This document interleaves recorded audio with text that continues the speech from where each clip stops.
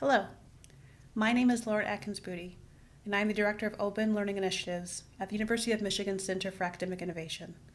And I am truly, deeply honored to welcome you to Brilliant Passionate You, a massive open online course based on the themes and creativity of Disney and Pixar's Soul. Soul explores what it means to have purpose and passion in life. And energized by these themes, we decided to create a course where learners around the world could examine what it is that makes you, you.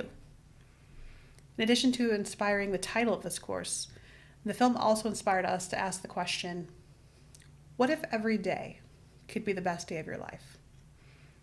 And so a passionate and dedicated team developed this course in the summer of 2020, in the middle of the COVID-19 pandemic while working remotely. It has been a truly challenging year for all of us. But this course, which so many have put a little of their own soul into, this course is a love letter to our learners, to all of you who struggle and strive, who want to envision and make real a better version of yourselves and a better world for us all. So we'll begin by imagining your very best day, and then we'll examine all the different elements that would make it so. Having a sense of purpose, good mental and physical health, a community, tips and tricks for navigating challenges and risks, and strategies on how to find your own voice. We'll explore big questions like, what does it mean to thrive, and what is success? How do you find your purpose? How do you keep going in the face of roadblocks and challenges? And how do you find your own voice? Along the way, you'll meet some incredible people sharing their own stories and strategies, and you'll have a guide, our host Lewis, named after American icon John Lewis. We hope that you will learn something wonderful, that you will connect and share a part of yourself with millions of other learners around the world, that, like us, you will be inspired and work to inspire others. We'd like to express our deepest gratitude and appreciation for our many collaborators and colleagues for all of their help in making this course what it is. But most of all, we are very excited to meet you and to help you become your most brilliant, passionate self. Enjoy the course.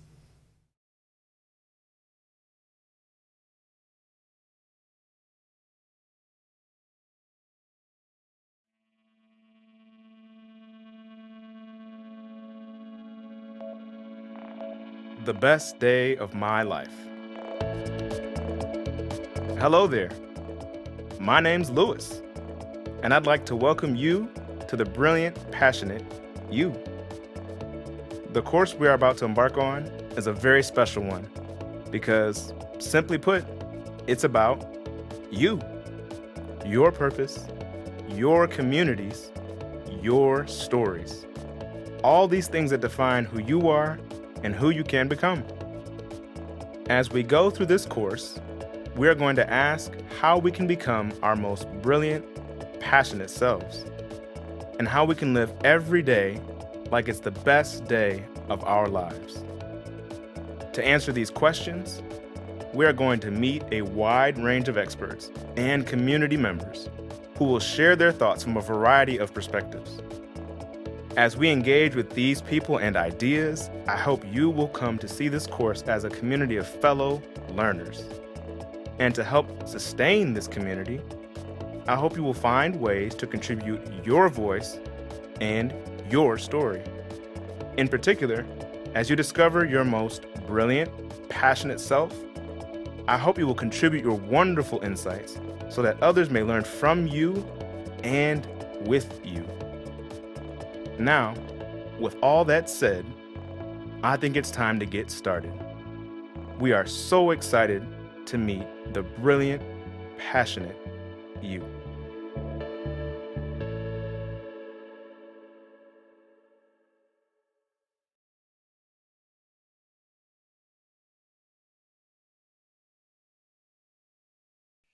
My name is Fermi Okunlami, affectionately known as Dr. O.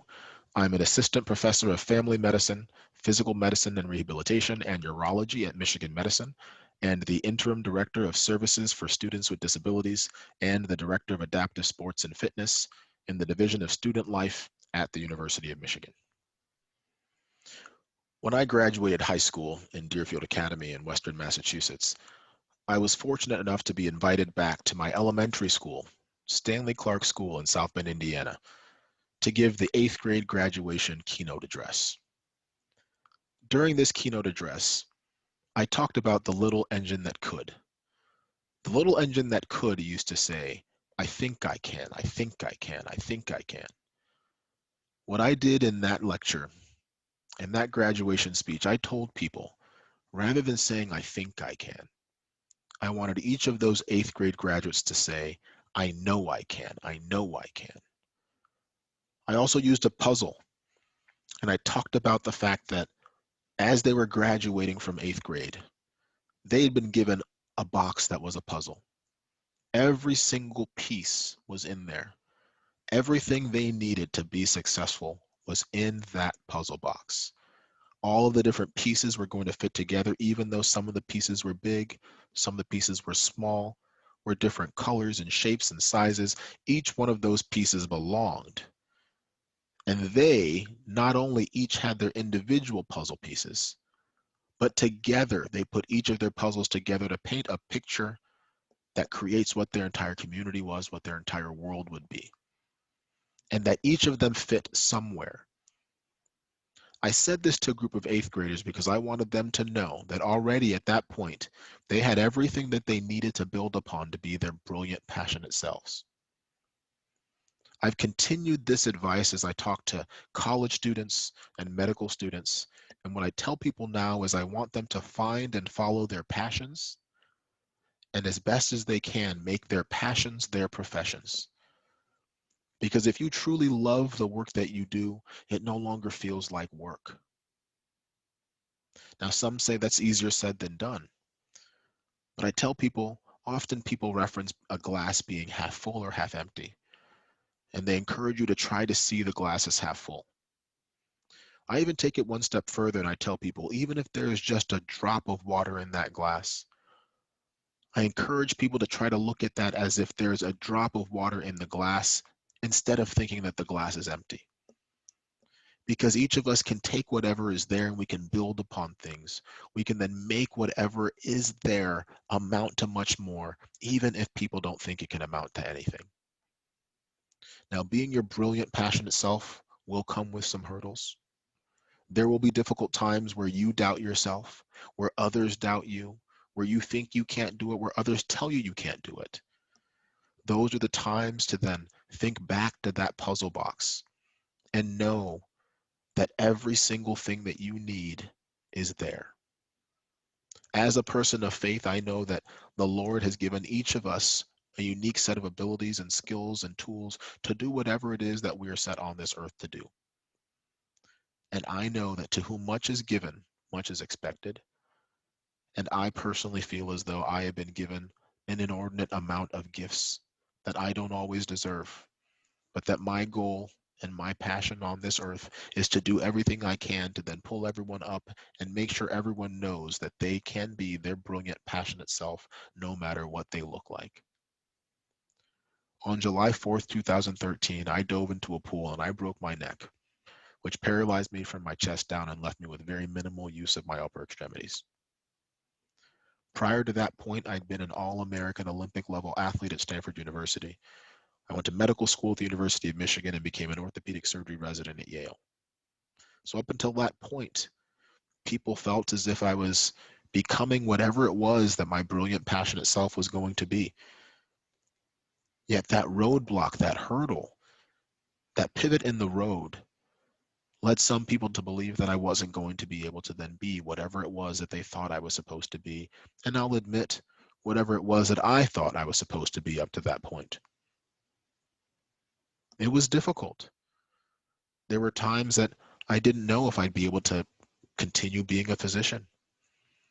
At that point, I had a 2-year-old son, and I wondered, how was I going to be able to be the best father that I could be if I couldn't walk, if I couldn't pick him up as easily, if I couldn't throw him up and down in the pool? I questioned what it was that my brilliant, passionate self was actually supposed to be. Now, each of you will have some point in your lives where you have those questions. It may not be a spinal cord injury. It may be a death in the family. It may be failing a test. It may be not making a team or getting inducted to some club or something that you wanted to be a part of. But that doesn't have to derail your plans to become that brilliant, passionate self, whatever it is going to be. You then rest on the things that you've been given, that you know you have. And abilities and physical abilities are fleeting. And that does not define you, whether you have an amputation or a spinal cord injury or spina bifida or a learning disability or anxiety or depression or autism. All of those things are who you are, and you are enough just as you are. You need to know that yourselves. Don't let anybody else tell you otherwise, and continue to know that despite the fact that there will be people that think that you are not capable, you need to know inside yourself that you are. As I said, this is easier said than done, and there will be hard days.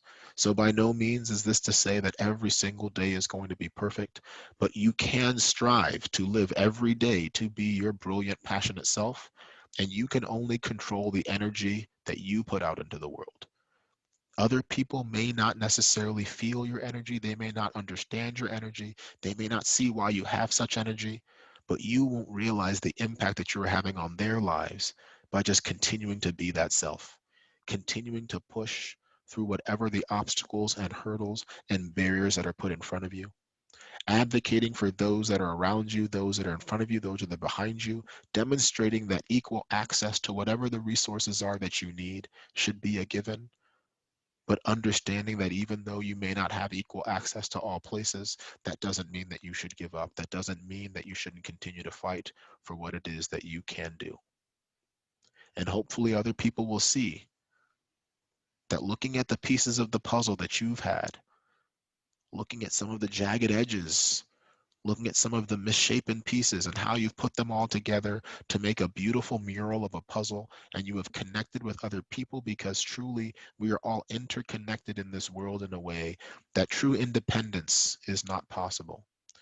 We are all interdependent on one another, and that should be a good thing. Having others to be able to lean on to then make your puzzle complete should not be seen as weakness. That is something that we all do. It is something that we all need. And therefore that should not be seen as someone being less than because they pull upon the puzzle pieces of their friends and their families and their neighbors to complete the picture that makes your brilliant and passionate you not something that's truly about you at all, but is about the greater good and everyone together, putting all of their pieces together to then make a world that you can be proud of. So despite the hard times, despite the doubters or the naysayers, and despite that voice that may even be in your own head telling you that you're not good enough, just know that before you even arrived, there was a puzzle that was in a box, and it was you. And it had every single thing that you need to be your brilliant and passionate self. And don't let anybody ever tell you otherwise.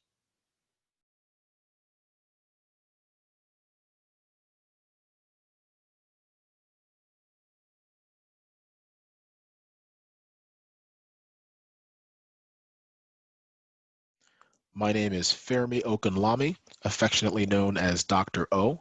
I'm an assistant professor of family medicine, physical medicine and rehabilitation, and urology at Michigan Medicine, and the interim director of services for students with disabilities and the director of adaptive sports and fitness in the Division of Student Life at the University of Michigan. My best day looks like this. I am historically and perpetually criticized for adding way too much to my plate, but I feel as though to whom much is given, much is expected. And I have been given so much by everyone that's been in my life that an ideal day for me would be a day that I'd be allowed to spend with all of these different people in the different places in which they are.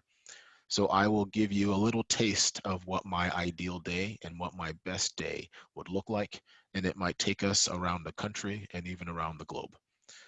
So my best day would start with spending some time with the Lord. I have been blessed with being raised with a family that knows that we are we are all here for a reason. We all have special gifts and talents that we've been put on this world to be able to do, and giving thanks for those gifts is how I would start that day. I would then be able to have some time to actually have breakfast with my family, primarily my son, who I don't get to see enough with my busy work schedule. And so sitting down and having a bowl of cereal with my son and just talking about the rest of our days would be a wonderful time to start after giving thanks to the Lord for what he's provided us. After that, being able to work with the intelligent medical students that I have a chance to interact with, demonstrating to them how amazing the world of medicine can be, and teaching them about the nuances of clinical care, about research, about community engagement. These things would allow me to then show the next generation what they have to look forward to, and to learn from them as well, and their inquisitive minds and the amazing things that they have already done.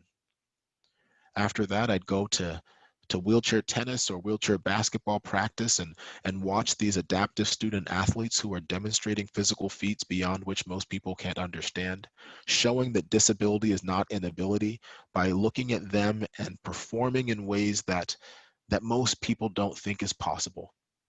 Being able to advance the world of adaptive sports and fitness and demonstrate to people that being an athlete doesn't mean you have to look a certain way, and that would be an amazing opportunity to then partner with our students and being able to show that.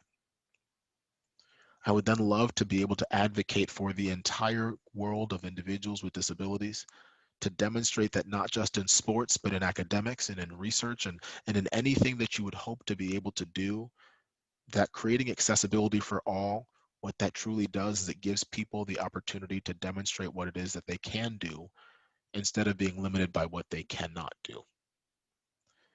These things would then culminate in being able to go back home at the end of the day after working with medical students, after being out in the community, after working with adaptive athletes, and then just relax.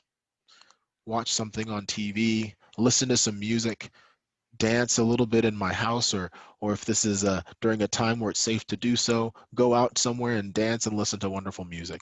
Enjoy some good food with friends from around the world, from California, from Nigeria, from Australia. Be able to call on FaceTime or Skype my family in Nigeria and see how they are doing at the end of the day, which is the beginning of theirs. Connecting with people across the globe, and then once again going back to sleep, giving thanks to the Lord for the day, for all the blessings he's given us, being thankful for the opportunities that I've been given, and for the lives that have touched me, and hopefully in some way, some individuals' lives that were touched by mine. I think that would definitely be my best day.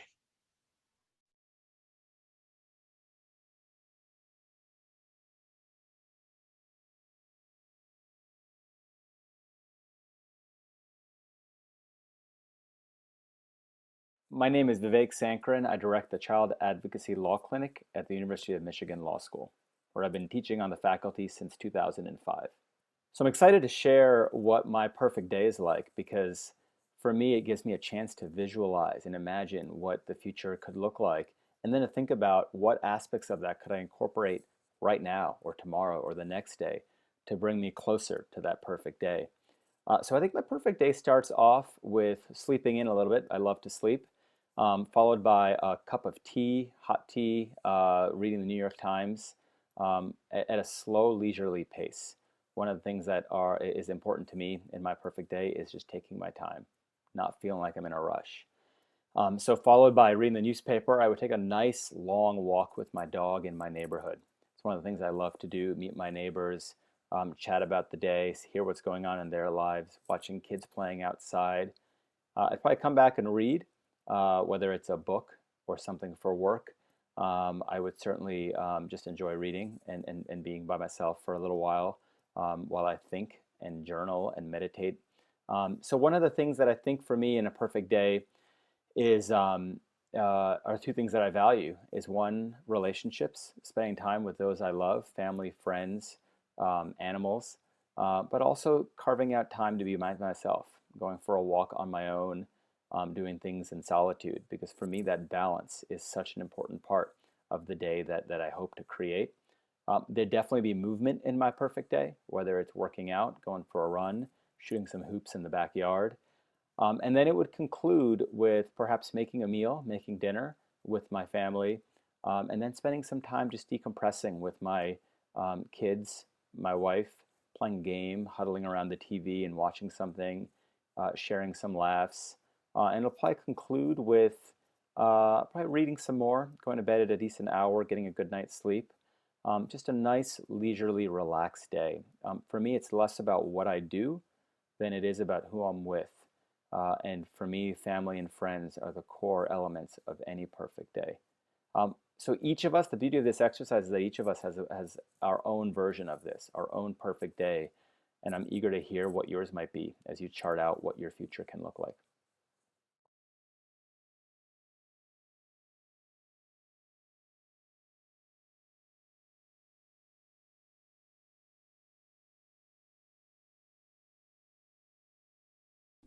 Hi, my name is Aaron Gugis, and for the last 15 years, I've served across the country for a National Service AmeriCorps program.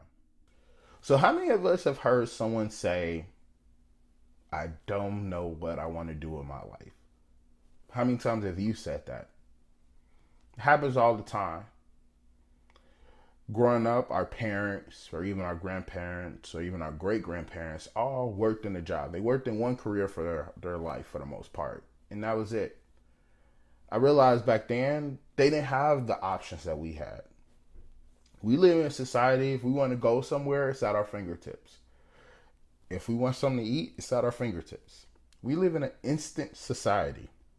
We are able to see what is going on the other side of the world within seconds.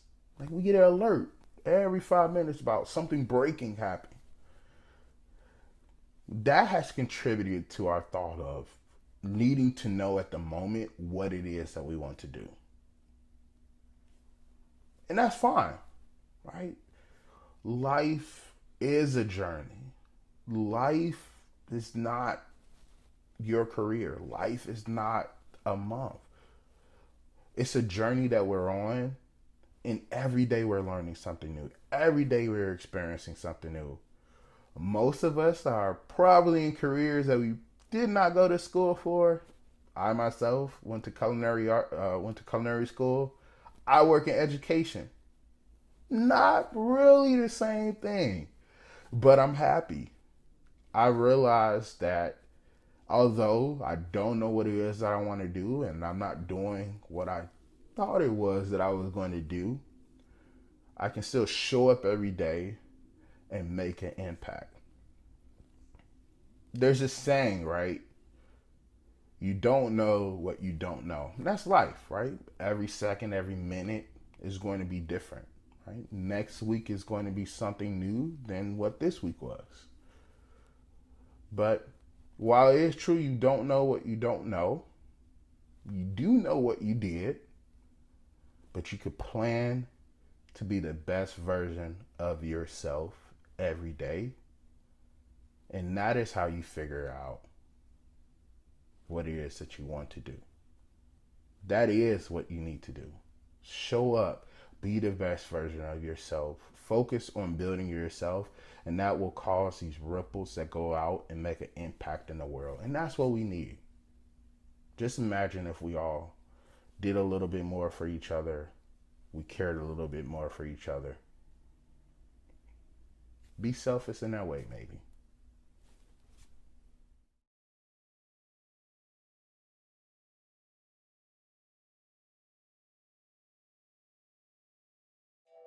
What do you want to be known for on Earth?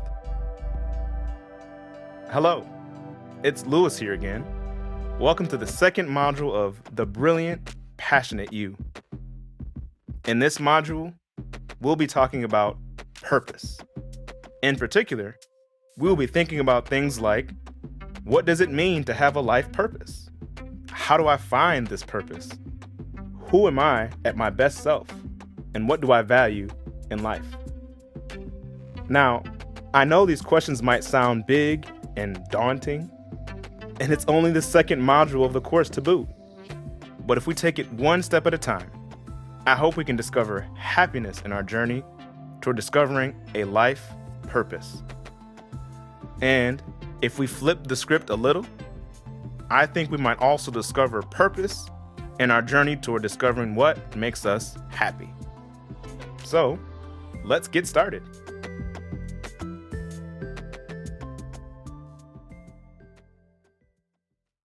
I'm Vic Strecker, and I'm a professor in the School of Public Health at the University of Michigan. And a lot of my research lately has been in the area of purpose in life. And you might be asking, what does purpose in life mean? What is a purpose in life? Do I have a purpose in life?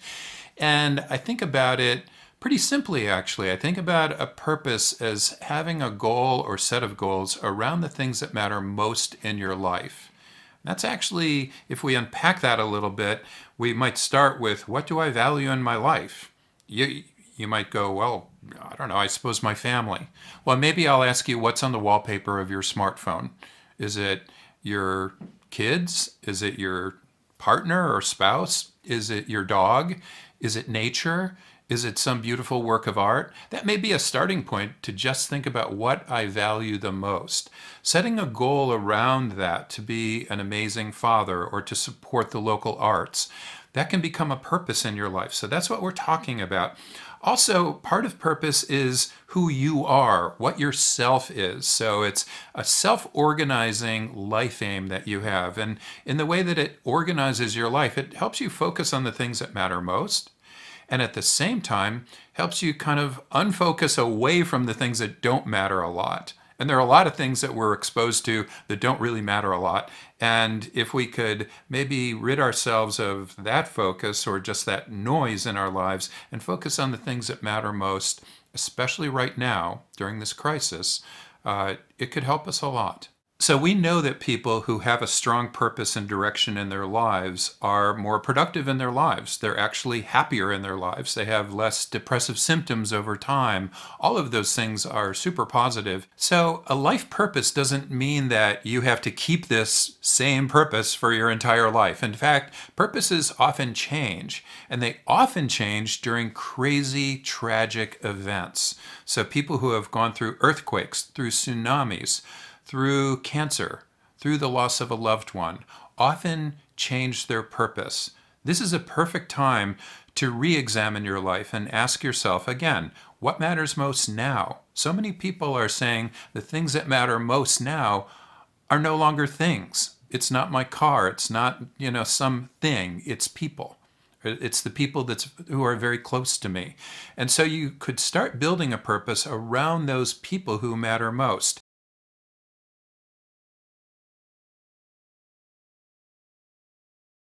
So we're talking about, who am I?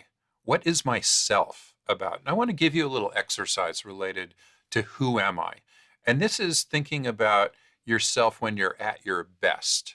So I think that all of us have times when we feel we're at our best and there's a best self going on, and then there's not so best self, right? I think we all have those times. And there's some periods or some ways we can envision ourselves when we're at our best a little more often. One of the things that having a purpose does is help motivate more often being your best self. So a good way to just begin the thought about who you are and what's your most purposeful self is to think about what you're like when you're at your best. So here are a bunch of different ways of being your best self. Are you loving, for example? Are you kind? Are you healthy? Are you funny? Think about what you're like when you're at your best. Are you super active? Are you connected? Are you empathetic? Are you courageous? Let's go through a list of a couple of other best self characteristics. Are you grateful? Are you dependable? Are you happy? Are you calm, resilient? Are you energized or hardworking, engaged? Are you community-minded? Are you caring when you're at your best self? Are you balanced when you're at your best? Are you supportive or generous or creative or patient?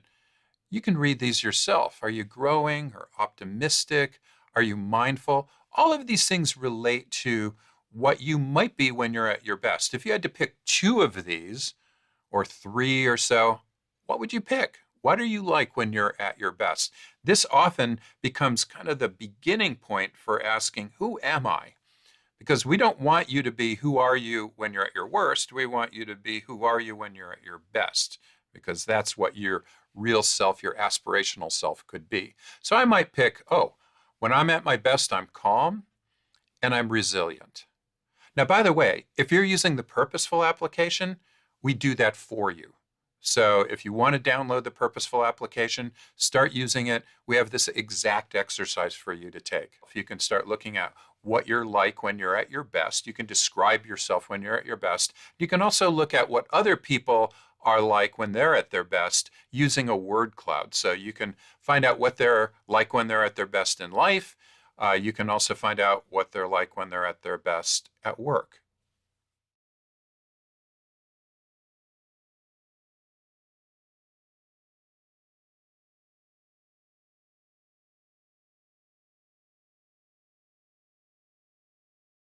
So we've talked about how purpose in life is a central self-organizing life aim. And the first bullet point related to who am I? What is my central theme? What is my character?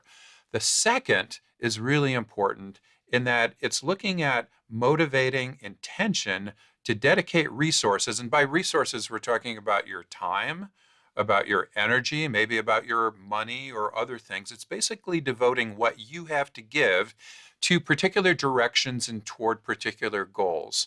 One thing that a purpose in life does is help you focus on the things that matter most in your life so that you're not so spread out across so many different things that your energy is and your time is just being devoted to way too many things and you have no focus. So a purpose in life reduces conflict by building focus for your efforts. Very important concept. So this is really asking, the second bullet point is really asking this question: what are the directions in my life? What are the goals in my life? And very importantly, what do I value in my life? So let's get to that a little bit. How do we find out what we value? That process, by the way, is called self-affirmation. So when we're affirming ourselves, we're starting to reflect on personally relevant values. This is a really key and very related concept to purpose in life. So just think about this, like, what do I value? How do I even find out? Well, maybe you want to even start with your smartphone. What's on the wallpaper of your smartphone? This is my dad.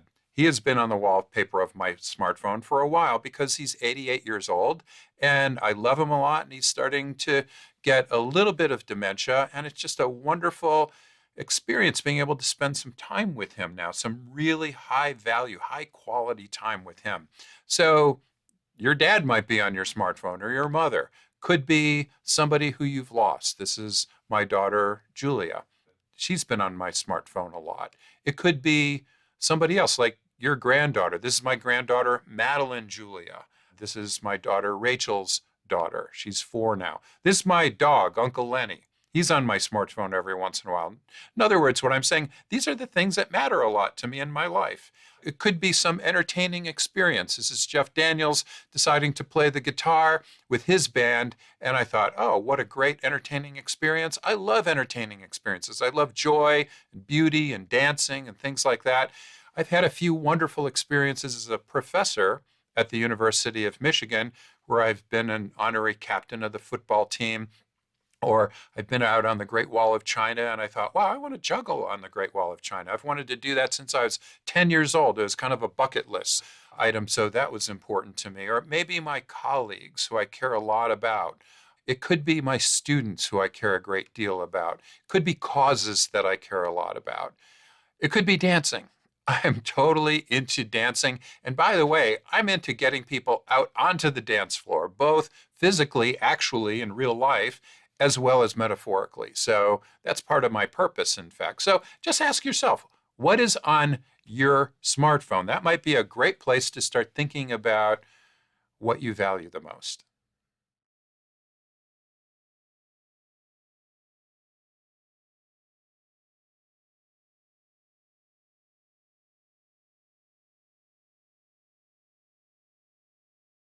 Here's a little exercise about what I value. So we've talked about what's on your smartphone. That's just designed to prime or prompt this idea of what a value means. And some people may not have things they value on their smartphone, but a lot of people do. But here's a more specific way of getting at what you value the most. And it's done through 7 questions that I'm going to ask you. So in this exercise, I'd love to have you think about, first of all, what matters most in your life? What are the things that are most important in your life? Another question is, who relies on you? Do you have kids who rely on you? Do you have parents who rely on you? Do you have siblings who rely on you? How about friends? Do you have a dog or a cat that relies on you? So, do you have people who rely on you? Because those people become super important. I hope they're super important to you because they rely on you. And then another question is, who inspires you? And this could be a person who is alive or a person who is ancient.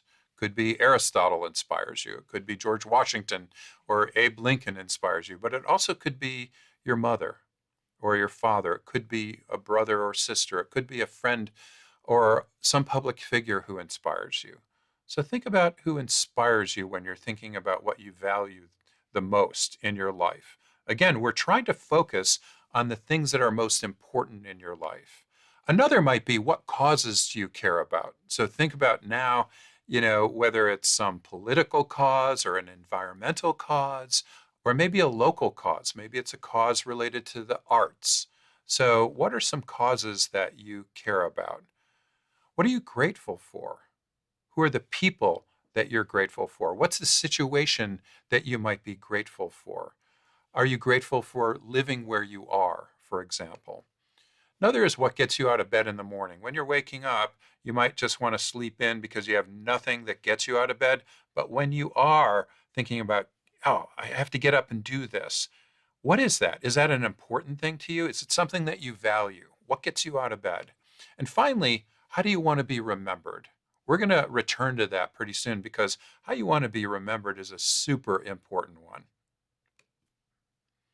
Now, if you're using the purposeful application, all of this is done for you on the application, and you have these same questions, these exact same special 7 questions that relate to what you value most in your life.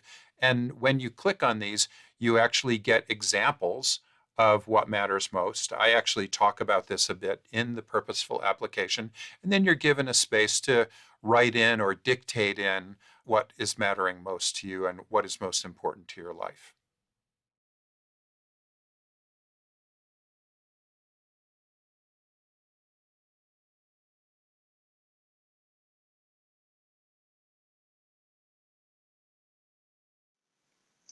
My name is Steph Reed, and I am a professional athlete and a broadcaster. I am also working in sport governance, and I am an ambassador for Leprosy Mission UK. And when I'm not doing these things, you can probably find me in a coffee shop or hiking or doing some sort of experiment in the kitchen. But today I'm going to be talking with you about purpose. Purpose matters because it is your compass for life. It's what keeps you on track. So when you have choices to make, you ask yourself, does this align with my purpose? Often in life, it is not the bad things that keep us from achieving our purpose. It's actually the good things.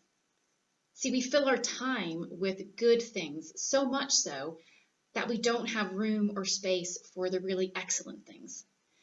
But if you know your purpose, you will be confident enough to say no to the good things because you have a vision of what excellence looks like. Excellence being fulfilling your purpose. And it's that gift to the world and to your community that only you can bring. I often find thinking about purpose really overwhelming, and it just kind of leads to this big black hole, which is why I wanted to keep this session really practical. So we're not going to think about our purpose.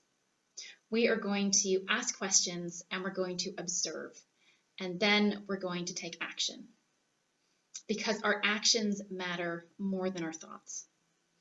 And for example, it's one thing to walk by someone who's in need and wish them well, but it is totally another thing to take them for a coffee and listen to their story and make sure they have somewhere warm to spend the night. It is the actions that matter.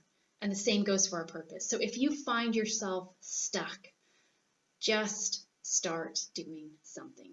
Look around you, whatever context you are in right now, ask yourself, what is the next right thing to do?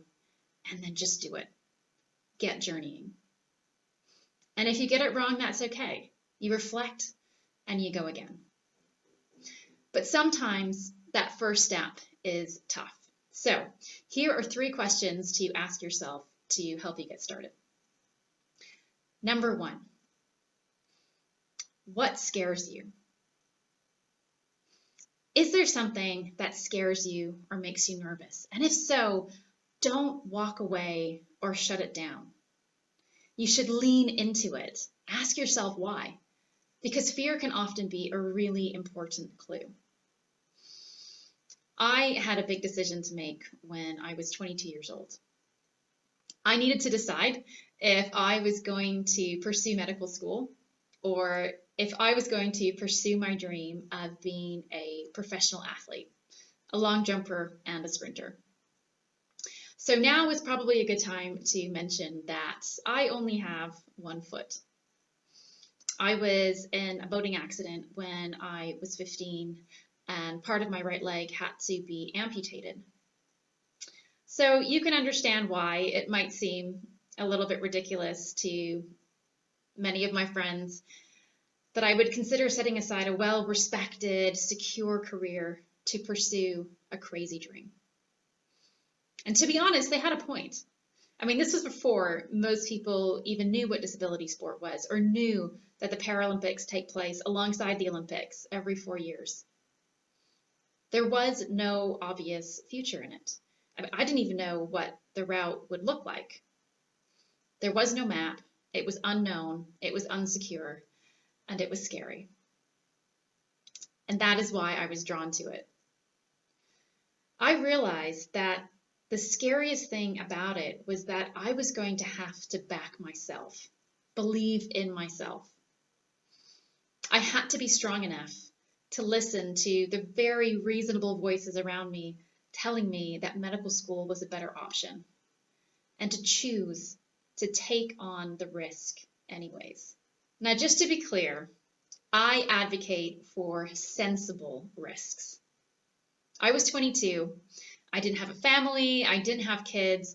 I was free from all major responsibilities. I mean, if ever there was a point in my life for me to take a risk, it was then.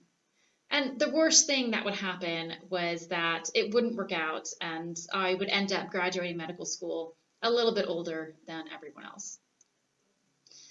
But the fear was a signal to me. I knew that I would regret it for the rest of my life if I didn't pursue my purpose because I was scared. The second question you should ask yourself is, what makes you feel alive? What gets you excited? You know, what is that one topic that fills you with passion and life and animation every time you talk about it? What's the one thing you do that makes you think, wow, life is good? Again, these are all clues. One of the best things in my life that I've done is I had a conversation with a 12-year-old girl who wanted to be an athlete.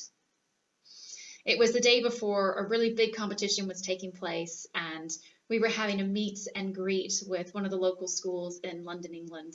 And we had an incredible venue. It was right beside the London Olympic Stadium. And the student came up to me afterwards and she said, I really want to be an athlete, but I just find my nerves, they take over and I can't perform. You know, how do you settle your nerves? And I said, I don't know. I never figured it out either. So instead, I made friends with them. I realized that they were there to help me. It's this special burst of energy that helps me to be at my absolute best.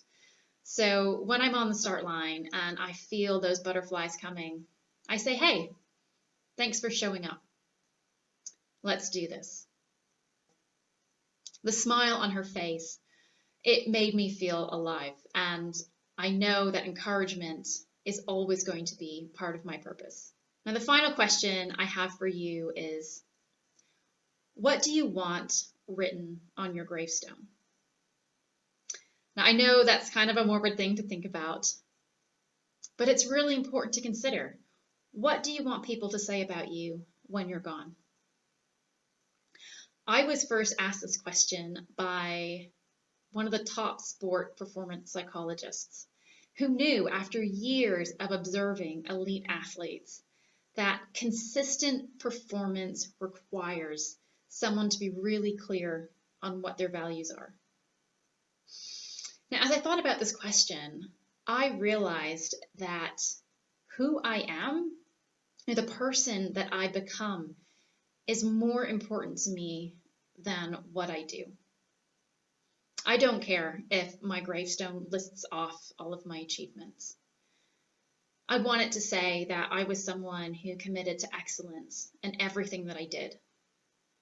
I hope it says that I listened to people. I was generous with my time. I made them feel special.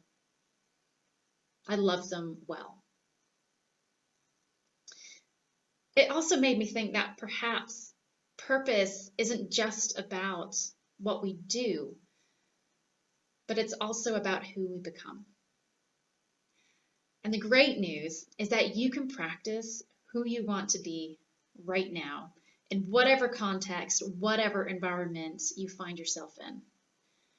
Because so often, life is about the small choices, the small habits, the small disciplines and attitudes that we practice daily that eventually make up our lives. They prepare us for the big moments. And we probably don't even realize in the moment that it is a big one until we look back. But because we have prepared well, we are ready. We are ready to deliver on our purpose when that moment comes. Nothing feels better than a life that is lived with joy and with meaning and with purpose. And I hope these 3 questions really help you to start taking those first steps and just dive in. It is a journey, it's an adventure, and there are going to be ups and downs, and it probably is going to be hard. So my final piece of advice is to find some special friends and journey with them, because we are going to need each other. Thank you.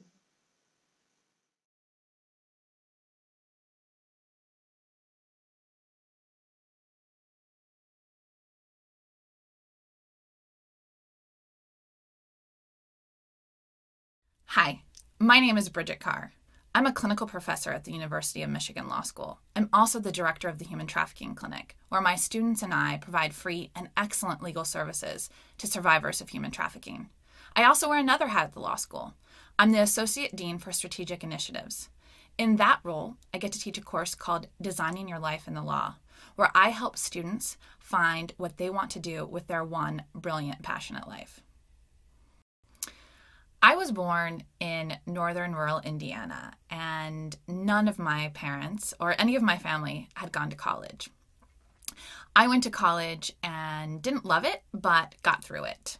After college, I had a dream for myself. I wanted to be a doctor. In fact, I wanted to join Doctors Without Borders. I wanted to travel the world helping people who didn't have access to healthcare. But before I started medical school, I spent a year teaching English, science, and math to immigrants and refugees in a local middle school through the AmeriCorps program. I loved it. I loved teaching. I loved working with people who didn't speak English. I loved helping them access their rights and their voice through language. And then I went to med school. I was lucky enough to get a full ride. I was so excited. In fact, my entire family was so excited. My mom is one of 7, and the entire family was cheering me on.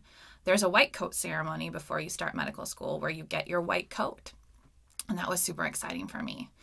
The first day of medical school was hard, but good. The second day was hard. The third day was hard and good. The fourth day was hard, and I thought I would pass out because it was the day we were introduced to our cadavers in the cadaver lab, but I made it through. And the fifth day was the day I'd been looking forward to since the very beginning. On the fifth day of medical school, we got to round with a doctor who was doing the kind of work we envisioned ourselves doing in the future. And so I was rounding with the doctor at the local free health clinic. I loved it. I loved her. It was a great day. In the afternoon, we entered a room where a young Spanish-speaking woman had a feverish baby. Neither the doctor or myself spoke Spanish, and the young mom didn't speak English. We didn't have a translator. It was hard to communicate with each other. And that little voice inside my head said, "Hurry up, I don't have time for this." My stomach dropped. What? I had just spent a year helping people learn English, and I loved it. How could it be that on the fifth day of medical school, I was already dehumanizing the person in front of me? I was already thinking of them as an obstacle to get to my next thing. I knew what I had to do. I knew that if this is who I was on day 5 of med school, I wouldn't like the person in the mirror at the end of year 5. I knew I had to drop out. Now, while this knowing was easy, that I had to drop out because it didn't feed my soul, that I wouldn't be the doctor I hoped to be if I stayed in school, it was not easy telling the people in my life. I cried almost that whole night before I told my parents that I was dropping out of med school. Remember, I'm the first one in my family to go to college. I had a full ride to med school, but I knew it wouldn't feed my soul. And so I told them, and they were extremely supportive. They said that they knew I would find my own way. And I have, but at the time I had no idea what my path would look like. I told my friends, I told my extended family. Some people were shocked. I'm sure some people thought I had lost my mind. And then I did one of the most humbling things in my life. I asked the middle school where I had taught before if I could return for a second year of service. Now, if you think it's hard telling your parents that you've dropped out of medical school, imagine going back to junior high and all the kids who just sent you off in a big ceremony to celebrate your attending medical school, and you have to go back and tell them that you lasted 5 days and you dropped out. But that's what I did. I knew that teaching fed my soul, and I knew I needed some time to figure out what was next. So I went back and I did a second year of AmeriCorps. It was fantastic. And during that time, I took the GRE and the LSAT, and I decided to apply to law school. Once I decided to apply to law school, I knew that Michigan law was for me once I visited there, because it helps refugees and asylum seekers find their voice in the legal system. That's what I thought was my dream for myself, that I would be a lawyer helping asylum seekers and refugees. That's actually what I did for quite a while after law school. And then I had a phone call one day telling me about a human trafficking case in Detroit involving women from Eastern Europe who needed help, who had been brought to America and forced to strip in a strip club. And that phone call launched a career I could have never dreamed for myself. That phone call set off me on the path to being the lawyer I am today. I started the country's first ever human trafficking clinic, where myself and students serve victims of human trafficking for free, and we do excellent work. I co-authored the country's first ever human trafficking casebook, and I go around the country talking about human trafficking. I work with legislators and policymakers to try to stop human trafficking in communities. I could have never dreamed such a big dream for myself, especially on that Friday when I dropped out of med school. But I learned a very good lesson that day, that if you follow what feeds your soul, no matter what happens, it will be brilliant.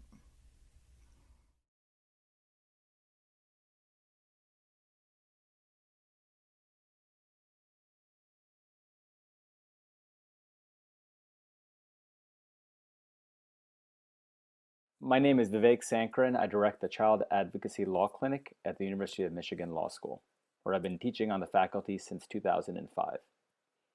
Just last week, I received an email from a young lawyer who was excited about her first trial coming up. And you can sense the feeling of getting a chance to go to court, question a witness, and really experience the exhilaration that we all have in the first time that we're doing something new.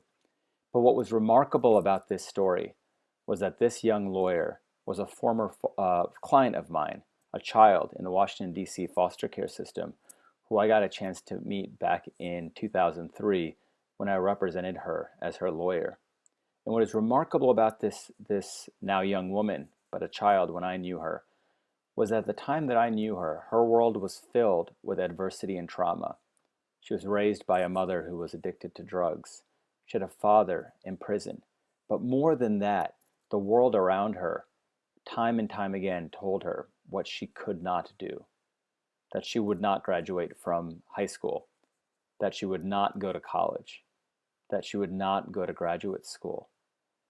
And so getting this email from this young lawyer who had been told by the world what she couldn't do, what she wasn't able to do, and now was doing, really got me to think about the importance for all of us of not letting the world define who it is that we are. Every day in my work, I'm reminded about that because I work with parents who've lost kids to the foster care system, children who are in foster care, grandparents trying to regain custody of kin who are stuck in the system. And every day I'm reminded by people who have not let the world tell them who they are, but have overcome adversity to figure out a new path forward. And from their experiences, for me, I've learned 4 key takeaways that I try to apply to my own life and the lives of the students and families that I work with. One, and the most important thing, is not to let the world tell you who you are. Don't let the world define the key values and the key principles that are important to you.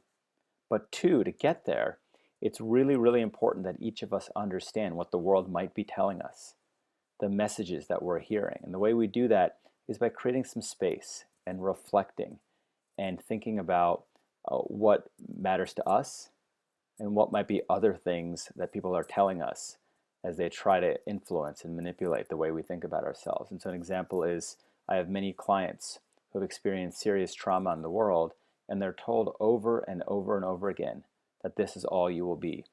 You are a substance abuser. You're a criminal.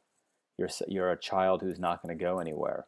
And it's really important as we embark on this journey together that we all silence those voices, understand that they're there, and create space to recognize how they're influencing the decisions and paths that we take forward. 3, we all need to find an authentic and genuine community of supporters, those who unconditionally support and love and encourage us, who can help us understand what matters to us as opposed to what the world is telling us should matter, or what the world is telling us who we are. And as we think about it, I'm not thinking about things like Facebook friends or Twitter followers. I'm thinking about people who authentically and sincerely care about who you are. And finally, 4th, and I think perhaps for me is the most important takeaway, is defining success for yourself and giving yourself permission to take a different path than someone else might be taking. What we've learned, from our own experiences and from the experiences of others, is each of us has a different definition of what will lead us to a life filled with happiness and joy. We're all wired to do different things, and part of our life's journey is to create some space, not let the world tell us what should matter to us or who we are, but to craft out our own path forward to define joy and success and happiness the way that we want to be. So thanks for the opportunity to speak to you all about this, and good luck on your journey.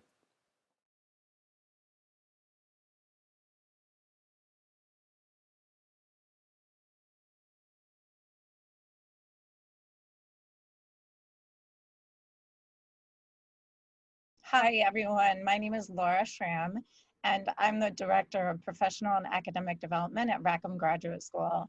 I teach a class called Designing Your Life. You have been thinking a lot about your purpose, but what does it take to succeed at your purpose?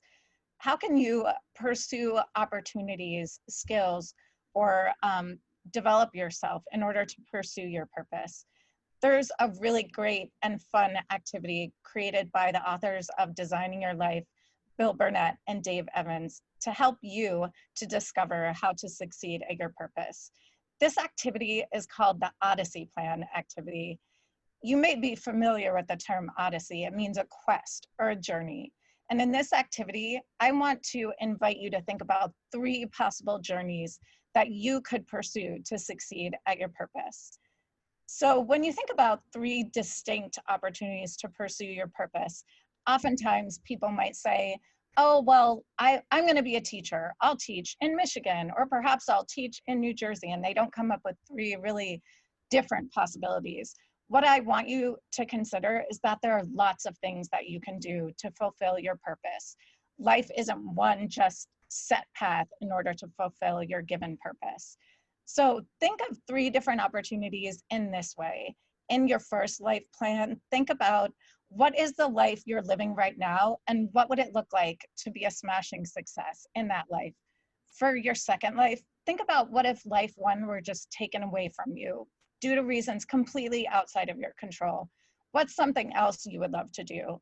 And for step three, life three, think about something completely outside of the box. What if money or image and reputation were no object? What would you do? And when you think about these, you'll see on the handout that you're invited to start at time 0. That's today. There's no better time than today to start thinking about what success of your purpose looks like. And I'll invite you to imagine out 5 years. So you'll see there's a year marker for each year starting now, time 0. And I want you to have fun with this activity. Draw, doodle, use crayons or markers, whatever it takes to be fun to chart out these different courses of your life path. You'll see on the handout, there's a little spot to put a title, give each plan a catchy title. And the other piece of the activity is you'll see a set of dials at the bottom of each life plan. And I want to outline for you what those dials are. The first dial is resources. So you want to think about, do I have the resources to pursue this path? That might be the knowledge, the skills, or even the credentials. The second dial is, do I like it? And this is something like a gut reaction. Am I feeling hot or cold about this plan? Oftentimes we have a lot of resources to do something, but once we draw out that map plan, maybe we're not feeling that excited about it. The third dial is about confidence. Do you feel like you can pull this plan off? That is really important. Sometimes we don't have the resources for something, but we feel quite confident that we'll be able to get those and pull it off. And lastly, and probably most importantly in this course, coherence. Does this cohere with your sense of purpose in life? Does this align with the sense of meaning that you want to make, the community that you want to engage in? Think about these 4 different lenses as ways you can look at your 3 life plans. When you've completed this task, and I invite you to give at least 20 or 30 minutes to it, take a step back and see what you created. What plan makes you really excited? Are there any discoveries or patterns that you notice in the plan? Better yet, talk to a loved one or a mentor about your 3 plans and what insights you can glean from looking at them. And this activity is a great plan to help you envision what it looks like to succeed at your purpose.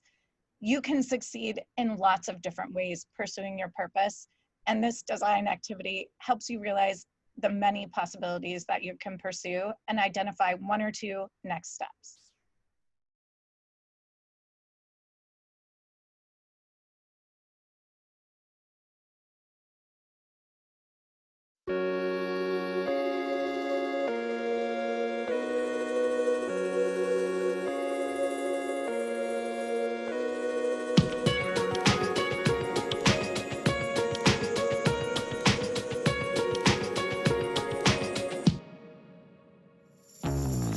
Success to me is being able to do what you like.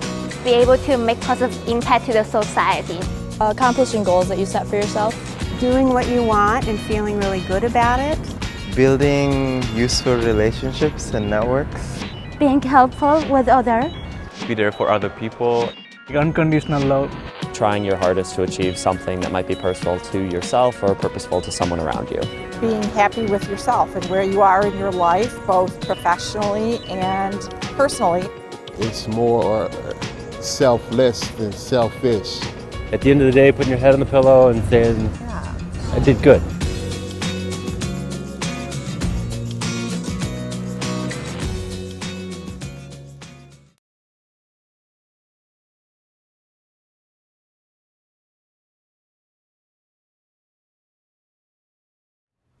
Welcome. It's good to see you. This session explores the question, what is success? Throughout this session, you're going to have the opportunity to think carefully about what success means to you. I'm not here to tell you what your life should look like. You should decide that for yourself because this is your one and only precious life on earth. My job is to help you achieve the success that you desire and deserve, and I'll do that by sharing with you what researchers have learned about what predicts success in life. The lessons you learn in this course will be useful to you in at least 3 ways. And these are the areas that most people think about when they think about what makes for a successful life. This course will help you get better and more meaningful results at work, regardless of the type of work you do. It will help you achieve your career goals, whatever those goals may be. And it will help you enjoy a happy, healthy life with time and energy to spend with the people you love and the communities you care about. Let's talk about each of these in more detail, beginning with the importance of achieving results. When we take on a job, each of us has a responsibility to add value to our organizations, our colleagues, and to the people our organizations serve. So this course is designed to help you get better results at work, whether your organization's purpose is to provide products and services, make money for shareholders, heal people, cure diseases, educate others, alleviate poverty, or any other goal. And in this course, we're going to make the assumption that getting results isn't enough. You will spend many years throughout your life working, and you're likely to feel that your years spent working will be better spent if you believe that the work you do matters to someone, somewhere, somehow. Researchers have found that when we believe we are engaged in meaningful work, we have greater pride in what we do, feel more responsibility for the outcomes of our work, are more willing to go above and beyond the call of duty, handle stress better, and are more likely to stay motivated during the inevitable ups and downs of everyday work. In a global study of 12,000 primarily white-collar workers in a variety of industries, researchers Tony Schwartz and Christine Porath found that the employees who felt their work was meaningful were more than 3 times more likely to stay with their organizations. They were also more engaged and more satisfied with their jobs. Unfortunately, the same study found that 50% of the employees surveyed did not find their work to be meaningful. In another study of over 70,000 employees in over 100 countries, researchers from the Gallup organization found that the employees who said they experienced their work as meaningful were more likely to feel engaged, enthusiastic, and committed to their jobs. The researchers also found that organizations with engaged employees experienced greater productivity, higher profitability, higher customer ratings, and lower turnover. Unfortunately, the Gallup researchers found that, on average, only 13% of employees across the 142 countries reported feeling engaged with their work. Although there was variation across countries, the highest percentage of engaged employees was still under 35%. Now that's a problem because employees who are disengaged from their work put minimal effort into their jobs, miss work more often, and are more willing to change jobs. Clearly, finding meaning at work matters. Now let's turn to career success. Different people have different ideas about what they want to achieve in their career. Some people want to climb the organizational ladder to the most senior levels of their organization or field. Others want to stay in the same job for many years and be respected for the expertise they bring to their job rather than taking on the obligations of senior levels of leadership. Some people want a career that feels like a calling and makes them feel like they're fulfilling their life's purpose through their work. Others want a career that gives them the energy, time, and flexibility to fulfill their purpose outside of work. And still others see success as having the choice to ramp up or ramp down their careers whenever they want to, in order to be able to take care of other interests and commitments, such as traveling or taking care of a family at different times in their lives. Regardless of the type of career you desire, researchers define a career as a series of work experiences that evolve over the course of your life. They define career success as feeling positive overall, with both the career choices that you make and the outcomes of these choices. Researcher Ellen Kosick and her colleagues encourage us to create what they call a sustainable career. A sustainable career is one that fits with your values, provides enough financial security to take care of your economic needs, is flexible enough to evolve as your interest and life stages change. A sustainable career assumes that your personal life, your family, and community matter to you, and that you may be willing to make career decisions based on what's important to you in your personal life, your health, your family, your community, and you may be willing to adjust your career plans or your work schedule to support your spouse or partner's career plans. A sustainable career also helps you adapt to the demands and unpredictability of a complex and fast-changing environment in which opportunities come and go quickly. Jobs and professions can have a short shelf life due to technological advancements. Organizations transform themselves due to mergers and acquisitions, and the global political climate can change in the blink of an eye. Here's a video that will give you an idea of how quickly the world is changing around us. As you watch it, think about the implications these changes might have on your own career. There has never been a bigger force for change than technology. It changes absolutely everything about the way we live, the way we get around, the way we eat, even the way we talk to each other.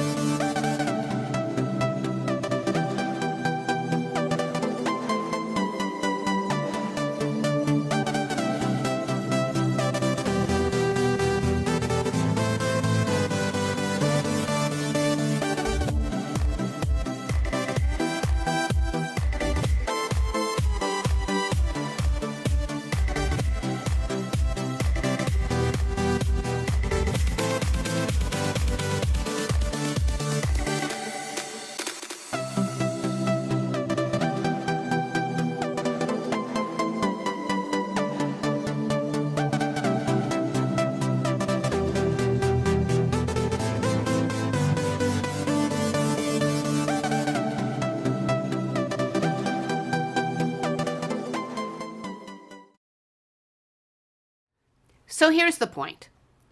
If you want a sustainable career, you'll need to actively manage your career in order to stay employable as well as employed. You'll need to take steps to ensure your expertise stays relevant, which means understanding how the environment is changing and investing in lifelong learning. You'll want to make sure you're getting measurable results in whatever jobs you have so that no one will ever doubt your ability to add value wherever you are. You'll want to be sure you have a diverse network of mutually supportive relationships, as well as a reputation for being a team player and for being the kind of person people want to work with, so that many people will support you in whatever career you choose. And you'll want to keep money in the bank as a cushion for the expected and unexpected changes that may come your way. When you think about your career success, you'll want to focus on both external and internal measures of success. External measures of success are things that are objective and can be seen and evaluated by others as well as yourself. Things such as status and titles, degrees, awards, what you get paid, where you live, and what you drive. Your external measures of success are all fine and dandy if they make you happy, but you need to be cautious about pursuing external measures of success. Many of us know people who seem successful by external measures of success, yet they don't feel successful or happy with their choices. Judging your career primarily on external measures can be hard on your self-esteem if you lose your status, title, salary, or other external indicators if that's how you measure your worth. Internal measures of success include things that are subjective, which means only you can decide whether or not they matter to you.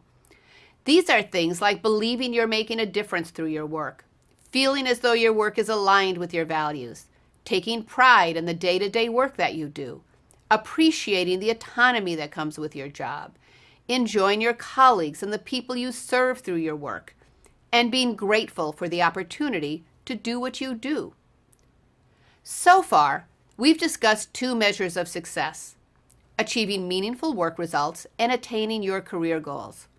We'll now turn to having a happy, healthy life as a measure of success as well.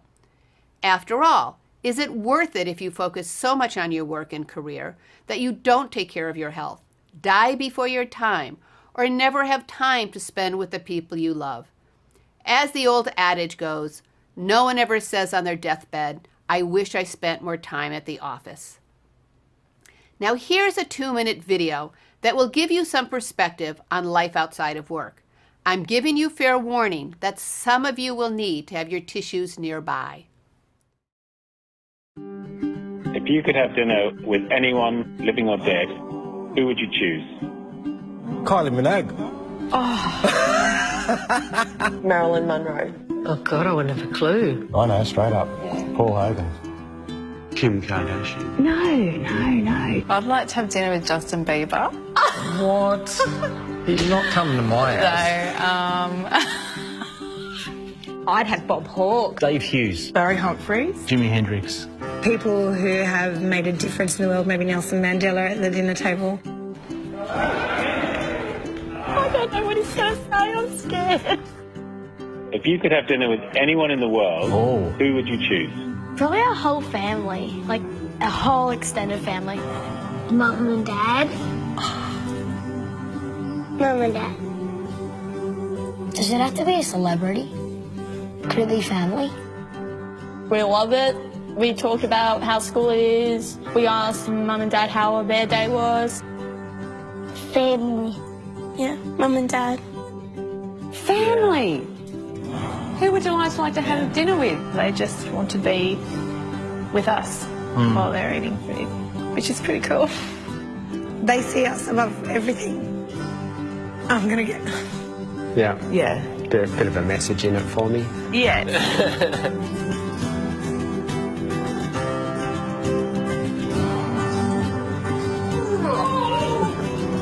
What are we having for dinner?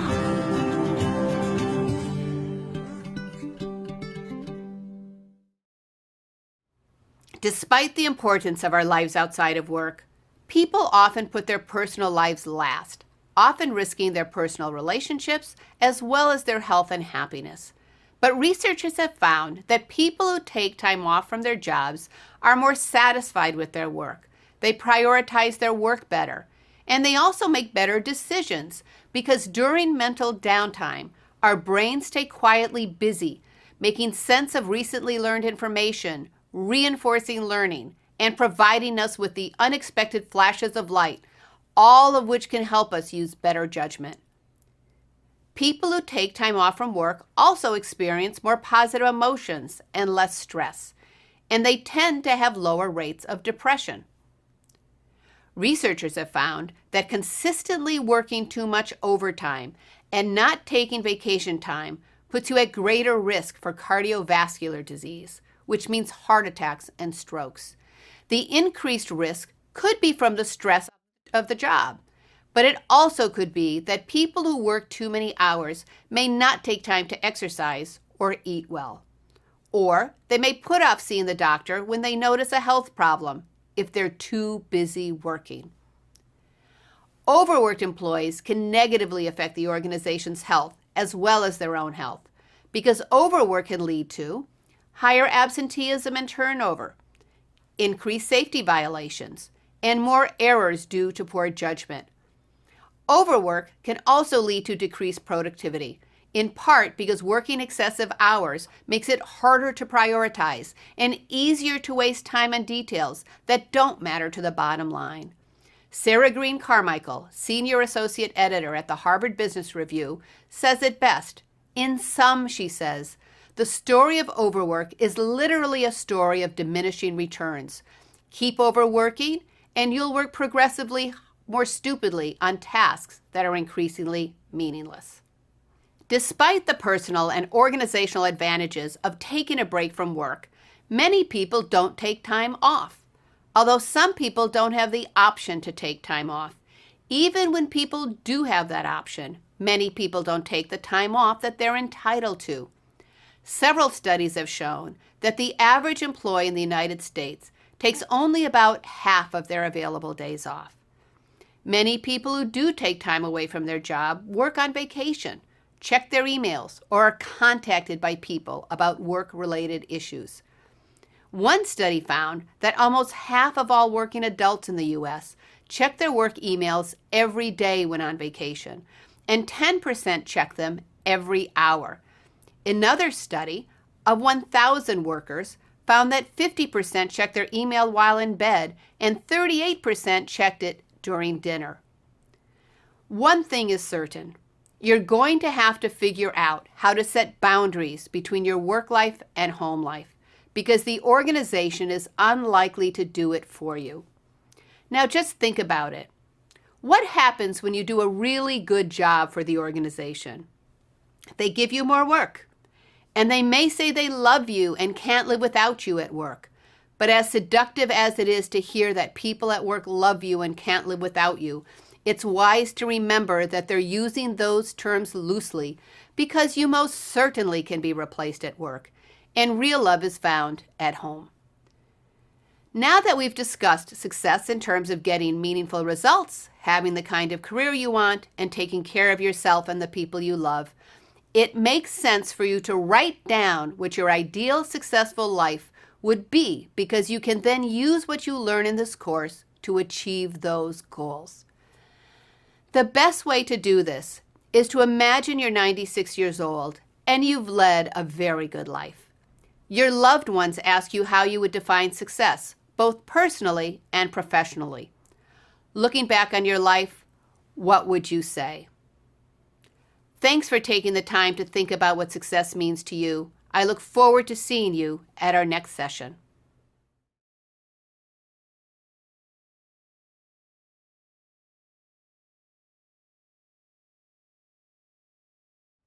Hi there.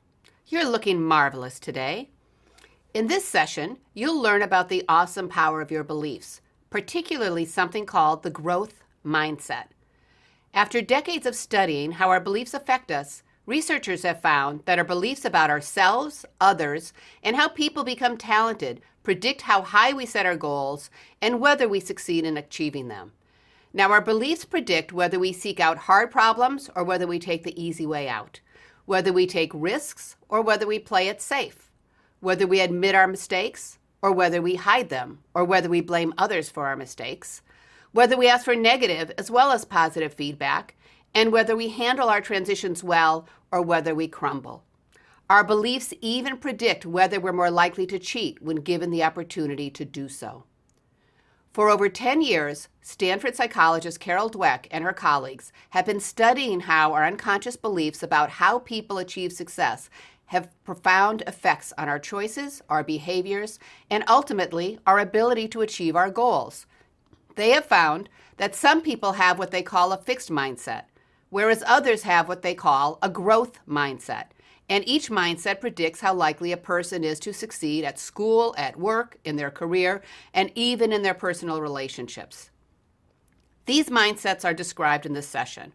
While learning about the power of mindset, think about whether you tend to have beliefs that are more consistent with the fixed or the growth mindset, and consider the consequences these beliefs may have on your future. And I'll tell you up front that I'm going to make the case that you'd be wise to have or develop a growth mindset. People who have a fixed mindset believe in nature over nurture. In other words, they believe that each person inherits intelligence, talents, and personality characteristics that are unique to their genetic makeup. And these characteristics, they believe, stay pretty stable throughout their lives. Consequently, they're more likely to say things like, "I'm a people person," "I'm a numbers person," "She's a natural storyteller," and "leaders are born and not made." They see their strengths and weaknesses as part of who they are as a person, and they make their day-to-day choices according to this belief. Dr. Dweck and her colleagues have found that people with a fixed mindset are more likely to seek out opportunities where they can demonstrate their strengths and avoid situations that might expose their weaknesses. They're less likely to take risks, for example, taking on a course or a job assignment in which they may not excel, because they fear that doing so may put them in situations that require skills that they don't yet have and that may lead to failure. When they or others make mistakes, they're more likely to believe that these mistakes are due to a lack of natural ability rather than an opportunity to reflect on what they can learn from the mistake and learn new skills. They are less likely to seek out and appreciate negative feedback because it can feel like a threat to their identity, particularly because they are more likely to believe that they can't do much to change their weaknesses, since they believe that their strengths and weaknesses are wired in. They are also more likely to quit when facing hurdles and setbacks because they believe that struggles suggest that they don't have the natural ability in those areas, so why even try? For people with a fixed mindset, focusing primarily on their strengths may serve them well for a while as they continue to excel in what they already do well.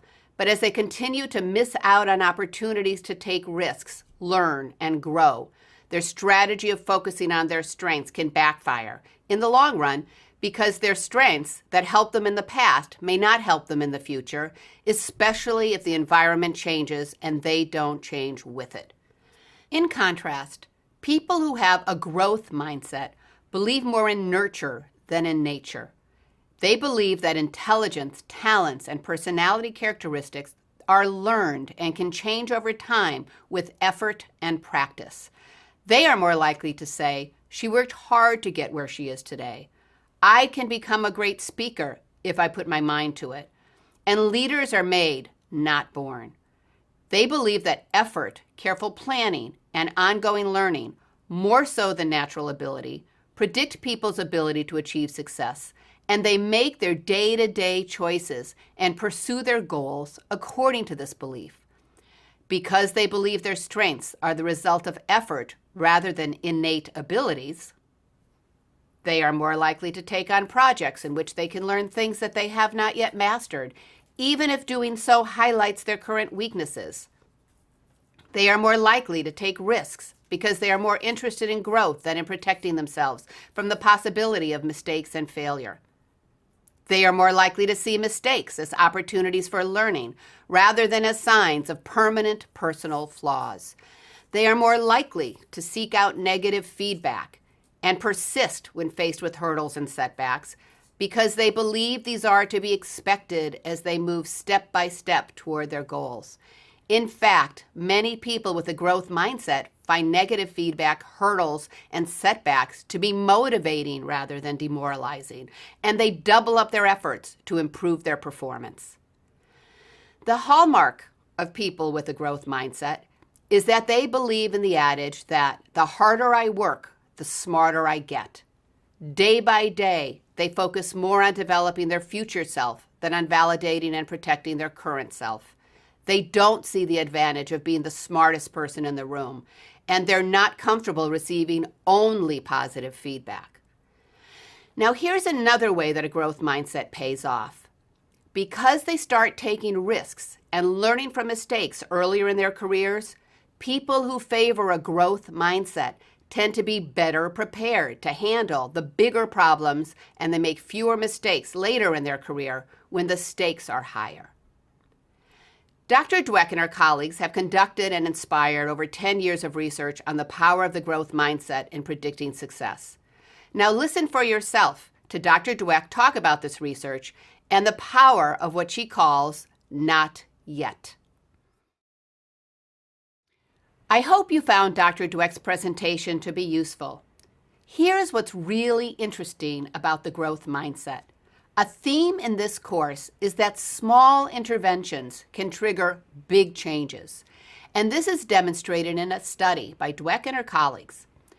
In the study, researchers gave hundreds of adolescent students a test that was made up of 10 questions designed to assess nonverbal ability. And most of the students did pretty well on the test. After taking the test, the researchers praised some of the students for their ability, a fixed mindset, saying, "Wow, you did very well on those problems. You got X many problems right. That's a really good score. You must be smart at these problems." The researchers praised other students for their effort, emphasizing a growth mindset. They said things like, "Wow, you got X many right. That's a really good score. You must have worked hard at these problems." The researchers later gave the students the choice to tackle an easy or a hard task. 80% of the students who were praised for their intelligence, the fixed mindset, chose the easier task. And 67% of the students who were praised for their effort chose the challenging task.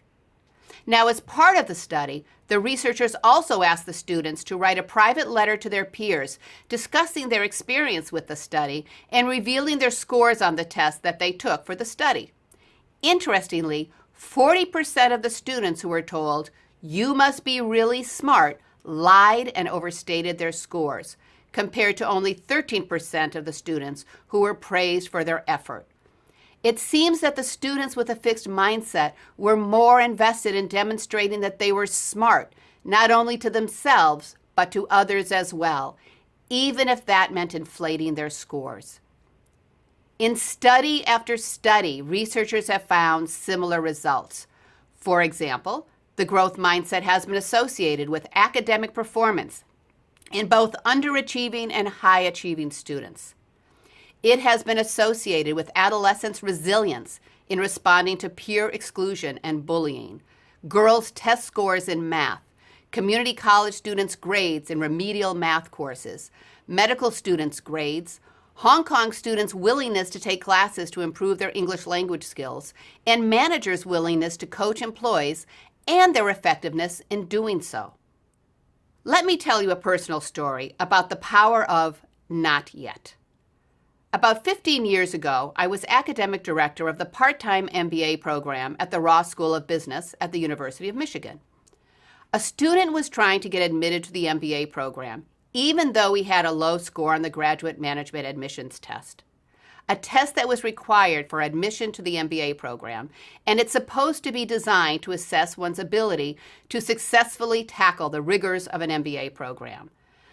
He took the test several times, studying hard between each test, but despite his efforts, his test score would not budge. He applied to the MBA program twice, and he did not get admitted, in large part due to his low GMAT scores.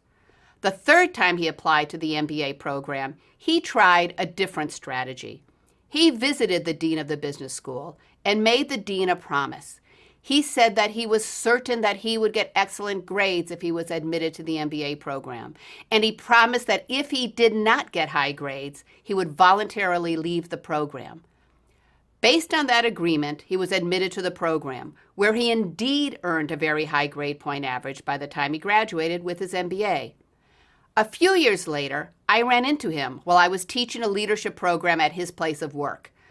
He had enjoyed several promotions since graduating from the MBA program, and although I didn't know about the research comparing the fixed and growth mindsets at the time, I believe that having a growth mindset played a key role in this man's success. He lived in a world of not yet, and that world was serving him, his teams, and his organization very well. Now, before moving on, you'll get more out of this session if you take time to think about your own mindset and how it may affect your ability to achieve your goals. To assess your mindset, ask yourself the following questions. Do you say things like, I'm a natural people person, or I've learned to work well with people? Do you say he's a born mathematician, or he must have worked hard to develop his math skills? Do you say she's a natural leader, or she worked her way up to the leadership role? If you're a parent, do you say things to your children such as you're so smart, or you worked hard? You're a natural athlete, or you sure practice a lot. I guess math just isn't your talent. Or what can you do to do better at math? How does what you say every day reflect the growth or fixed mindset? And what might be the consequences on your own or others' performance and ability to achieve important goals? How can you encourage yourself to use language that reflects the growth rather than fixed mindset? For example, you can praise yourself and others for the strategies, effort, and resilience used when learning new skills and talents. For your children, you can ask them questions such as, what did you do today that was hard? What can you learn from this? What mistakes did you make that taught you something? Well, if that didn't work, what can you do to try another way? And you can guide your choices with the power of the phrase, not yet, and push yourself to become more skilled in areas that you're not yet good at. For example, if you're not yet comfortable giving presentations, you can join one of the highly respected Toastmaster clubs in which you'll work with others who are trying to enhance their communication skills. If you aren't yet comfortable in settings in which you should be speaking with people informally, say a conference, you can read a book or search for a website about working the room or making small talk. You can take courses, including online courses, to increase your skills in many different areas. And then you can practice your new skill every day at home, at school, or at work. I hope you found learning about the growth mindset to be interesting and useful for yourself and for the people you care about at work, at school, and at home. Let me end this session with one of my favorite quotations by Dr. Dweck. Remember, she said, the people who start off the smartest don't always end up the smartest. In the next session, we'll talk about how the growth mindset can protect people against some of the negative effects of prejudice and bias. Until then, take care, and I'll see you soon.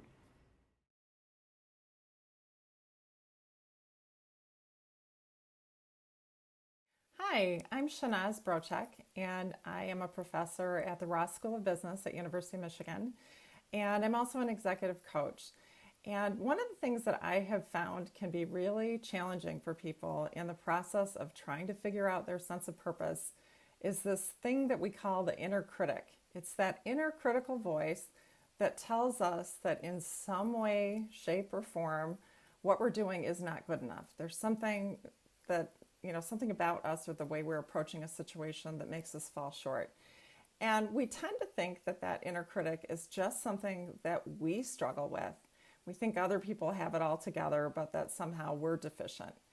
And what I can tell you is that from all of the C-suite leaders that I have worked with and all of the really brilliant people that I have coached, it's not that way, right? We all have this inner critic.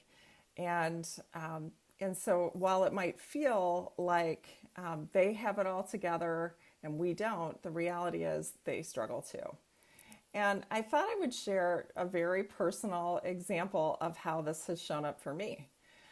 I was asked to put together this short little video, and I haven't done a whole lot of Zoom videos. I haven't been Zoom teaching yet a whole lot. So I thought, gosh, do I really know how to do this well and to be able to be succinct enough in just a short, 3 to 5 minute video? Can I get this message out to the students quickly enough to have it be impactful and meaningful? And so I just started to doubt myself. I started to feel a little worried about it, a little anxious. And so anytime that's happening, I realize, oh, okay, I'm starting to feel challenged by my inner critic. And whenever I feel that way, my go-to for myself and with my clients is to think about a framework that I have learned through Kristin Neff and Chris Germer, known as mindful self-compassion. And there are 3 parts of mindful self-compassion. The first is mindfulness, the second is common humanity, and then the third is self-kindness. And so in that part that's about mindfulness, what that means is first starting to recognize that chatter, right? That inner critical voice that says, oh, Shanaz, you don't know what you're doing. You should probably not have said yes to this opportunity. And it's probably just not something you're well suited for. It's that kind of negative inner dialogue, right? And then along with that, as you might imagine, like, how do you feel when you're talking to yourself that way? You start to feel, for me, like I start to feel my chest tightening. I start to feel maybe just my breathing is a little bit constricted. And then I also have just the emotions that go with that, right? So feeling a little bit of worry, a little bit of anxiety. So that's the mindfulness piece. And the second part is a sense of common humanity.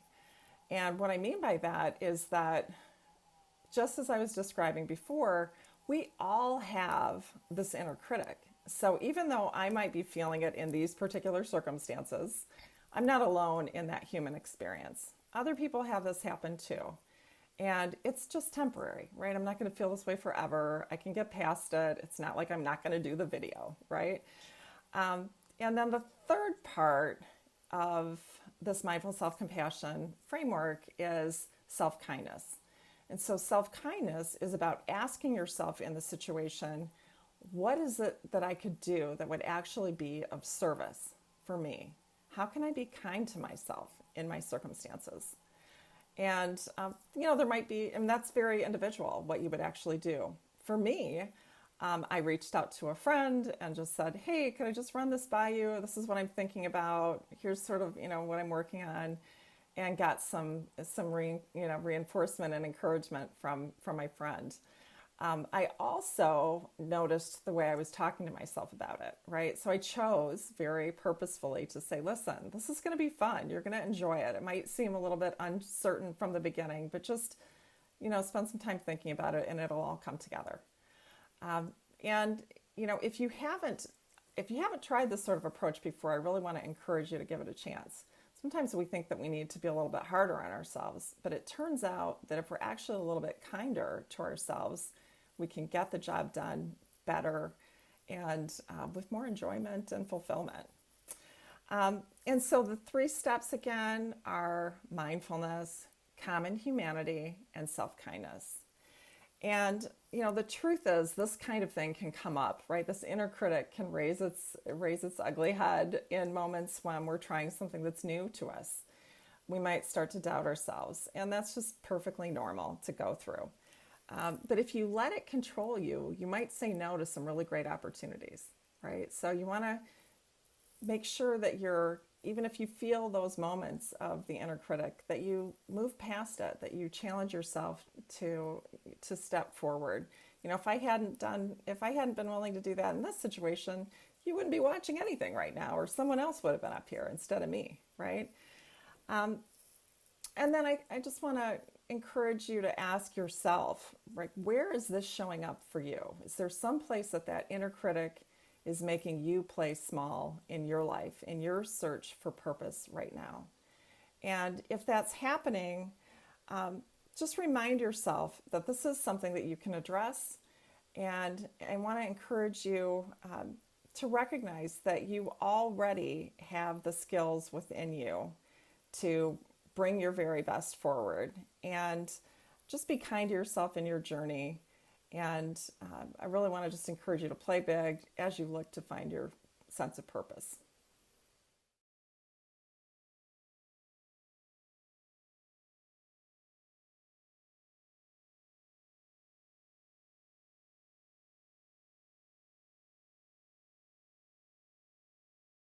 Before I get into the details of creating your action plan, let me give you a high-level overview of the 6 steps you'll be taking to create your action plan.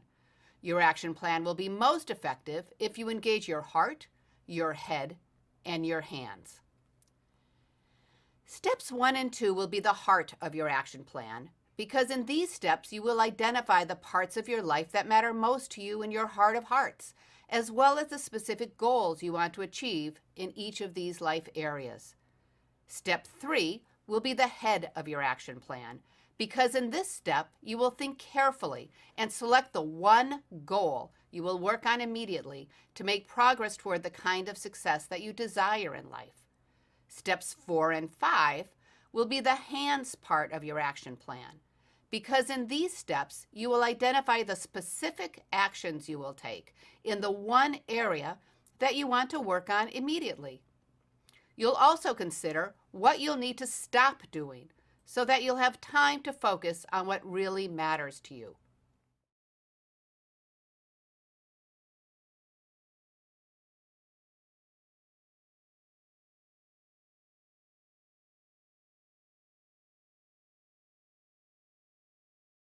Now let's get started with the heart of your action plan. In this first step, you'll look deep into your heart to consider your values, what's most meaningful to you, how you want to contribute to others, and how you want to spend the limited days you have here on earth.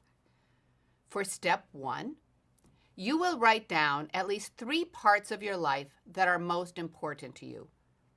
You can see on this slide that I drew a pie chart and then divided the pie into slices, with each slice focusing on a specific part of life that's important to you.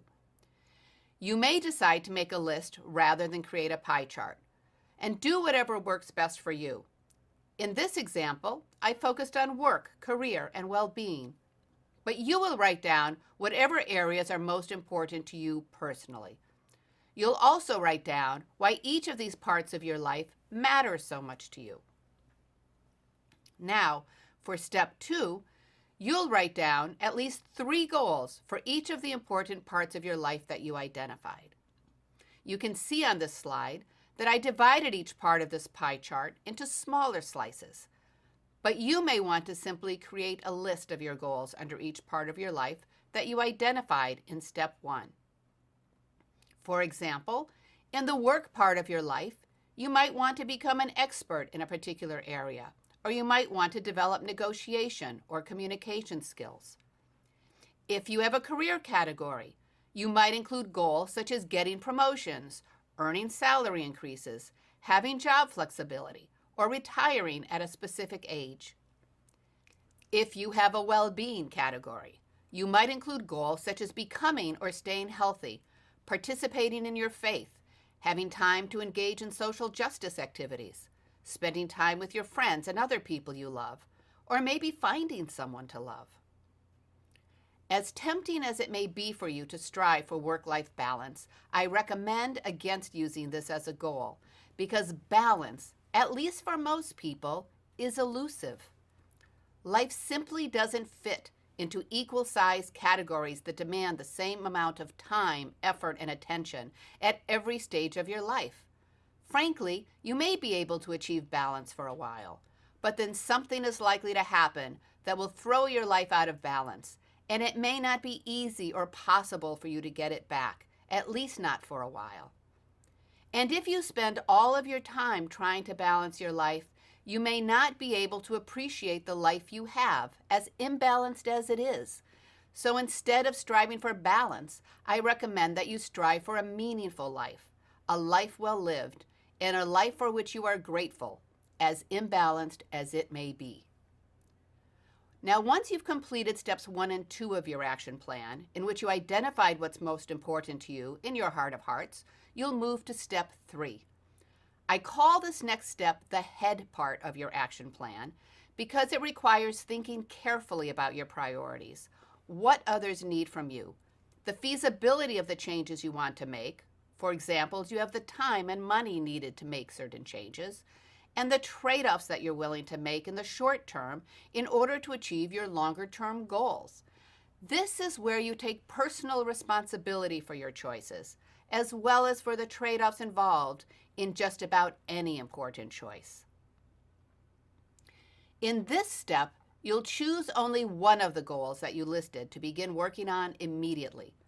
For example, you may want to focus on developing a particular expertise, or getting a promotion, or spending more time with family, or taking better care of your health.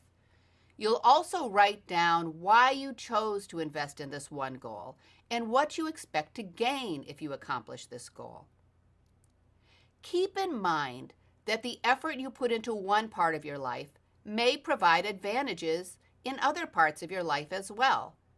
For example, if you decide to become an expert in a particular area, you may be able to do your work with higher quality, and you may become increasingly in demand, which can lead to higher pay and promotions.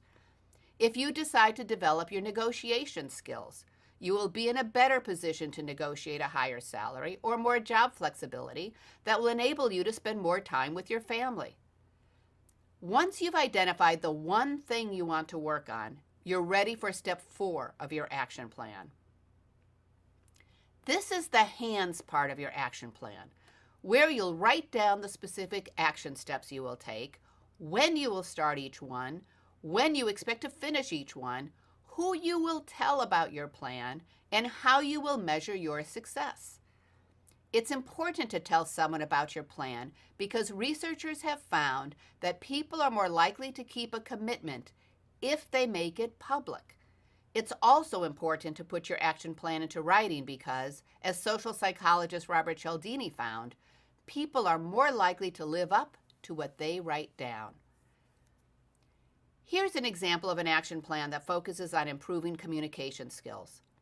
You'll see that it's organized into a table with one column for what you will do, the next column for how you will do it, the third column for when you will do it, the fourth column for who you will tell, and the last column for how you will measure your success. You may choose to use a different format for your action plan, but if you like this format, you can find a template for creating this part of your action plan in the Coursera assignment section of this session. You'll notice that each of the steps in this table are what are considered small wins. For example, taking a course on public speaking, speaking up more at meetings, giving at least 3 presentations in the next month, and joining a Toastmasters club. And for those of you who aren't familiar with Toastmasters clubs, this is a highly respected club in which peers help each other develop communication skills, and Toastmaster clubs are available in most major cities, as well as many organizations and universities. As you create this part of your action plan, I recommend that you too focus on achieving small wins, because researchers have found that small wins are very powerful, and I'll tell you why they're so powerful later in this session. Now that you have your action plan, ideally built on the power of small wins, let's move to step 5. In this step, you'll write down at least one thing you will do less of or stop doing so that you'll have more time and energy to focus on your action plan. For example, about 10 years ago, I wanted to get healthier, which meant I needed to lose some weight and start exercising. I wanted to find about an hour each day for exercise in my already busy schedule. So I changed my morning routine from spending an hour drinking coffee and reading the newspaper to going to a gym to work out instead, or working out in my basement. Today, I motivate myself and find time to exercise by allowing myself to read Facebook on my iPad only when I'm walking on the treadmill. My point here is that what you stop doing can be as important to the success of your action plan as what you start doing. A clever manager who was taking one of my MBA classes told me that she uses the famous fashion designer Coco Chanel's rule for accessorizing as a metaphor for managing her life. Coco Chanel encouraged restraint in fashion and famously recommended that women remove one accessory whenever adding another. Now that you're just minutes away from completing this course, you have just one more step to take. In step 6, you will write down the 2 most important lessons you learned from creating your action plan or from taking this course. Frankly, you're going to forget a lot of details about this course or any course you take. That's simply how our minds work. But you're much more likely to remember the lessons from this course that are most relevant to you if you write them down. So there you have it. Those are the 6 steps you need to take to complete your action plan.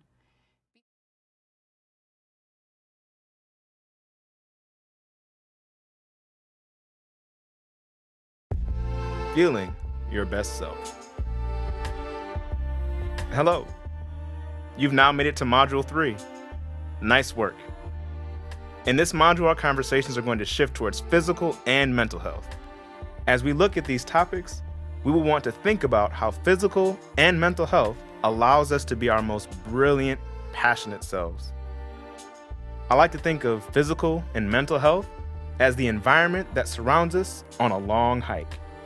When we are physically and mentally well, the sun is out, the flowers are blooming, we can walk at a leisurely pace, and we can enjoy the beauty around us. Life is good.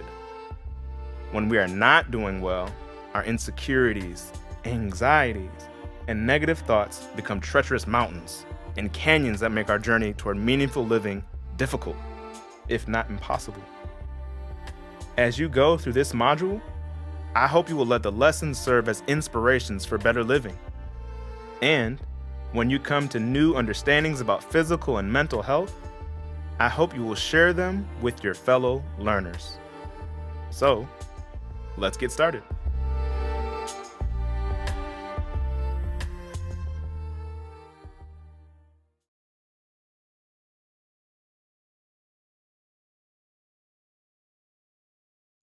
My name is Fermi Okunlami, affectionately known as Dr. O. I'm an assistant professor of family medicine, physical medicine and rehabilitation, and urology at Michigan Medicine, and the interim director of services for students with disabilities and the director of adaptive sports and fitness in the Division of Student Life at the University of Michigan.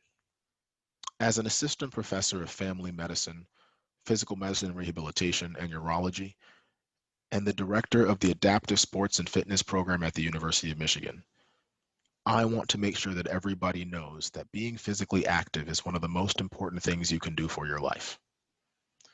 I ran track and field in college and was an All-American athlete at Stanford, running the triple jump and almost qualifying for the Olympics before coming to medical school. I ended up matching into orthopedic surgery residency at Yale, and that is a profession where people feel as though your physical abilities really dictate how you can be as a surgeon.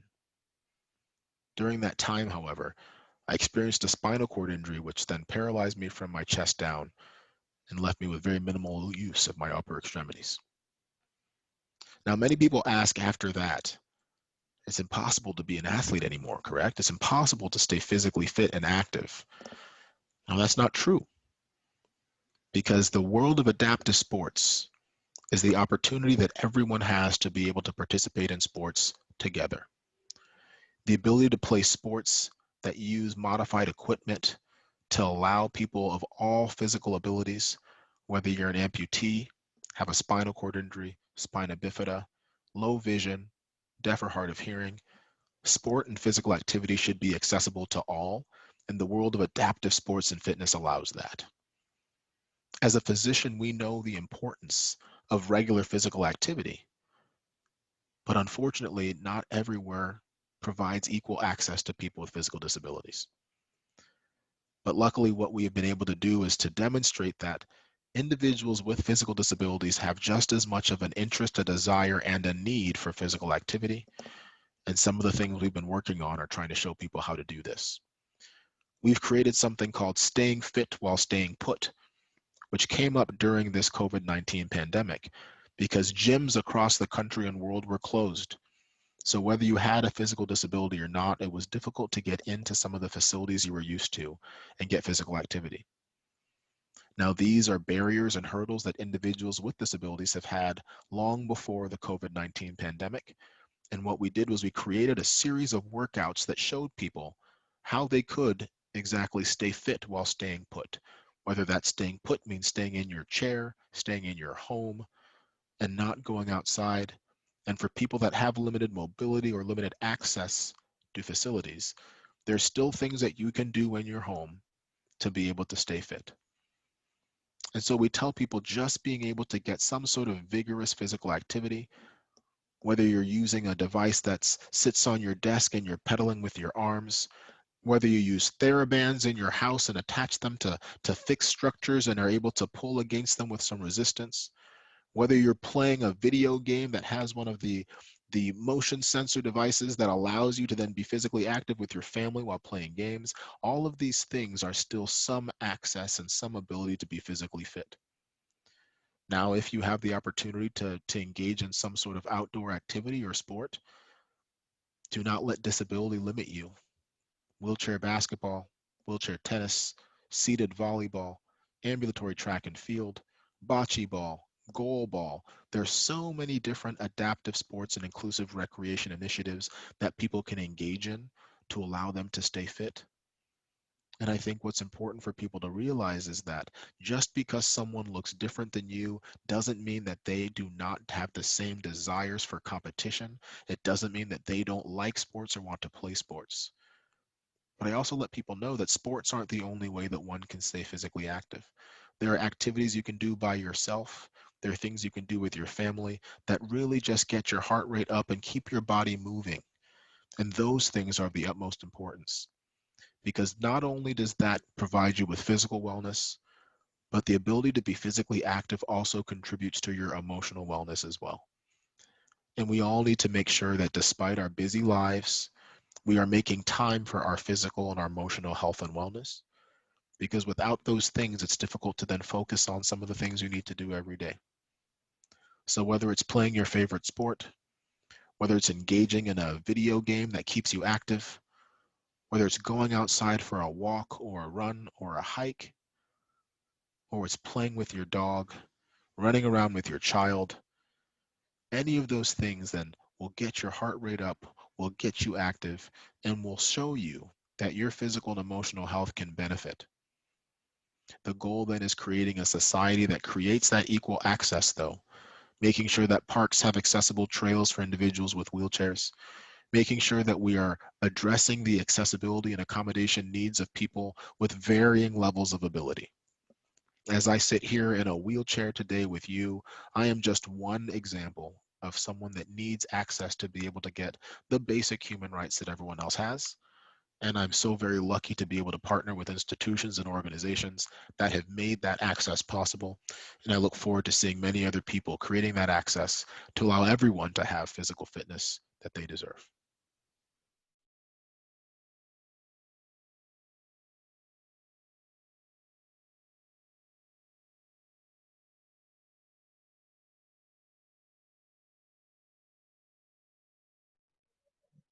Hello, I'm Kristen Meekhoff. I'm a licensed master's level social worker, author, and life coach. I'm very honored to be with you today, to be given the opportunity to be able to share with you some things about ways to live your best life. And one of the things that really has impacted me is having the great honor and privilege of having Dr. Deepak Chopra as my mentor and friend as well. And in 2014, I was really lost trying to get my book off the ground and getting a literary agent and not knowing if I'd ever have a publisher. And I remember walking through my living room at that particular time and actually although I had not read any Deepak's books, hearing his voice on the television, because it's very, very strong presence. And Oprah was actually interviewing him on a repeat episode of her show, and I sat down and listened, and she said to him, if there's one thing that you can do to change the way that you live your best life, what is it? And he said, meditation.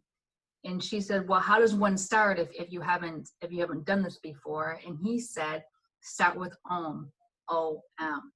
And she says, that all? And he said, though, that is one of the most powerful syllables that one can use.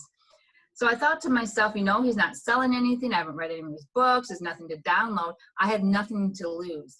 So the next morning, I started with Om, simply sitting down in front of my window and meditating. And, the stars didn't open up and the heavens didn't, present to me a book plan or a literary agent. But I started to feel different as I was doing this. And unbeknownst to me, I grabbed the attention of Dr. Deepak Chopra through social media. And we started to communicate through email. And less than 8 weeks after I started that practice of Om, I was in his office in New York City, one-to-one with him. And it was at that point, after meeting me, I didn't tell him anything about my book project or anything, that he agreed to be my mentor, and we became friends. And another valuable lesson aside from meditation that he taught me that I do every morning as well are these 3 things. In a journal, literally in a journal, he said to write this, I am, and then fill in what that means. And the second thing is what I desire for my life, and then write some things down. And the third thing is what I desire for my life today. And what's happened and what I've noticed is that it really helps me to form an intent each day, and that's something that he has also taught me. But it's also helped me, I believe, to be able to live the very best life that I can, moment to moment, as well as in my daily schedule and the bigger picture as well. And the third thing I want to share with you that Dr. Deepak Chopra has been so gracious in really teaching me, and in working with him, I've seen and I've noticed something that a great leader does. And, he's a business leader as well as an educational leader, as well as a leader in mindfulness. And that is that he remains open and teachable. And I've seen it time and time again in meetings and in personal emails and business emails, which he will say, and he completely means it, please teach me. Please show me, please tell me about this, because he's willing to be a student of life, a student of business, a student of meditation, and he's willing to learn more. And when you become a student of life and you're willing to be open, to be really honest with yourself about what you don't know, because we all have blind spots, and becoming teachable to the end, it really does help you to live your very best life. And so I just want to, present those things to you as perhaps options that you would like to integrate into your life, because I know that it's made a complete impact in me being able to live my best life.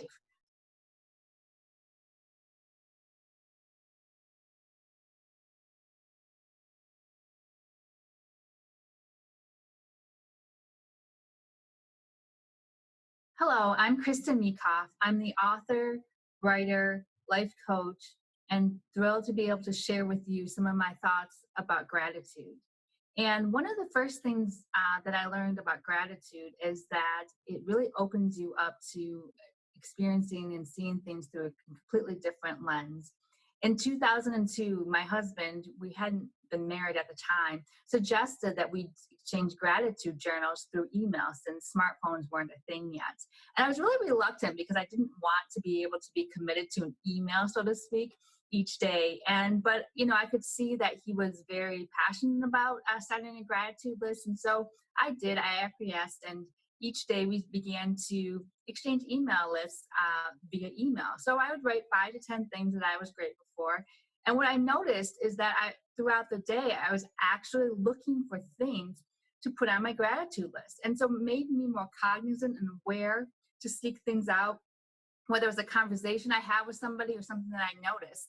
And it really changed the way that I saw things that were coming to me and the way that I delivered things to other people. I actually thought, certain different points that I wanted to be on somebody's gratitude list, that maybe something I did or said would impact them to the point that they remembered my kindness at the end of their day. And then, unfortunately, in 2007, my world nearly collapsed when I found out that my husband had late-stage adrenal cancer and there was absolutely no treatment available. And we were physically at the University of Michigan Hospital at the time, and it was very early in the morning. In fact, we were watching people walk in to begin their day, and he said to me, "We're going to begin our gratitude journal again." And I wanted just to lie face down on the floor at that moment when he said that, because I could not imagine doing gratitude after finding out that there was no treatment available for him. And yet at that time, I also saw that he was not going to negotiate this point with me. And so he began the gratitude list verbally, and he said, "We have so much to be grateful for. We have the University of Michigan. They got us in early for this test before other people." He looked at me and he said, "And you're learning to navigate this medical system." And then he grabbed my hand and he said, "And we have each other." So in November, he died in November 13, and it was very cold and dark in Michigan at the time because of daylight savings time and other things. And I remember actually I started going to bed earlier than I normally would, just sitting there and reading. And one evening, I remember looking over to his side of the bed and seeing on the nightstand the spiral notebook that he used to write his gratitude journal in each day. And I reached over to that side of the bed and I picked up the journal and I opened it. And I was really moved because I saw things in there that I didn't know he had written.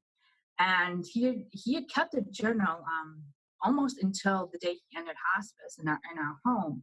And so this was something that, it was a different way for me to see my husband, and also a different way for me to see how he was accepting the prognosis, which was poor. And yet, to the very end, he was grateful that we had each other.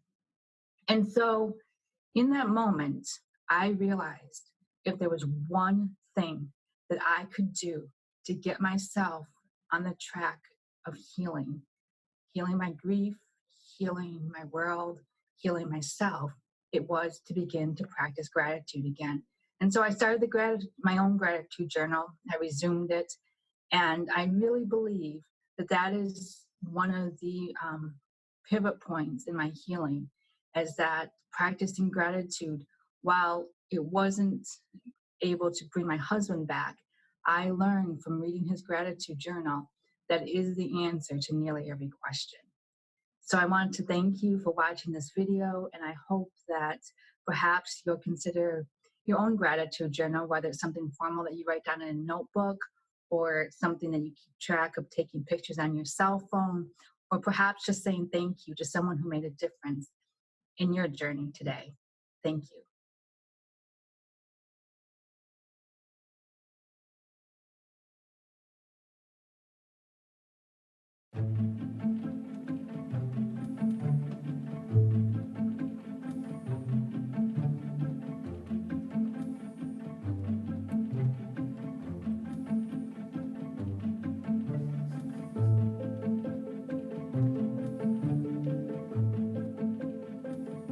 Hi, I am Dr. Ron Chervin. I direct the University of Michigan Sleep Disorder Center, where I am a professor of neurology. And I am pleased to introduce my colleague, Louise O'Brien. Hi, I'm Dr. Louise O'Brien. I'm a research associate professor in the Sleep Disorders Center, the Department of Neurology. I'm also a research associate professor in the Department of Obstetrics and Gynecology, and a research associate scientist in the Department of Oral and Maxillofacial Surgery. And we've been working together for about 11 years at the Sleep Disorder Center, and I think we originally met actually a year or two before that at a convention for sleep researchers, where we realized we share a passionate interest in what sleep disorders do to the brains, thinking, and behavior of children. And we've been working on that type of research ever since, as well as expanding into other related areas. Absolutely. So we know that sleep is just so important, and yet while we're always told about the importance of a good diet, staying hydrated and plenty of exercise, nobody really tells us about the importance of sleep. And why do you think that is? Well, that is a great question. And honestly, I'll tell you, I don't know what's the chicken and what's the egg. What I do know is that there's an attitude in society that's highly prevalent. And that attitude is that sleep is essentially a sponge that's infinitely compressible. So we can put in time for work, for staying late at the office, for that late night soccer game with the lights on, with an early morning swim practice, with a party that goes to all hours. You know, these are all important things: work, social life, exercise. But people always assume that sleep is so spongy that you can always make it up later. And it's a real problem because we now have more and more evidence that sleep loss, both acutely and especially when it's chronic, a little bit of sleep loss over many nights has very serious consequences for our health, for our brain function, for our happiness. And I don't know whether it's that people don't know that and that's why it's not taught more often, or it's not taught more often and that's why this attitude develops. So how do we know that sleep deprivation has really reached epidemic proportions in society, and how does that affect different professions? Well, there's some fairly good data on that now, and you know, people can look at the infographic that's on the screen, and this is from the American Academy of Sleep Medicine and the Healthy Sleep Awareness Project in partnership with the CDC. But what it shows is, first of all, is that about 3 in 10 working adults report that they sleep 6 hours or less in a 24-hour period. Now, we know that 7 or more hours, and often 7 to 9 hours, are recommended for adults. So this is a huge portion of the population that is essentially sleep deprived. And we do know that that problem is more challenging within certain professions. So if you look at the next panel on the infographic on the top right there, the transportation and warehousing industry has people working in it where about 70% of the people are getting too little sleep at night. If you look at some of these other areas in which many people work, they are also quite a bit sleep deprived.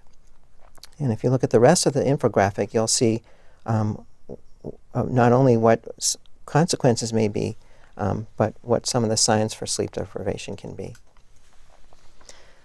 If you look at the next infographic, this shows what potentially are some of the benefits that you could experience if you're able to get more sleep.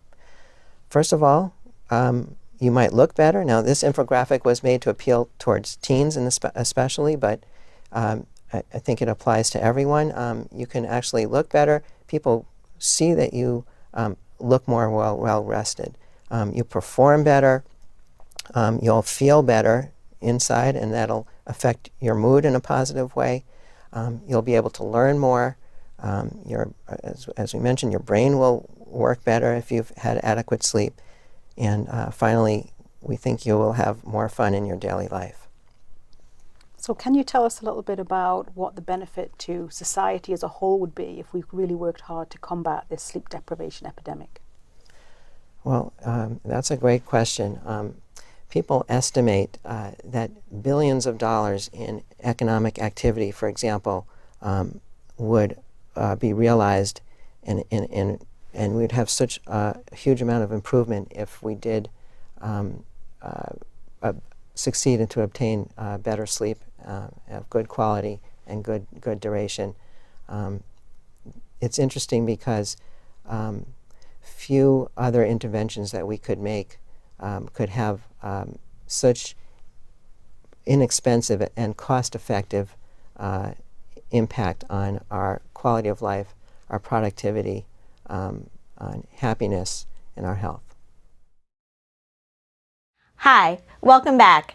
I'm Dr. Kathy Goldstein, and this segment we're going to talk about the two-process model that controls sleep.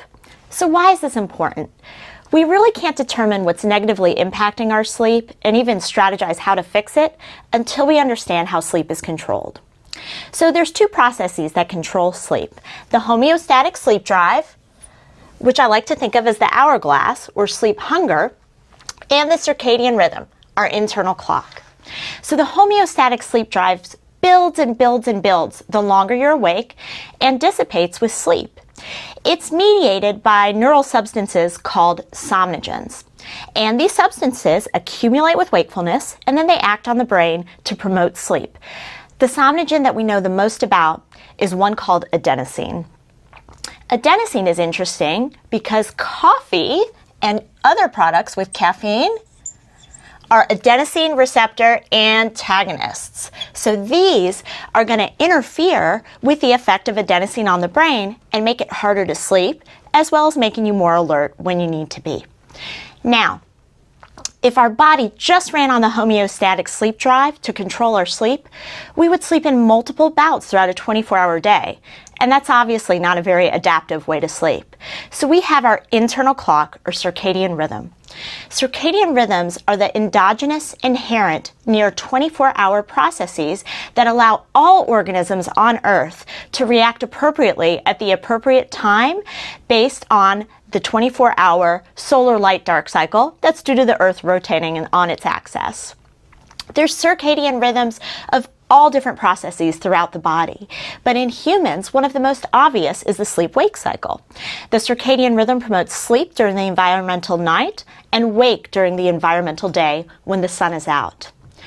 Where is this internal clock? Well, it's located in part of our brain called the suprachiasmatic nucleus, or SCN, and that's how our clock ticks genetically.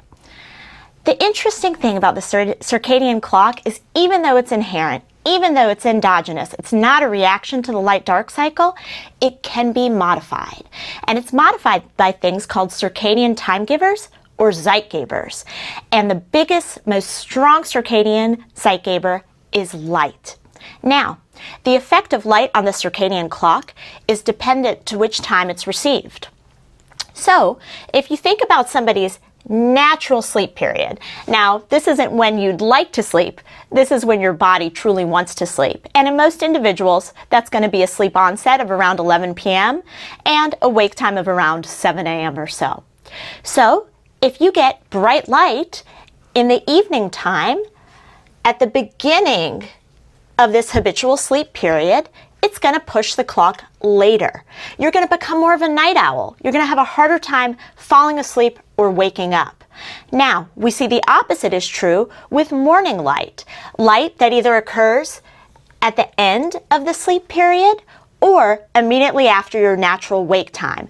This makes your internal clock earlier, so you're more of a morning lark. Why is this important? What are all of us doing in the evening time here? We're being exposed to electronic light. And electronics, handheld electronics like iPads, iPhones, they contain blue spectrum light. That's what the circadian rhythm is most sensitive to. So what we're doing is pushing our clock later and later, making it harder to fall asleep and harder to wake up in the morning. Now, in addition to the central clock that is ticking in our SCN genetically, it's been identified over the last 15 years or so that there are peripheral clocks all throughout the organs of our body. And these peripheral clocks tell our liver, our pancreas, all of our organs what time it is. And that's why we think people that sleep and wake out of line with their clock, for example, people who work the night shift, may be at increased risk for disorders like diabetes, obesity, and heart disease because their peripheral clocks are out of sync with their sleep-wake cycle, the light-dark cycle, and that central clock. Now, we talked about this as a two-process model. So how does this model interact to control sleep and wakefulness? So if you see this picture here, we have a timeline starting at 8 a.m. and ending at 8 a.m. the next day. The top portion of this graph is your homeostatic sleep drive, and the bottom portion of this graph is your circadian alerting signal. Let's start when you wake up at 8 a.m., okay? You've slept all night, ideally, so your homeostatic sleep drive is low, but it starts growing and growing and growing throughout the day. However, I know and I'm sure you, want to stay awake until sundown. We want to participate in daily life, and humans were built to live in a world without electric lighting, and that's likely why we have this process. So we need something that doesn't allow us to fall asleep in the middle of the day after that homeostatic sleep drive grows. And what that is the circadian alerting system, which you'll see here on the bottom. And that increases in an oppositional manner to combat that homeostatic sleep drive. Now, I want to point out a few different things on this graph. There's a period of time in the afternoon where your homeostatic sleep drive is pretty high and your circadian alerting system is growing, but it's not high enough yet to overcome that homeostatic sleep drive. And that's why we have this late afternoon dip in alertness. Now, the circadian alerting system grows and grows and grows till around 8 or 9 p.m. in somebody with a normal circadian phase. We call this the forbidden zone for sleep because at this point, the circadian alerting system overshoots that homeostatic sleep drive to promote alertness, as you can see by this yellow curve here in the center of the diagram. Now, at around 9 p.m., the circadian alerting signal drops. Melatonin secretion begins, as we see here by our dim light melatonin onset. And that melatonin, which is a sleepiness promoting hormone, combined with the already high homeostatic sleep drive, results in a drop in alertness and promotes sleep onset. Now, what happens after you fall asleep? Your homeostatic sleep drive is going to drop and become low. So how do you stay asleep? Because that circadian alerting system remains low, reaching its absolute minimum along with your core body temperature at around 4 a.m. in normal individuals. This helps you stay asleep despite dissipating that homeostatic sleep drive. Then, in the morning, your circadian alerting signal begins to grow again, and your homeostatic sleep drive is now dissipated, and you're ready to wake up and start your day. The interaction of these two processes results in 16 hours of consolidated wakefulness and 8 hours of sleep when functioning optimally. Hi, I'm Dr. John Barkham, and I'm here to talk about healthy sleep duration. How does one know if they're getting enough sleep? Quite simply, you measure it. If you're going to bed at midnight and you're waking up at 6 a.m. the following day, you know you're only giving yourself 6 hours of time in bed, which is insufficient sleep. Adults need 7 to 8 hours or more of sleep in order to feel refreshed in the morning. This means having the discipline to schedule enough time to get adequate sleep. Some adults might find it useful to use an alarm clock in the morning to wake up. They may also find it useful to use an alarm clock to remind them to go to bed at night. Wearable devices can be useful tools to track our sleep. However, keep in mind that these devices don't actually track your sleep. They track your movement. So it's possible they could overestimate your true sleep time. For example, if you're laying in bed still but awake, maybe due to insomnia, these may track that as sleep. A simple sleep diary using pen and paper may be the most accurate tool. Here, nightly, you log what time you go to sleep, and then the following morning, when you wake up, you write down how long it took you to fall asleep, how many awakenings you had and for how long, when you woke up, and then when you physically got out of bed. This is a good tool to help you measure your sleep, and after a couple weeks, you can look at your schedule, your quality, and your quantity to reflect on if you're getting enough sleep or not. Overall, these are just a few examples of tools you can use to make sure you're allotting enough time for sleep. I'm Gretchen Spreitzer. I'm a faculty member at the Ross School of Business and a core faculty member of the Center for Positive Organizations. And today I'm going to share with you some of my work around energy management, because we know in difficult times like this that we can feel very depleted. We can feel that we're coping or we're surviving rather than actually thriving through these difficult times. So I'm going to share with you some things about what energy management is and why you should care about it, and share with you a tool that might be helpful to you as you're trying to better manage your energy so that you can be thriving rather than surviving or coping. So what is energy management? Well, it's specific practices that you can use in your everyday life to increase the probability that you have good energy or vitality. Vitality, we know, is one of the two key dimensions of thriving at work, with the other being learning and growing and developing. So there's three core practices around energy management. The first, these are, by the way, these are things that you probably have some familiarity with because they're all within your control. So first, sleep. We know sleep can be disrupted in challenging, stressful times, but we should really try to keep a sleep routine, trying to go to bed around the same time, get up around the same time, and shoot for around 7 to 8 hours of sleep. Second, hydration and nutrition, both really important. Keep fresh water nearby, be sipping it throughout the day. And while we might be tempted to eat a lot of comfort foods during these difficult times, it's a time to also be thinking about maybe we have more time. We can eat more healthily and cook from scratch more healthy meals. And then third is about movement. Now that the weather's getting nicer here in Michigan, it's a little easier for us to get outside. But get out, take a walk. Maybe it's with a friend and neighbor, keeping that physical distance, of course. Maybe it's taking your dog for a walk or borrowing a dog if you don't have one of your own. So those are 3 core principles of energy management.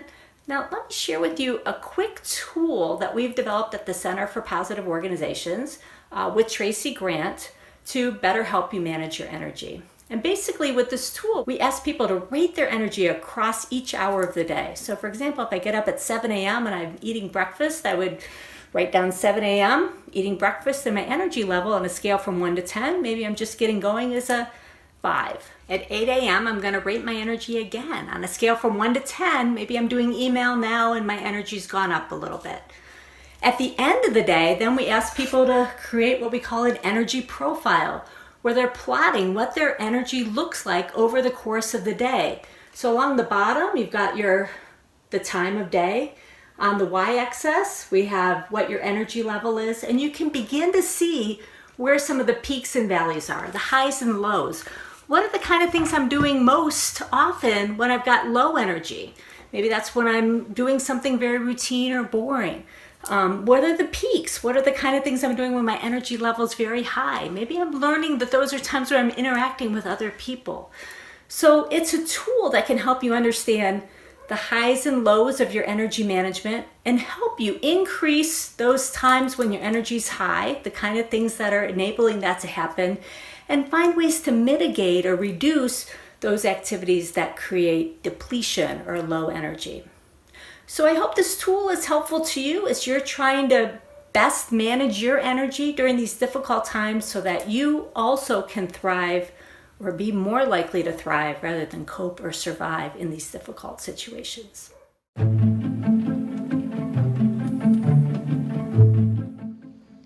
Well, I'm really tired throughout the day, so I'm not usually at my best performance academically or physically. Not being able to focus, not being able to kind of function well or precisely, and being unmotivated. Negative consequence of not getting enough sleep is laziness afterwards. So if I end up having a big workload after not getting enough sleep, I either procrastinate even more and sleep more, or I just don't get the work done. I can be a little bit snippy, crabby, irritable. If I drive around 3 o'clock in the afternoon, if I drive and I don't have enough sleep, I literally have to pull off the road and take a quick nap. But that's mostly my danger is driving. When I'm really tired, I'm not able to focus during class, and also I don't drive as much on campus, but in my hometown during high school, if I didn't get a lot of sleep, I felt it was really dangerous to drive around. Not getting enough sleep, sometimes I'll wake up and be dizzy. A couple days ago, I had a sore shoulder. I think that was from not enough sleep.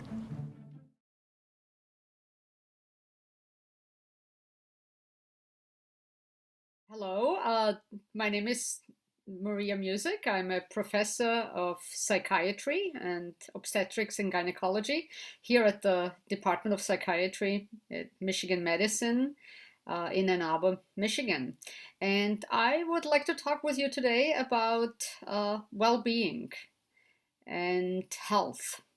So as a psychiatrist, people come to me who struggle with various mental health problems. difficulties to experience or express emotions. Sometimes not the whole range of emotional expressions. They might feel always sad, even if good things happen in their life. Or they might have too much emotion or too little emotion, not feeling appropriately happy or maybe not sad when it's appropriate to be. Other people who come to me, they might struggle with their thinking, and they feel like I'm thinking too slow, or I'm thinking too fast, or I get confused and I don't have a coherent thought. Others might have had some difficult experiences growing up and feel damaged, feel that it's hopeless and that they are not achieving to their potential. And because the mind and the body are so interconnected, sometimes this also leads to some physical symptoms, and persons who I see also might struggle with some physical ailments.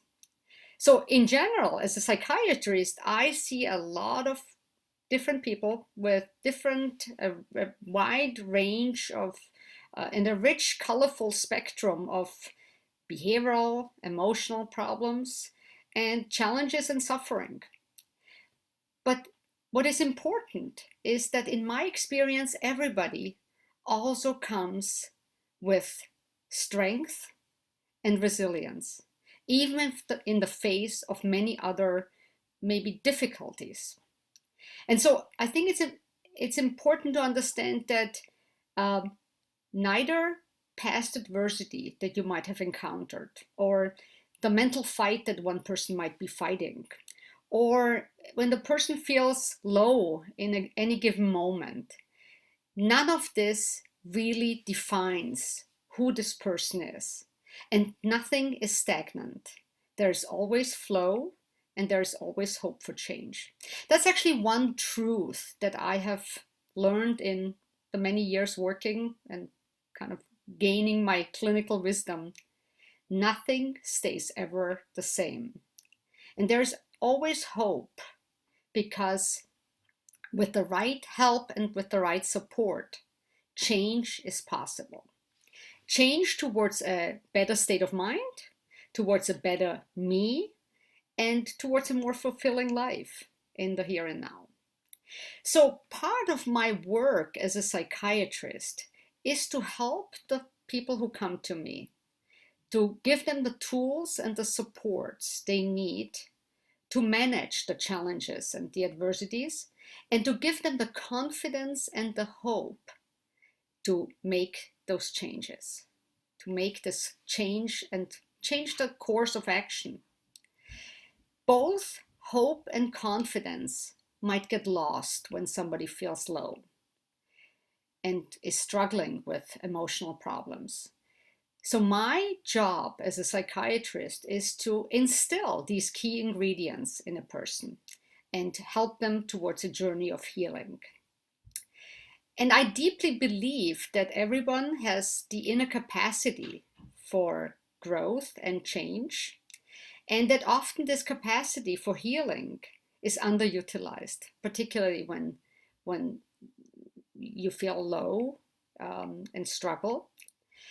Years of clinical wisdom have taught me that for most people, the most important ingredients for healing and health are three things: being seen, being understood, and feeling valued. So what does that mean? Well, we are social beings. We know this from developmental clinical psychology, that we are actually hardwired to be connected to others and to love and wanting to be loved. We are thriving to connection with others. This wisdom, as said, has been established decades ago, actually, and has been written down as a theory, attachment theory, by John Bowlby. And it outlines how humans get socialized already as infants into learning about the power of relationships, about relational trust, about empathy, how to get along, and how to be thoughtful for oneself and for others. And so parents and families and communities at large pass on this human treasure of relational intelligence to their children from generation to generation. And so as infants and humans, we soak up this knowledge and carry it then forward. And then when we become parents, we pass it on to our children. This is actually the work that I do in my program called Zero to Thrive. It's really to think about how do we thrive in families, even in the face of adversity, and how important relationships and the power of these relationships is for human development and health. So even if there was adversity in the family of origin growing up, usually there are always helpers somewhere along the life's journey. And in psychology, we sometimes, particularly in my field, again, in perinatal, thinking about pregnancy, postpartum, the first years of a person's life, we call them the angels in the nursery. These are persons who were there, who were nurturing, loving, and helped us to develop this relational intelligence and relational trust, confidence and hope in other people, helpers, and in the world at large. And in some way, it's never too late. For some, this relational trust can be built later on, and it can be built in the here and now, in the relationship with me. I want to bring in another person that has had some good thoughts and has guided my thinking about what is health and healing.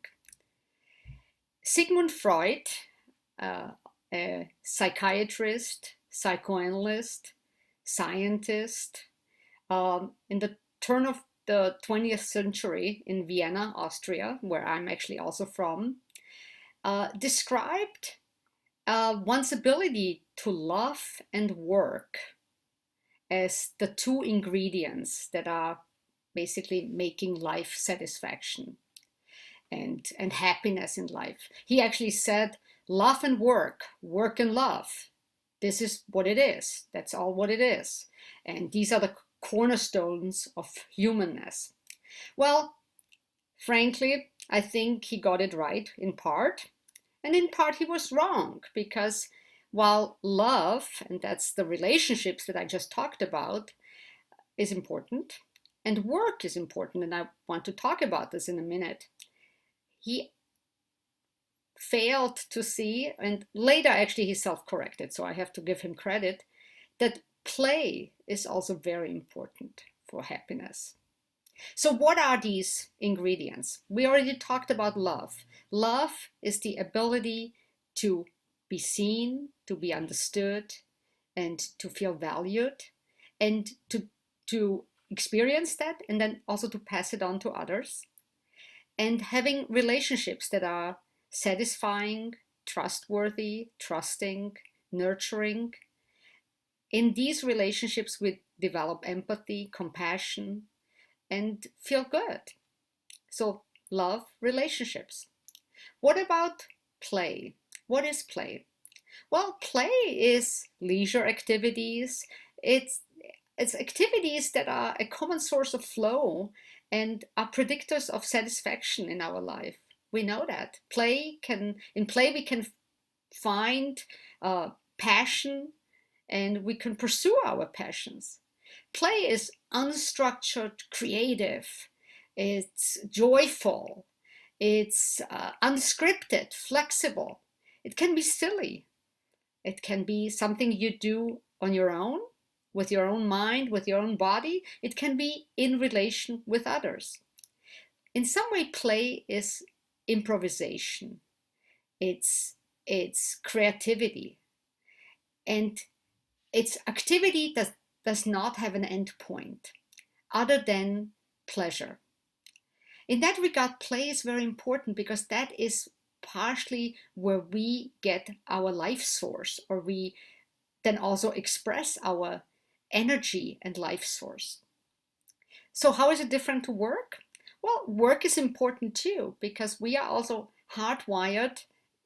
As much as we are hardwired to want to be connected with others, we are also more or less hardwired to be always learners, to learn, to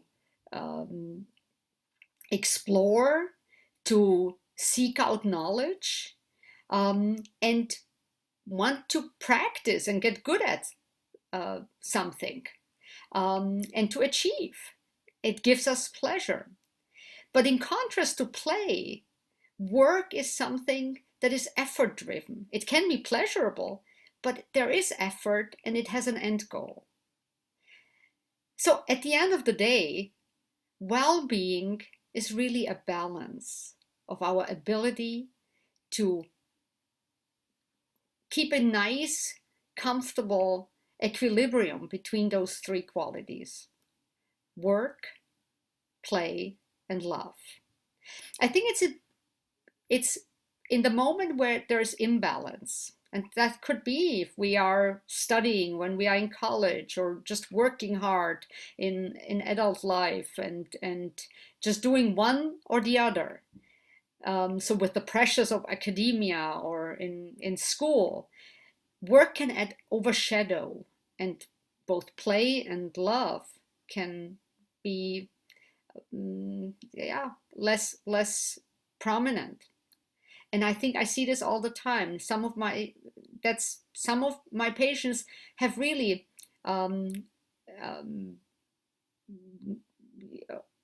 overemphasized one aspect and not emphasized the other, and that this disbalance is also causing trouble.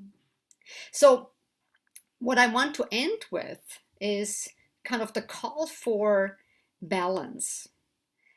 Balance to make life worth living by having good work, good love, and good play. Having a good balance of those three, and believing that oneself is worthy and good enough to be always mindful of doing this, and can achieve this balance, striving for this balance, being okay with sometimes being out of balance, but trying to get back to balance. I think that's the key ingredient to a joyful and satisfying life. And sometimes you might want to have the support of a psychiatrist or a psychologist, or just a life coach, or just someone to talk to kind of think about, am I in balance? Are these three aspects of life where I want them to be? So that's my key message.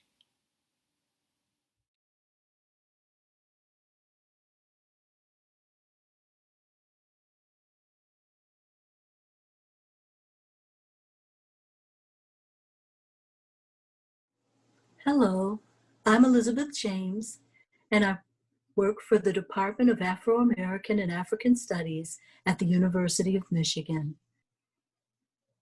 If you can't fly, run. If you can't run, walk. If you can't walk, crawl. But whatever you do, keep moving. These poignant words of Dr. Martin Luther King resonated with me through an entire period of my life that was very challenging, but helped me to learn what it means to really become immersed in your own survival. Back in 2005, I was on a trip to New York City. I was having a wonderful time with my best friend, and he and I were having just a great experience. Until one day we were leaving to go out for another day of discovery and exploration when news struck about a hurricane. The hurricane was Katrina.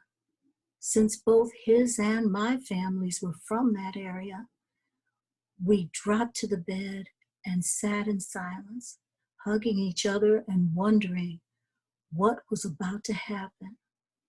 Little did I know that, like Katrina, clouds were gathering in my own life that would impact me for eternity.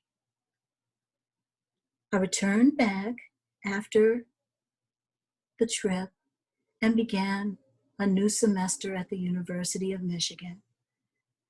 Happily getting ready for everything, still trying to find out how friends and family were faring in New Orleans, I found myself suddenly feeling very ill. I went back to the restroom, became ill, came back out, and when I returned through the front door, my colleague looked at me and said, "Beth, are you okay?" I said, "Yeah, I just feel a little lightheaded." She got up and walked right past me. She went into the other side of the office and came back and started dialing a number. And I said, "What's going on?" She said, "Beth, you've just vomited blood. It's all over you and you're pale. I'm calling 911. I said, "Oh, really?" I didn't even recognize what was happening. Soon, other staff and faculty, students were gathering around me. And it's quite an experience to be taken out on a gurney from the heart of Central Campus, where everybody knows you and you're riding down the hallway as people are changing classes. We made it to the hospital, and from that point on began a journey that I'll never forget. The next part of the story is what I would call the gathering, past the gathering of the clouds. It's the start of the thunderclap. From that point on began a series of tests, lots of questions, lots of different specialists being called in. People couldn't figure out if I had acid reflux, what was going on. All throughout the experience, I found myself thinking, I have to remain flexible. I have to remain engaged. I can't let this get out of control because this is my life and I'm the one who has to ultimately answer for it. Whatever they are finding, I'm the one who's going to have to deal with it. And so I try to remain as alert as possible despite being very worried. And of course, trying to console my family and friends who were also very worried. Time went on, and eventually came what I would call to be the initial rainfall, the diagnosis of cirrhosis. Now, cirrhosis is not something that I expected at all because I am not a drinker. I never have been. Apparently, what they discovered was that I had a deep thrombosis, which is kind of like an aneurysm in my portal vein, which had created a huge inability for blood to get to my liver. Eventually, I was placed on the transplant waiting list. And through that, I discovered a whole new world that I had never believed I would ever have to deal with in my life because I'd always been very healthy, never had any health issues. And I found myself just thinking, is this surreal? This can't be happening, not to me. I don't even know what's going on. But I knew I had to stay, definitely resolved to what was happening. And I had to accept this diagnosis, and I had to figure out how I was going to continue this journey by maintaining a healthy and optimistic attitude. One thing that really helped me was I adopted the Native American perspective on any type of health issue. It includes what we call realizing that you're moving through the journey of an illness. You do not take the illness on yourself. And by doing so, I was able to separate myself from the cirrhosis, and I could research about it. I could advocate for myself. I could find out more by placing that outside of the realm of who I was.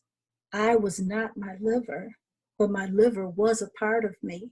Finally, my wonderful doctor said to me, Beth, this is your life. You're going to have to be the quarterback for this team. You have to remain with us. You have to fight, and you have to be the one who runs this rodeo. Now, the subject here is grit, and I realized at that moment that I was going to have to put on what I call a game face and really take charge. And so I did. Despite the fact that the storm was coming, I knew I could prepare myself as best I could for what was about to happen. I continued on, and just when I was kind of getting used to the pattern of the medications and the testing and the treatments, I discovered that because my immune system was being compromised, I developed TB. TB is not a diagnosis that you want to receive because it means that you're going to be taken off the waiting list for a transplant.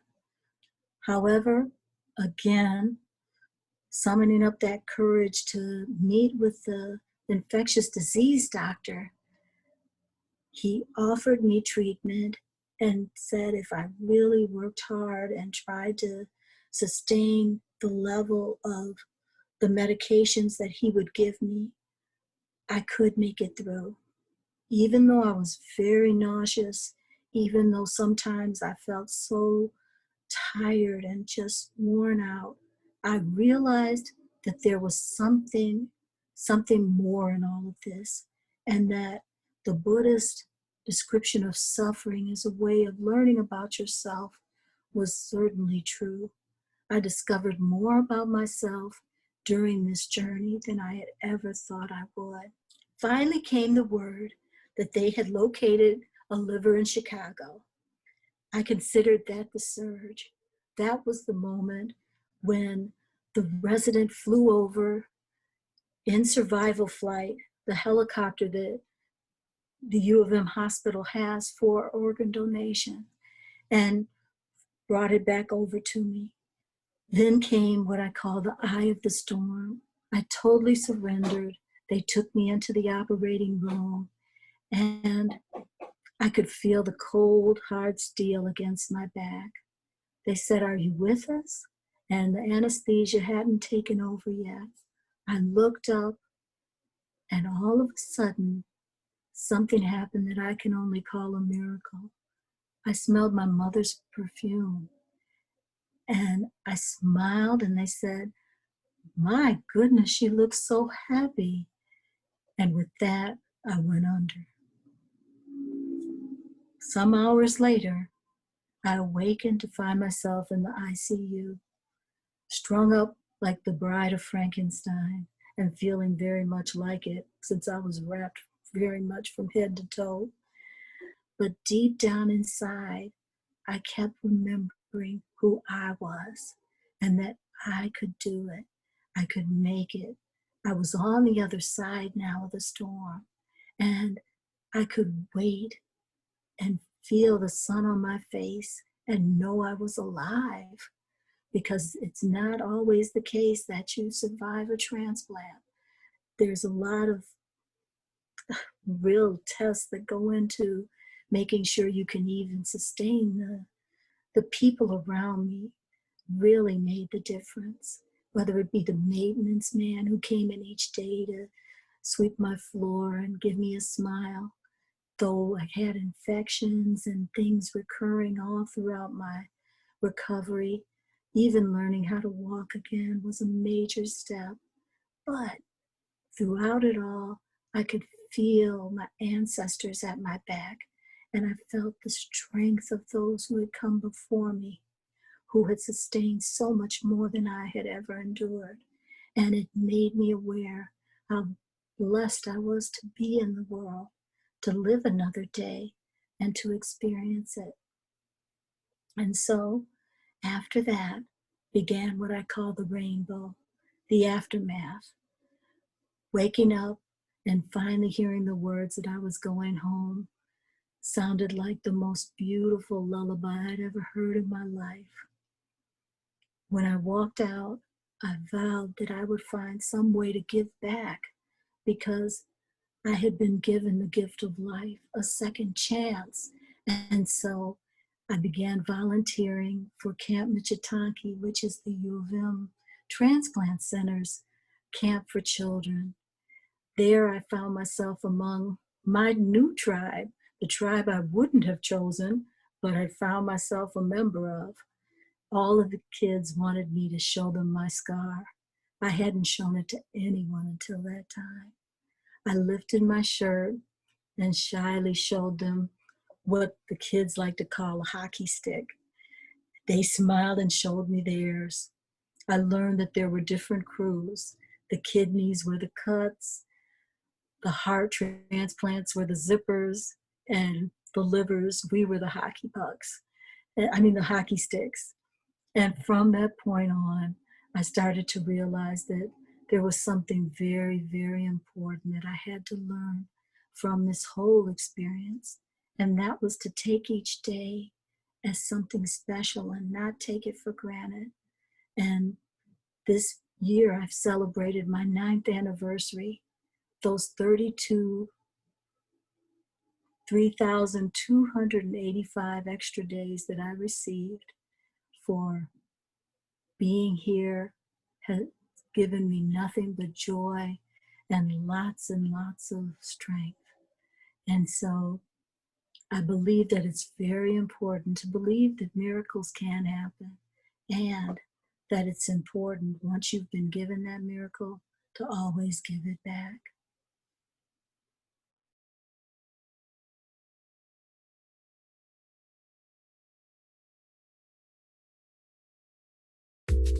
Building a brilliant, passionate community. Welcome back. It's Lewis here again. I am so glad to see you here in Module 4. In this module, we're going to turn our attention toward community and culture. In particular, we'll be thinking about how we can create and maintain positive cultures and communities around us. Why are we talking about communities, you ask? Well, it seems to me that by focusing on our communities and networks of support, we can start to imagine how brilliant, passionate living is like a spirit that enlivens those around us. As this spirit grows within our communities, our vision of what it means to live each day as if it's the best day of our life becomes stronger. There's a lot to think about here, so let's get going.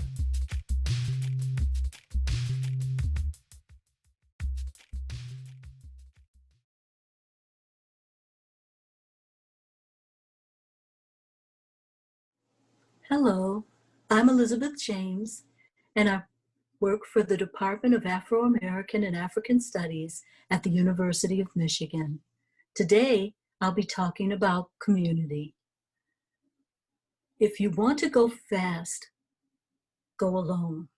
But if you want to go far, go together.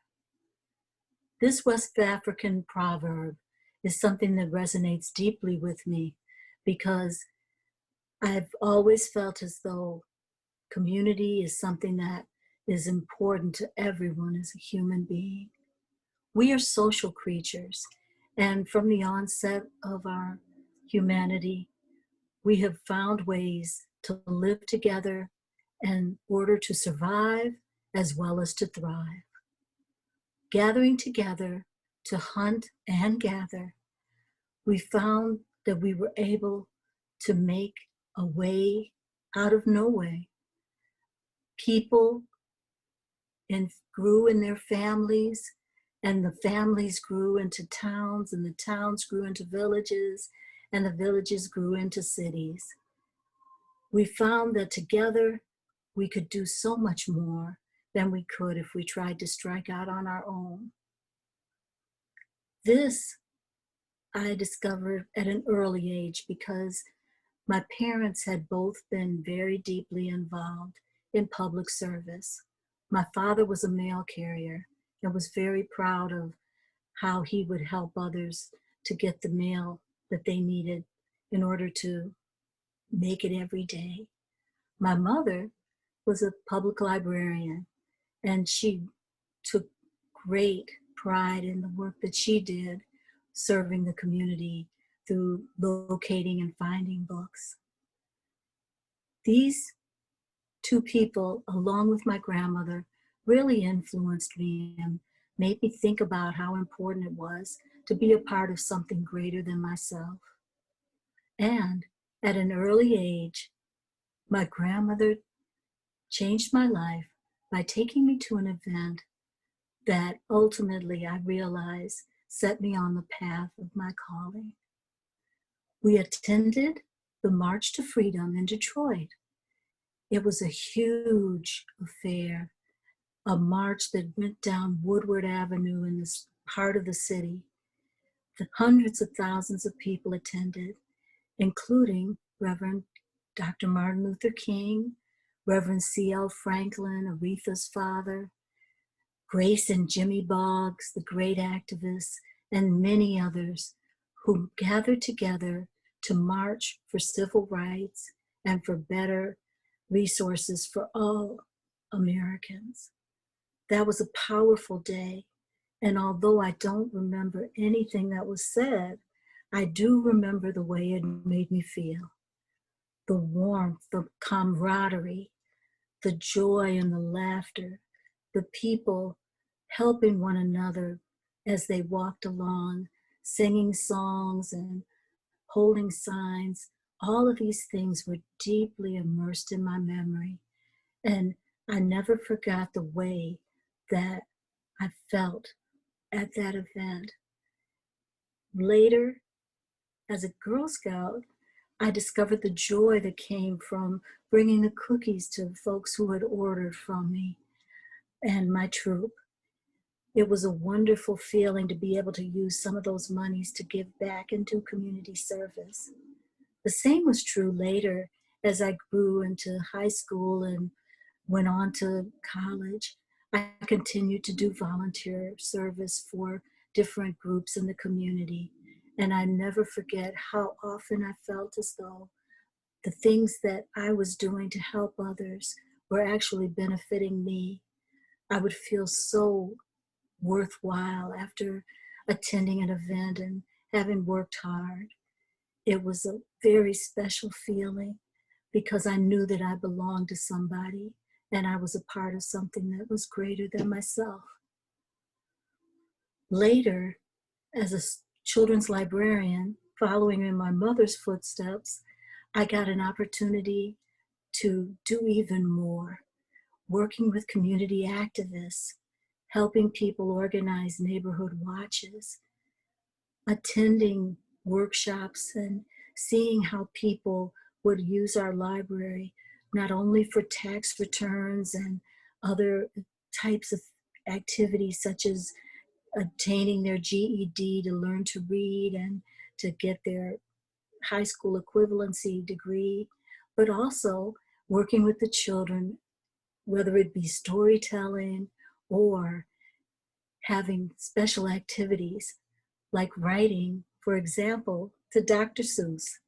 The children wrote him on his birthday, and not long after, we received a letter with a very special illustration that of the cat in the hat, about to eat green eggs and ham. The children all were so overjoyed by this. And I had the illustration framed and it hung in the library above the children's picture books. And all the kids would come in and show their friends and point out that they were the reason that Dr. Seuss sent the photo, the painting, the illustration to them. It was a very, very special event. And those types of things really helped me realize that people's sense of who they are often comes through the eyes of others. And so it's really important the way that we treat one another and the way that we behave, because we never know who we are impacting by our actions. That's all a part of that beautiful cycle that's called community. Each of us giving out and receiving back in return. Later, I found myself working in another area that contains public service, this on a much larger level. Working at the University of Michigan, we come in contact with thousands of people every day. We are open to, our doors are, as a public university, are open to everyone. And so we receive all types of inquiries from all over the world. Because we specialize in the African diaspora, there's really no place that isn't touched by the work that we do, whether it be helping our students on campus with their classwork and their homework and all that they're doing, or whether it be faculty who are seeking assistance with their research and their classwork as well. These types of experiences are very special, and they really bring home the fact that regardless of your educational status or how you are placed in the world, you all belong to someone else, and you all have to work together in order to make things better. You find meaning and purpose in the work that you do when it comes to building a sense of community, because each of these little communities help to define who we are. Whether it is my work assisting as a counselor for one of our student groups on campus, or whether it's the belly dancing class I take with my friends and family. All of those things help define a little piece of who I am. And each of those communities is very important to me because each of them defines me. The wonderful thing about community is that the power and the strength that comes from those communities are just immeasurable, and tapping into that energy really helps you become stronger yourself. I think that it's always important to remember the beautiful words of John Lennon when he said, "Imagine all the people living life as one." And so I urge to each of you to go out and find your own community and find your tribe. Find those that make you light up when you see them, and find those that encourage you to become your better self, because through that, the sky's the limit, just as the sky above us holds us all under its watchful care.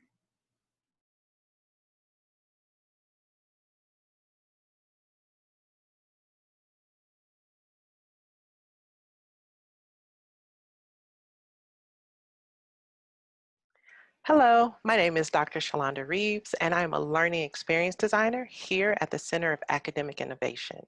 Today, I am joined by Dr. Erica McCray to discuss her work in the importance of culture and community. Hi, Dr. McCray. Hello, Dr. Reeves. How are you doing today? I'm doing well. I'm looking forward to this conversation. Yeah, me too. So before we begin, Dr. McCray, would you mind just telling us a little bit about yourself and the work that you do? Sure.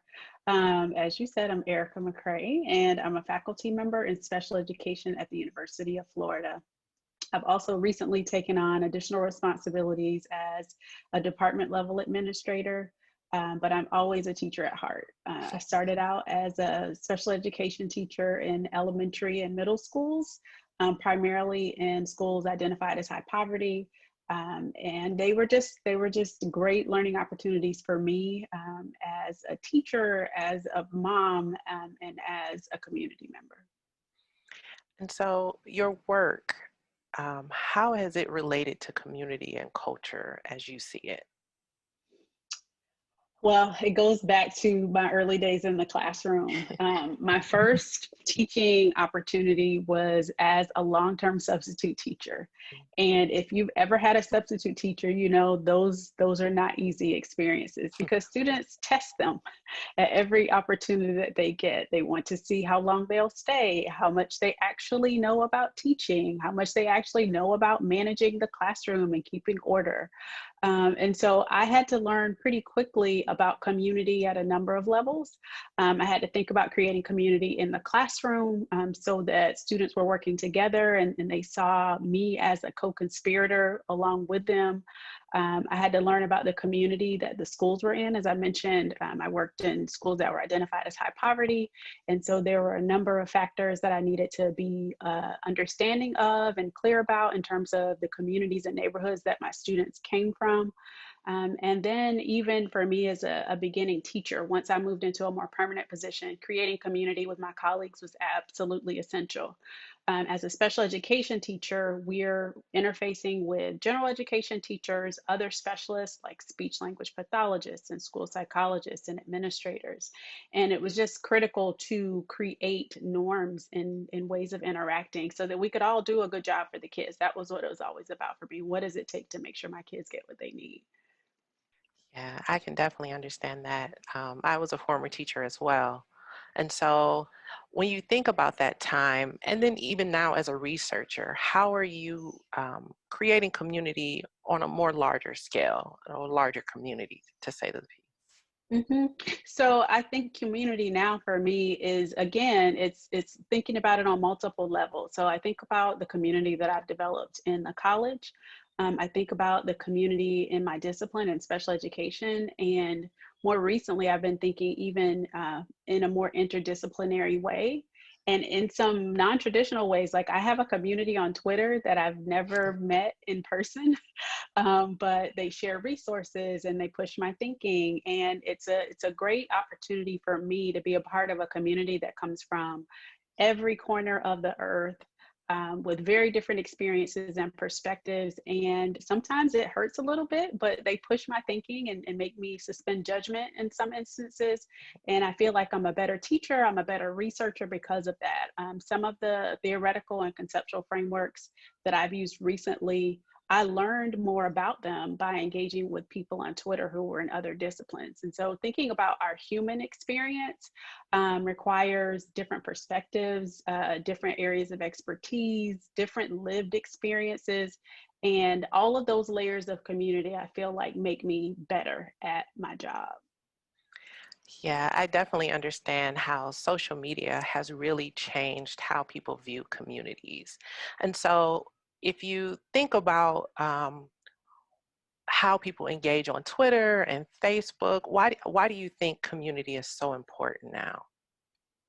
Well, in our current context, it's almost amplified because we are so far apart and we are trying to stay healthy and are staying in closer quarters than we typically would. So the communities are enriching.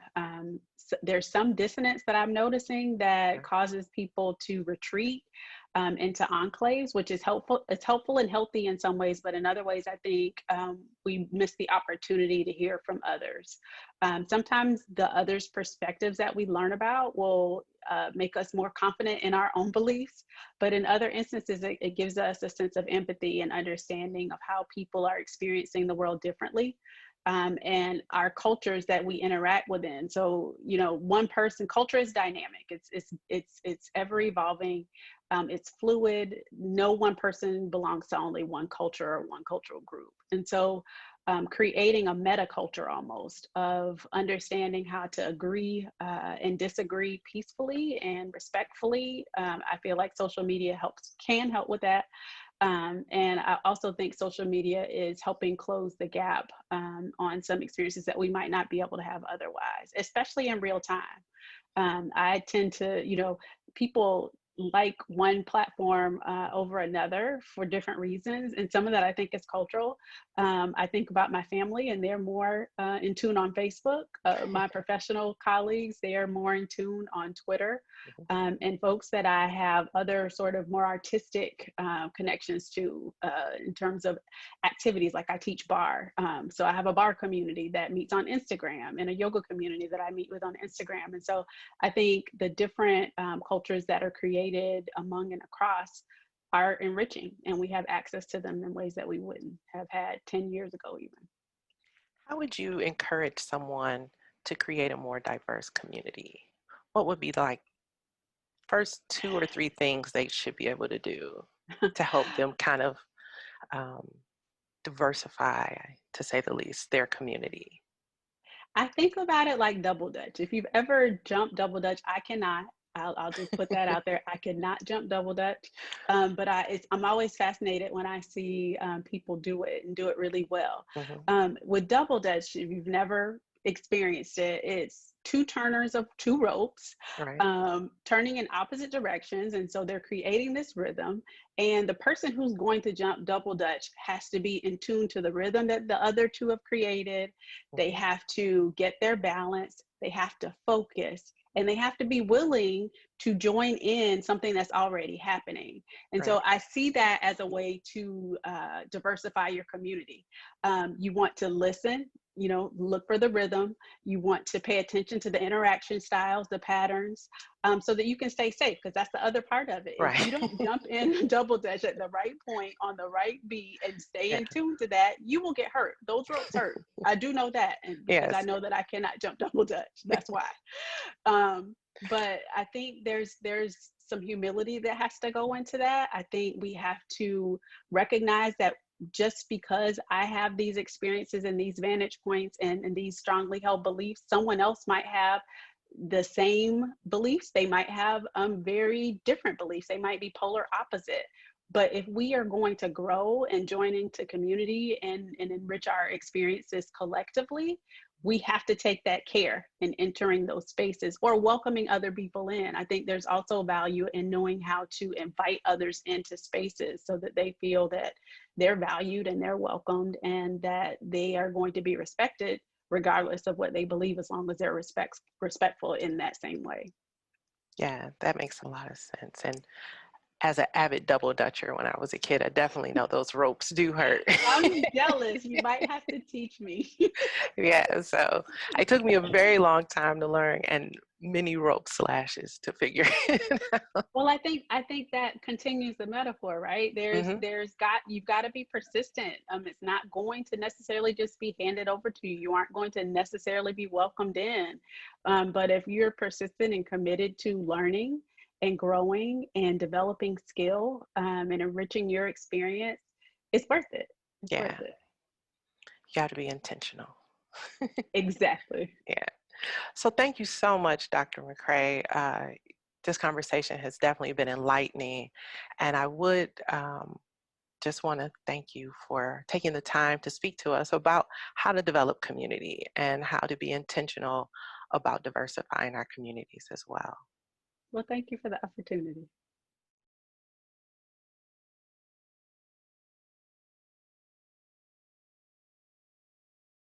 Hi, so my name is Chris Murchison, and I'm an affiliate of the Center for Positive Organizations and a visiting leader for the group there.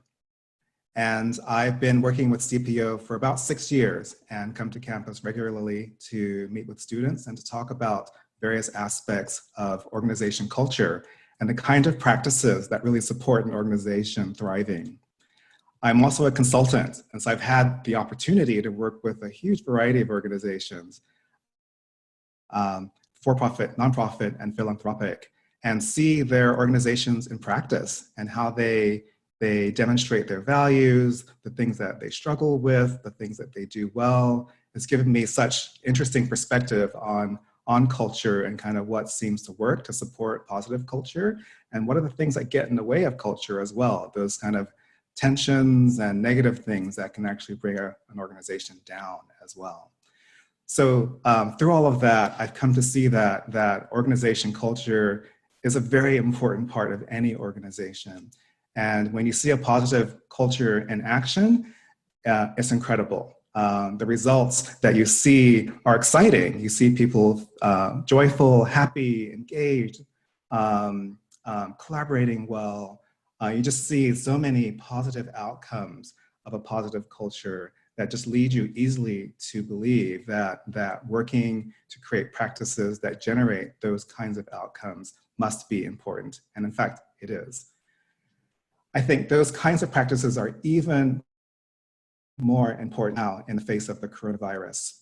And so in my work, I'm seeing as examples some things that I think are interesting opportunities to put positive practices into action. So I'm a part of a number of virtual teams right now, as I'm sure all of you are suddenly. And so we all have this opportunity to lead into a different way of working with each other. And I think that in and of itself creates an interesting opportunity to think about what does it mean to connect with your colleagues under these new conditions? How do you really pay attention to that and focus on that and create a positive environment to collaborate well virtually? How do you maintain connection with colleagues virtually? How do you do that well so that it's not just a surface level connection, but really a deep connection that feels as if it could be matched with what you might have in person with somebody. I'm also, as you are as well, experiencing the social distancing phenomenon. And so as I walk around my neighborhood, I actually find it interesting that there can sometimes feel this threat response as you pass someone at a distance. It's as if people don't want to approach you. And in that not approaching, it's really easy to feel if you're a threat to the other person or that you find the other person threatening. And in that kind of situation, it just doesn't feel very positive. It feels like you're pulling away from the other person emotionally, when in fact, actually coming together more emotionally is what we might all need right now to support each other and to feel a part of the same community.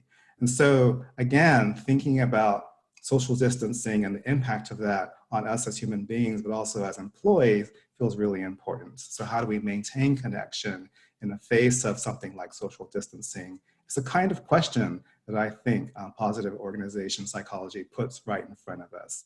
Hi, I'm Laura Morgan Roberts. I'm a professor of practice at the University of Virginia Darden School, and I'm also a faculty affiliate for the Center for Positive Organizations at the University of Michigan. In trying times, our greatest strength comes from the power within. It's about how we see ourselves as capable, resourceful, and caring. That's what affects our ability to adapt, rebound, connect, persist, and convert substantial challenges into opportunities for growing stronger. But how do we cultivate these positive identities, especially when our typical routines and roles and responsibilities have been upended? You know, overwhelming stressors like those we face in trying times can lead us to doubt our ability to meet challenges or help others to do the same. And when this deficiency mindset kicks in, we start to focus on scarcity. We think about what's lacking in our resources or our managers or even ourselves. For example, we might tell ourselves, like, I'll never make it through this situation. Things won't ever improve. I don't think I'll be as successful as I was before these trying times set upon me. I feel I'm being pulled in too many directions to be truly helpful to anyone. And I'm not handling this as well as my coworkers or peers or relatives. Everybody seems to have things under control except for me. Even though threatening circumstances can trigger these identity derailing messages and beliefs, we can counteract them with positive identity infusions. Most people seek to hold positive self-views, and they desire to be viewed positively by others as well. So positive identity infusions help to redefine our identities by using images, stories, and descriptions that are considered to be positive or valuable in some way. My colleagues, Professors Jane Dutton, Jeff Bednar, and I developed the GIVE model of positive identity based on decades of research that explain the 4 most common ways that a person might respond positively to the question, who are you at work?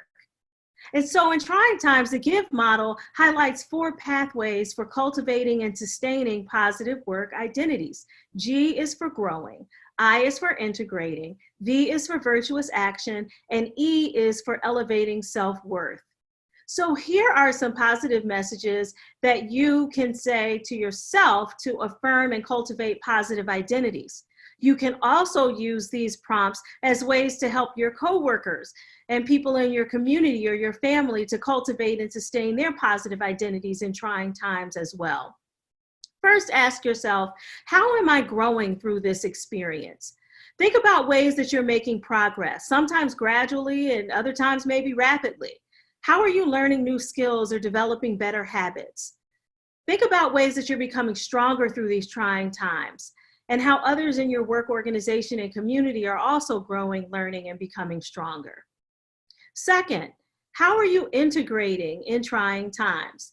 Now, I know you might be pulled in a wide range of directions, and you probably are inviting your coworkers into your home and your family life in ways that you never anticipated, now that we're all working, or so many of us are working remotely. But think about possible synergies here. How can we draw upon resources that come from these different parts of ourselves and our lives? And how can our authenticity and vulnerability help us to build deeper connections with trusted coworkers? Third, think about how you can engage in virtuous action in trying times. How are you rising every day to meet unanticipated challenges that you might face? What opportunities could you pursue to provide compassionate care for others during trying times? Maybe you can start to develop care packages or make donations of food or resources or other consideration for people in your neighborhood who need support, for displaced or furloughed workers, and of course, for the people on the front lines like our healthcare professionals who are keeping our society safe and strong right now. Virtuous action means maintaining our integrity by sincerely trying to activate our best self, whatever that might be during trying times. And finally, how are you elevating your self-worth? Are you focusing on your personal goals and growth? Are you appreciating your own journey and savoring opportunities to contribute to others? In trying times, it's important that we resist that urge to demean ourselves or others on the basis of social comparison. That means we might have to take a break from social media sometimes, and get off of Instagram or Snapchat or other places that make it seem like everybody else has it all together, and not angle to be the best, but just become more strengthened by showing up as our personal best, being present and making that honest effort to achieve collective goals. As we raise the standard for personal and collective development, we're better equipped to inspire and activate the best in ourselves and others during trying times, but also in the years that follow. Hi, I'm Betsy Irwin. I work at the Center for Positive Organizations as a learning innovator and teach at the Ross School of Business. And today I'm here to talk to you about strength spotting, a practice that I engage in and that I'm happy to share with you.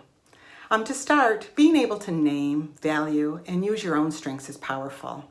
Knowing and using your strengths helps you feel more engaged, aids in coping with stress, and allows you to exhibit more resilience. You feel more energy and vitality.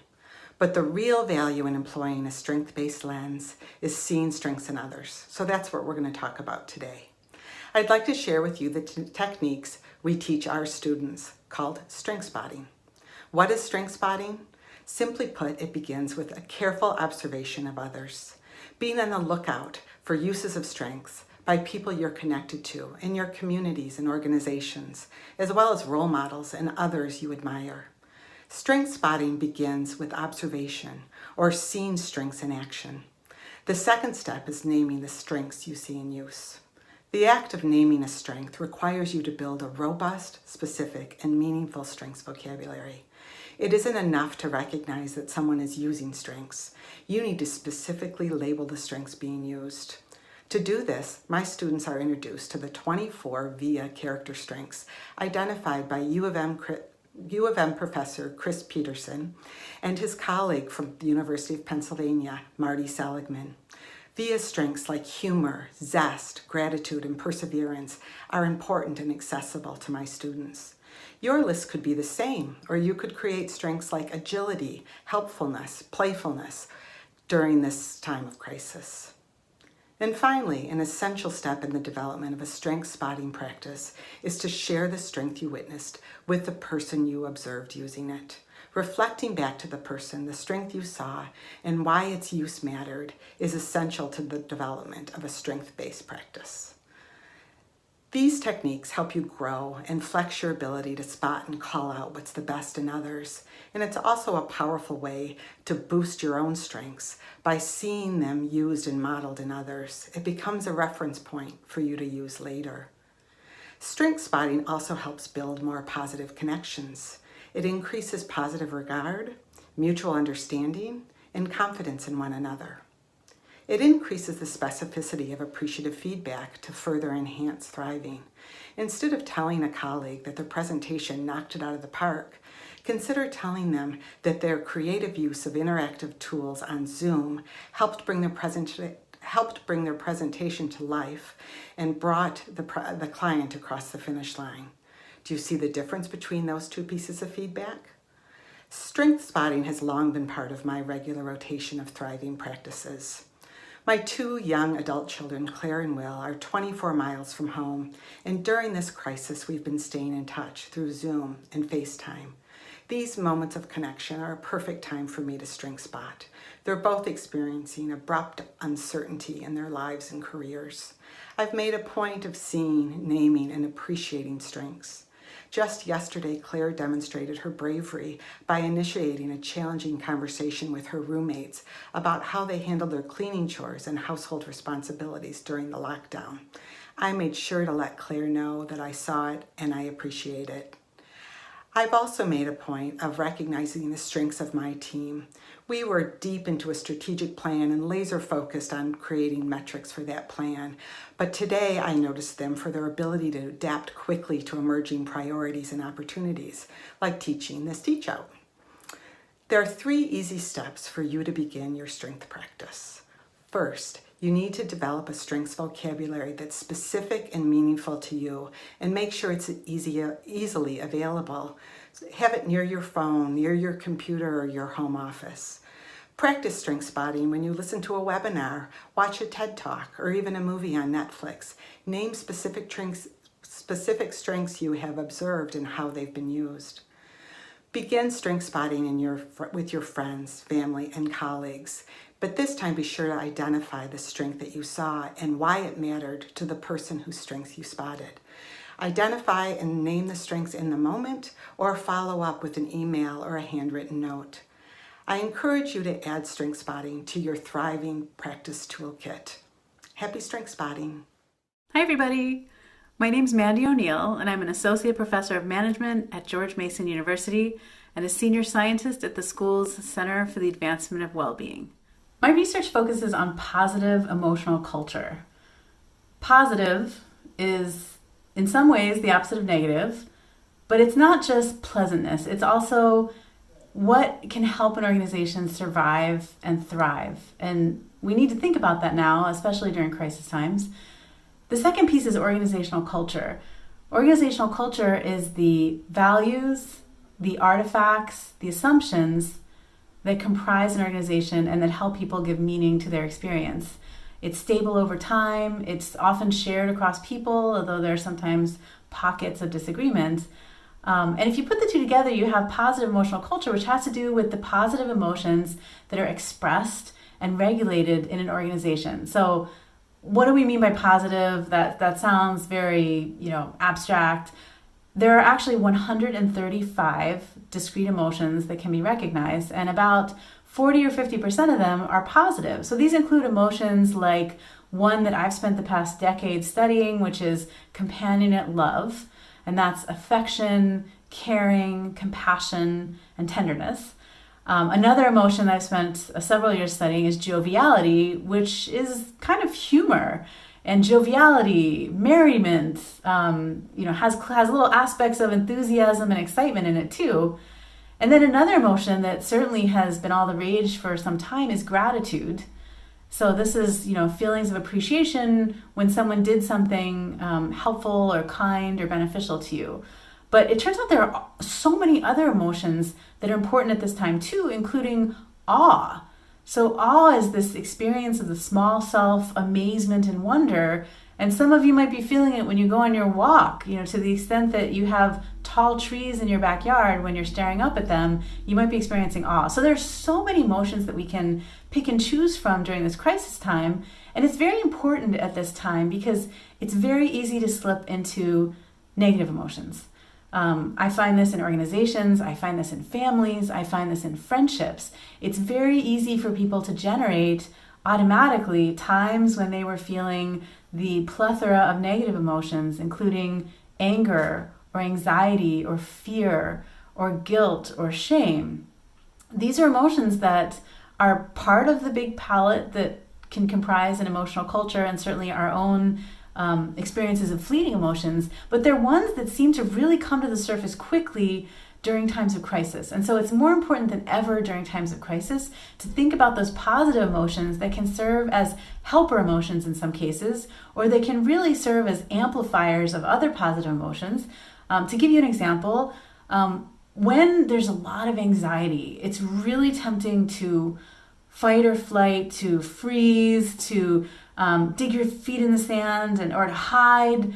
But there's another tendency that involves reaching out and connecting, what some people call calming and connecting to the people for whom you feel affection, caring, and you feel that in return. And it turns out that emotion can actually help buffer the feelings of anxiety. Another emotion that's really helpful in this regard is gratitude. So you might be feeling really, really annoyed or frustrated with whoever is sharing your space right now, whichever coworkers, whether they're 8 years old or 80 years old or something in between, you might be feeling really annoyed and frustrated. And so one of the things that I find helpful is to actually not avoid or deny or pretend that those emotions aren't there, but to acknowledge them and to recognize them, and then to think about why you're actually grateful for that relationship. I mean, this is someone in your life for a reason. And that person has had a positive influence somewhere, sometime in you, and you wouldn't be who you are without that person. So in thinking about that, I've done that in some cases, and it really does help to make the anger, for example, less important, less present, and really focus on the deep bonds of caring and affection that are also never more important than during a time of crisis.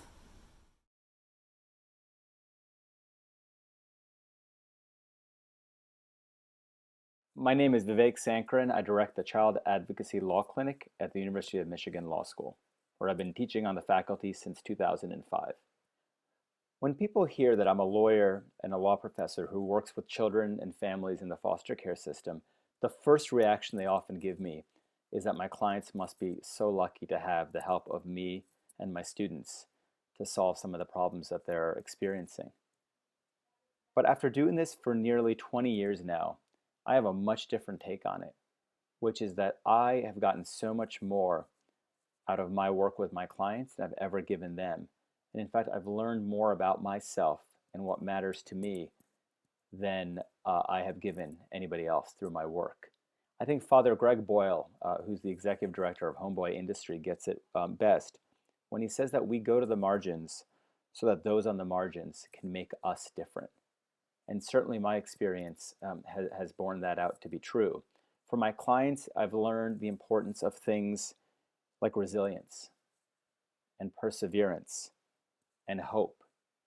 I think of the mother who had lost custody of her children about 2 decades ago due to substance abuse issues, but got clean and was a support for her children as they got older and were looking for a place to live as they graduated from high school and needed stable housing. I think of kids who are in foster care, who have no families to care for them, who bounce from group home to group home, yet nevertheless turn into responsible fathers and mothers and are caring and loving individuals.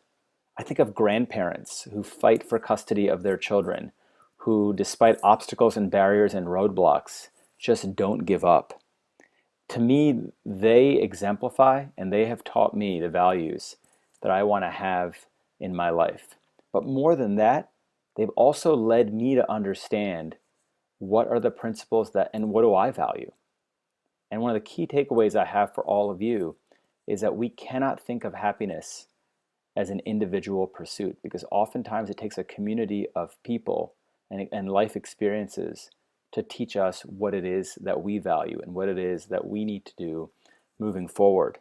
So for my community, from my clients, from others that I've worked with, I've learned that things like family, things like service, things like forming a community are all central parts of how I derive joy and satisfaction in everyday life. But more than that, the families and children that I've worked with have taught me the importance of exhausting the little moment. Because every day in my work, I see those little moments that we take for granted. A parent seeing her child for the first time. A parent regaining custody of her child after long separation. A grandparent getting a chance to talk to kin on the phone or in person. And I see the joy and the light that is exuded over all of us when situations like that happen.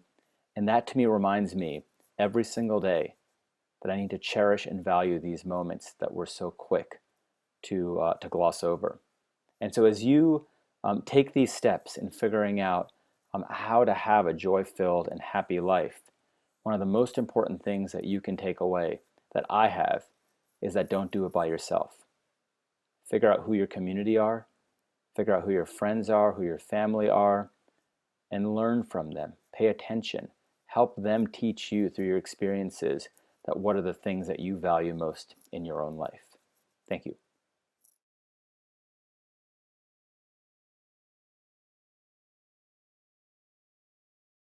Hi everyone, my name is Julia Lee Cunningham and I'm an assistant professor at the Ross School of Business at the University of Michigan. Today I would like to share with you some of my research related to the reflected best self concept and what you can do to incorporate some of these insights into your everyday life, especially during these challenging times. What I mean by reflected best self is essentially understanding how people in your social network recognize and affirm your positive impact on them.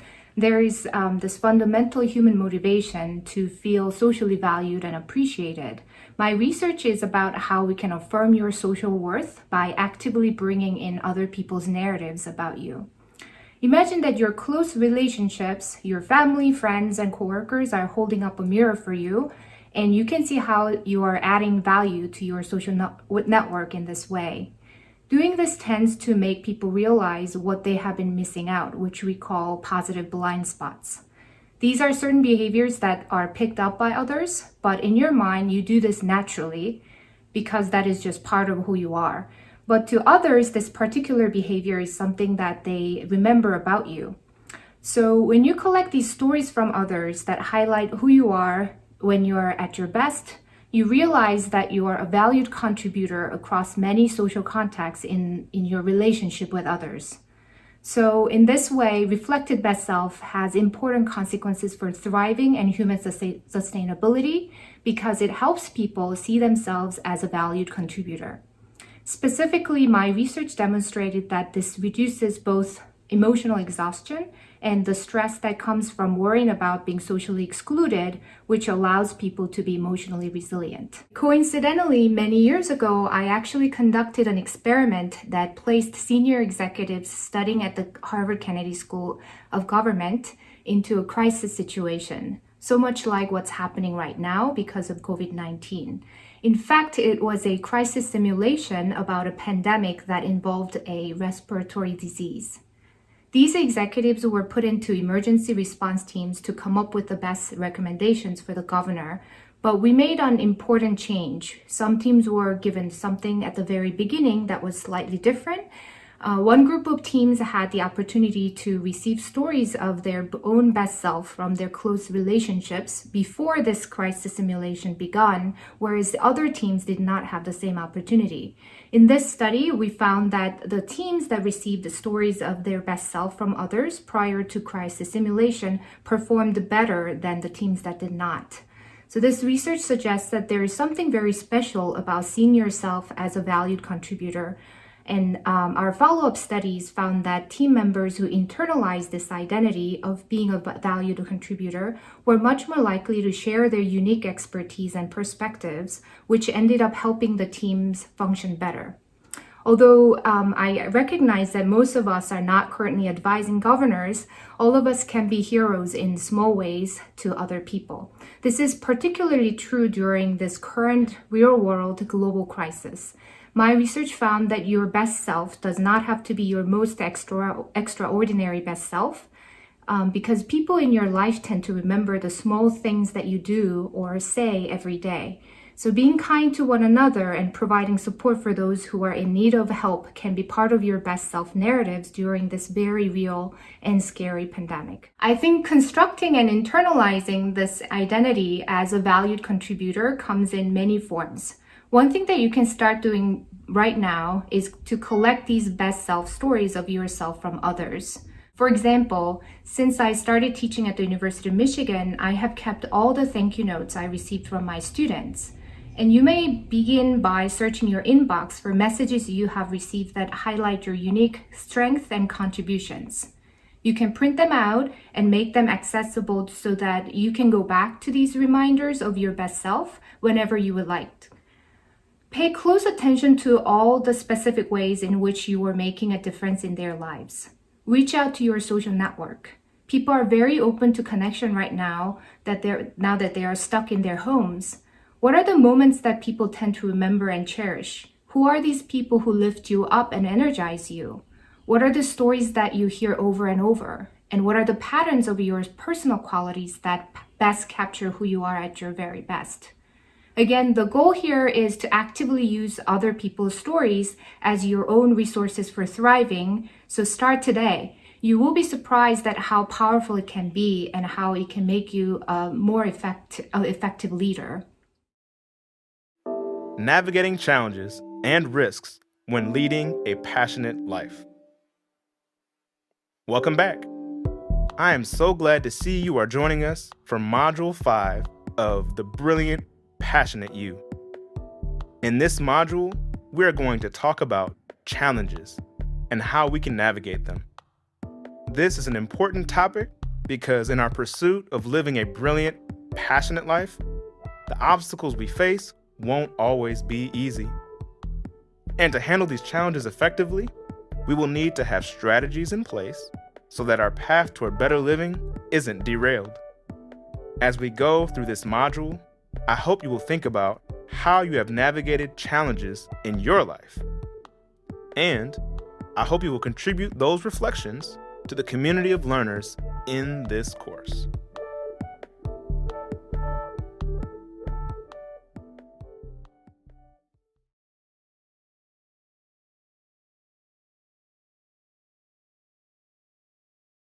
Hi, everyone. My name is Laura Schramm, and I'm the Director of Professional and Academic Development at Rackham Graduate School. I teach a class called Designing Your Life. What are you doing when you are at your best? How do you make every day the best day of your life? Oftentimes, when people are feeling really energized in a given task, this is something we refer to as flow. How do you figure out when you're in flow? Have you ever felt like you're so completely absorbed in a task that you lose all sense of time and you walk away feeling energized? I have a great activity to help you assess when you are most energized and engaged every day. And this activity is called the Energy Engagement Map. And it was created by Bill Burnett and Dave Evans, who are the co-authors of a book called Designing Your Life. In this activity, you're going to start first by listing out 10 activities that you regularly do in any given week.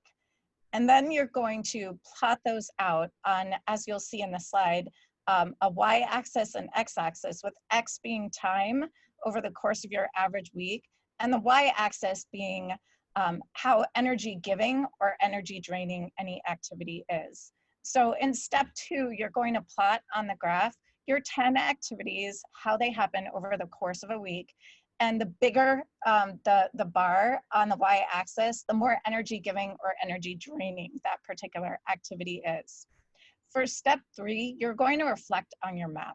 Step back and look, are there any patterns that you notice about what activities are really energizing you? What activities make you feel in flow? Or are there some patterns, like a particular day of the week where you're seeing you're particularly energized, or perhaps where you're particularly drained? And step 4, this is the most important step of this activity, is to consider what are some small changes I can make in my life based on what I've learned from this activity to thrive even more every day. It doesn't always require making some drastic change in order to live your best life right now. Sometimes we can make small adjustments in our activities or even the timing of those activities to be in flow and living our best lives every day.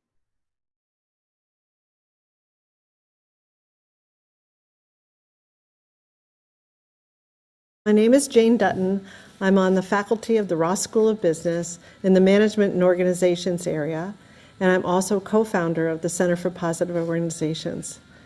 And it's my opportunity to tell you about the Flourishing Triangle and why it's so helpful in helping us to think about how to thrive in the current conditions. Flourishing Triangle is a framework that gets us oriented towards thinking about systematically 3 different conditions that foster human and collective thriving. We know that we're thriving when we're in a state of optimal functioning and we're engaged, we're committed, we're feeling vital. We're doing all those things that you experience when you're in sort of your maximal or optimal state. Now, the Flourishing Triangle as a framework orients us towards 3 different conditions or buckets of contributors to human and collective thriving. The first is positive emotions. So positive emotions are subjective, pleasant feelings that we have at a particular point in time. So they might include things like joy or gratitude or serenity, pride or awe.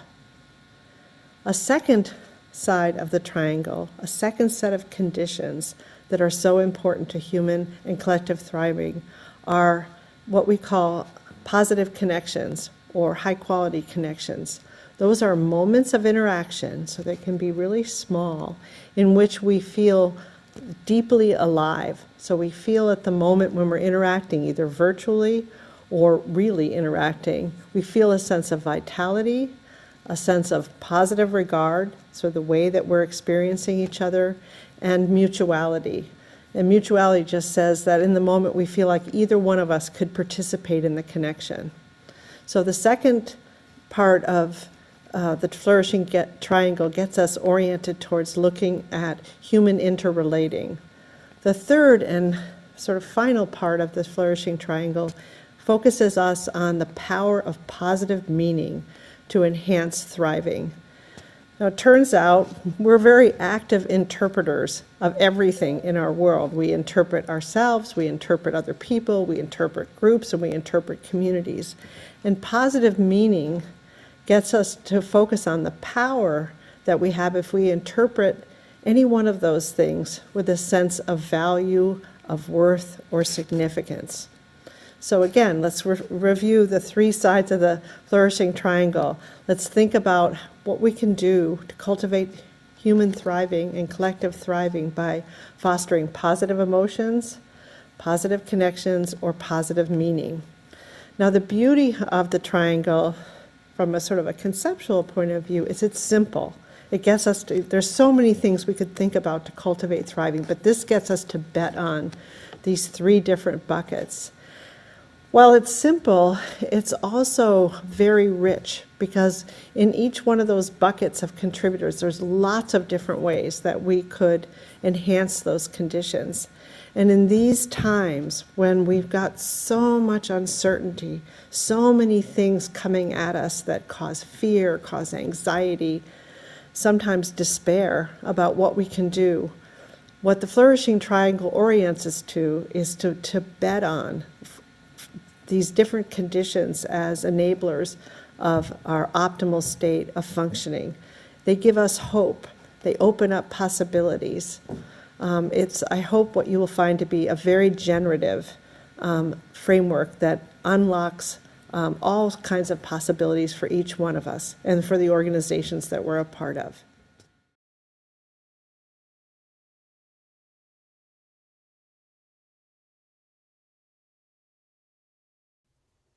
Welcome. As always, it's good to see you. In this session, you'll learn about a characteristic associated with self-motivation, and that's the power of grit. New cadets at the U.S. Military Academy, West Point, go through a staggeringly tough, physically and mentally challenging program during their first 7 weeks. This program is called The Beast. It's well known that many new cadets drop out of West Point before the end of those harsh 7 weeks. For years, West Point was unable to pinpoint why. They found no patterns related to high school rank, college entrance exam grades, for example, SAT and ACT grades, physical fitness, leadership potential assessments, or any other measure that would seem to be relevant to whether a cadet would go the distance or drop out. In 2004, along came psychology doctoral student Angela Duckworth. She got permission to give the cadets a 12-question assessment on their second day at West Point. She found that the higher the cadets scored on this simple assessment, the more likely they were to complete the Beast as well. The lower they scored, the more likely they were to drop out. The assessment was Duckworth's grit scale. She defines grit as passion and perseverance toward a long-term goal. The assessment questions included statements such as, I finish what I begin, I am diligent, I never give up, and I often choose a goal and later on choose to pursue a different one. She also explored whether teenagers who performed best in the U.S. Scripps National Spelling Bee competition rated higher on grit, and they did. Not surprisingly, Duckworth found that the grittier teenagers spent more time studying for the spelling bee, and this paid off in their higher ranking. In her research, Duckworth found that grit did not relate positively to IQ, but it was highly correlated with conscientiousness. As with conscientious people, gritty people are hardworking, self-directed, self-motivated, persistent, and they're able to bounce back from setbacks and get themselves back on track. But here's where grit differs from conscientiousness. Gritty people apply their focus to a single long-term goal that's extremely meaningful to them.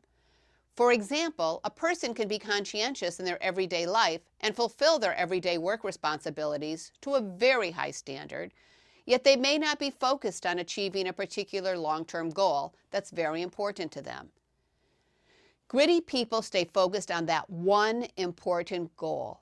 Keeping their eyes on the prize, it's the driving force that compels them to work even harder, to be even more persistent, and to be even more resilient. Rejection and being told they can't do something fuels their determination. Steven Spielberg was rejected from film school 3 times. Oprah was told she was unfit for TV, and Beyoncé was told she couldn't sing. Being gritty takes even more stamina for longer periods of time, all in the dogged persistence of achieving a single long-term goal. Grit is like conscientiousness on steroids. Actor Will Smith describes the secret to his success as an actor this way. The only thing that I see that is distinctly different about me is that I'm not afraid to die on a treadmill. You might have more talent than me, you might be smarter than me, you might be sexier than me. You might be all of those things, but if we get on the treadmill together, there's 2 things. You're getting off first, or I'm going to die. It's really that simple. U.S. Supreme Court Justice Sonia Sotomayor demonstrated grittiness ever since she was a child. Born in the Bronx, New York, to a family from Puerto Rico, she was raised for many years by a single mother after her father died of complications related to alcoholism when she was only 9 years old. Her mother was an orphan, and her father never completed the 3rd grade. Her mother worked hard to save money to send Sotomayor to Catholic school. Sotomayor learned responsibility at age 7 when she was diagnosed with type 1 juvenile diabetes and had to give herself daily insulin shots for the rest of her life. In her autobiography, she said, I probably learned more self-discipline from living with diabetes than I ever did from the Sisters of Charity. She decided that she wanted to become an attorney after watching the TV show Perry Mason, in which actor Raymond Burr played a prosecutor with a flair for public speaking and for winning cases. She was fascinated with the way Mason eloquently presented his cases and served the law. Sotomayor did not have the resources at home to help her pursue her dream of becoming an attorney, but she had the grit to figure it out. Inspired by the fictional Perry Mason, she practiced public speaking whenever she could. When she was ready to become the first person in her family to attend college, her friend Kenny from her high school debate team encouraged her to get admitted to an Ivy League college. He gave her the names of colleges, and then he helped her adjust to life at Princeton and then Yale Law School. She relied heavily on students with more experience to help her develop the confidence and political skills to not only survive, but thrive. Today, Sotomayor is quick to advise people to remember that no one succeeds alone. She expresses pride that she was one of the early beneficiaries of affirmative action, and she worked hard to live up to expectations. She was awarded the Pine Prize, the highest academic award given to Princeton undergraduates, and she was an editor for the prestigious Yale Law Journal. She bounced back after not being offered a job after her school summer internship with a prestigious law firm. Reflecting on that early failure, Sotomayor said, "I would do what I had always done, break the challenge down into smaller challenges, which I would get on with in my methodical fashion." Now, Duckworth notes that grit is like living life as a marathon, not as a sprint. And she is convinced that grit can be learned. She works with school systems to help them develop grit in children so that they can have better opportunities for a good life. Today, Duckworth likes to show her doctoral students the letters that she receives from academic journals rejecting her articles because she wants to build a resilience by showing them that struggles and failures are a normal, if not desirable, part of an academic's life. What can you do to increase your grit? Like a muscle, grit can be developed through focused practice. Angela Duckworth describes self-made businessman Warren Buffett's strategy for identifying your most important goal, the one that most deserves grit. First, list up to 25 goals. Second, circle the 5 that are the highest priority, those that are most aligned with what's most important to you in life. Third, look at the goals that you didn't circle and don't pay much time and energy toward those goals because they'll distract you from your top goals. Buffett says it more starkly. Avoid the goals on the second list at all costs. Deciding what you're not going to do is as important as deciding what you will do. Then make a plan for achieving your top 5 or fewer goals. Then Duckworth adds another step. She recommends that you ask yourself, to what extent do my top 5 goals serve a common purpose? By aligning your goals, the effort you put into one of your top goals is likely to benefit your other goals as well. Warren Buffett is known to be clear about his priorities. Despite his wealth, he's worth over $60 billion. Buffett lives frugally in the house he bought in 1958 for $31,000, which today would be around $260,000. He has pledged to donate 99% of his wealth to charitable causes when he dies, with most of it going to the Bill and Melinda Gates Foundation, which is dedicated to lifting people out of poverty to lead healthy, productive lives. Before we end this session, it's worth noting that being overly gritty carries some risks. Sometimes it's healthier to quit, particularly when the goal is unachievable or if the situation has changed to one in which the goal is no longer worth the effort required. Researchers have found that people who are able to let go of goals that are for some reason unattainable had lower C-reactive protein, and that's a molecule that's associated with health issues related to inflammation, than people who continue to pursue an unattainable goal. In another study, researchers found that people who were able to detach from unattainable goals and invest in new attainable goals reported higher subjective well-being, otherwise known as happiness, lower stress, and higher self-mastery, which the researchers defined as a belief that one has control over what happens in their future. Another risk of excess grit, that you can become so invested in achieving your goal that you lose interest in other important parts of your life. For example, your health and relationships. As researcher Walter Mischel, the creator of the original Marshmallow Experience, says, a life with too much self-control and delayed gratification can be as unfulfilling as one with too little. So now you know how grit can help you achieve your goals, what steps you can take to increase your own grit, and what risks are associated with grit. And I must say that you've shown quite a bit of grit by staying with this course so far, because it can be easy to get sidetracked with everyday distractions. So it looks like you already have some of the grit it takes to succeed. Thanks for taking the time to learn about the power of grit, and I hope you found this session to be useful and enjoyable. Jessica was overwhelmed and didn't know what to do. She's a generous person by nature who had volunteered, as she often does, to help a stressed out colleague. This time, it was a recent hire at the IT firm where they both worked, who was inexperienced with the company's customer relationship management system and had fallen behind. Jessica knew the system inside out, so she offered to take over a data entry task on her colleague's behalf.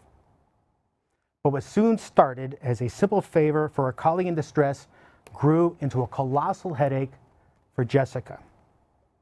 The additional workload didn't seem overwhelming when I agreed to help, she told me, but I quickly realized how time-consuming it was. She began coming into the office early, staying late, and working through lunch to keep up with her existing job duties. She became resentful of the rest of her team for going out to lunch or leaving work at 5 p.m. I was even resentful when people stopped by my office to catch up, she said. A 15-minute conversation with a coworker meant 15 minutes I wouldn't be able to spend with my family that evening. Jessica needed some help of her own, but she never asked for it. I assumed that my other team members had full plates also, so I continued to labor through the workload, she explained. I didn't know how important it was for me to raise my hand and ask for help.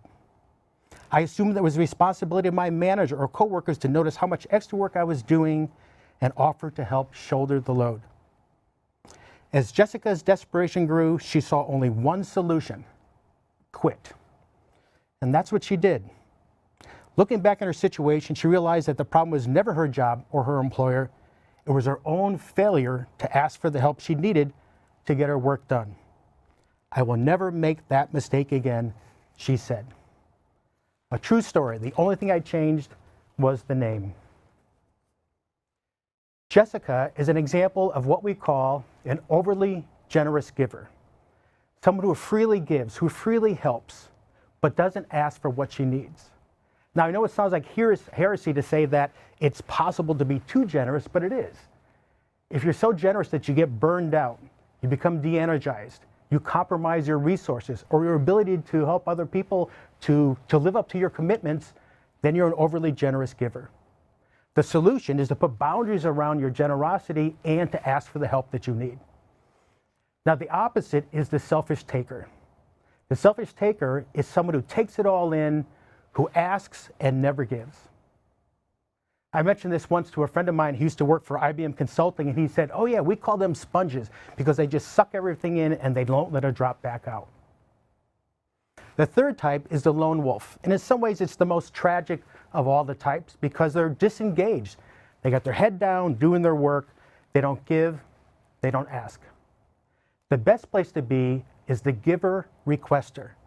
Those are people who give, they're generous, they're helpful, and they ask for help when they need it. That's the best place to give for an individual, for a team, or even for an entire organization. Now, I've told you one story, one data point, but I mentioned 4 categories. And even I know you can't generalize from an N of 1. And so what we needed was to develop an assessment of both giving and asking, and then use that assessment to collect data from a very large population. Now, I don't know how to do that sort of thing, so I needed help. And I asked one of our wonderful PhD students, Hillary Hendricks, if she would help out. And she graciously said yes. And we developed and validated this assessment. And we use it to collect data from a large population. And this is the result.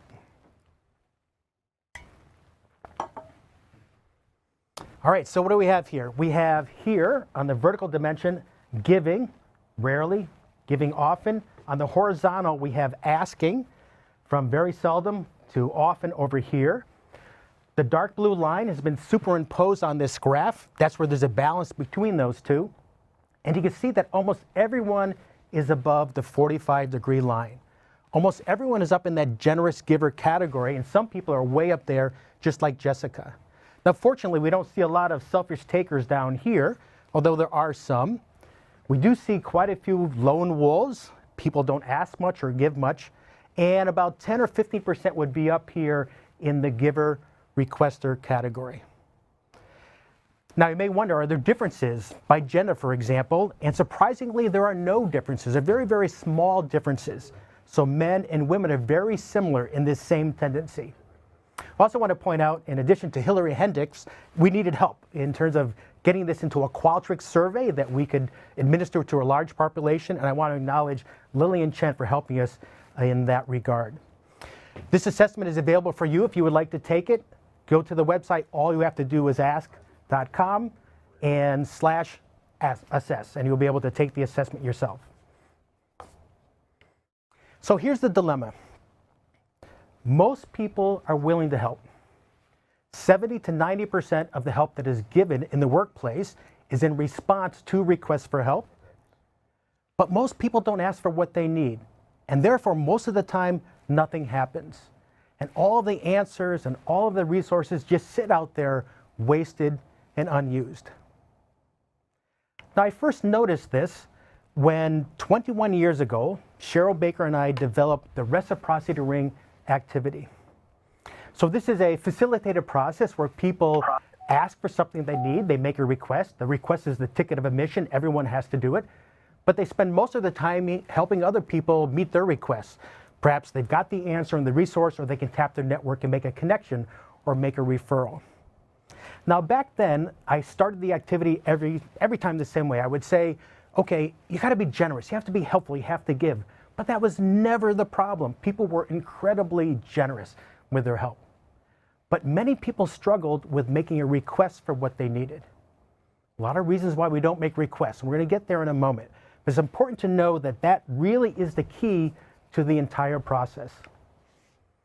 So there's no giving without receiving, there's no receiving without giving, and that's the request that drives the entire cycle, that drives the process.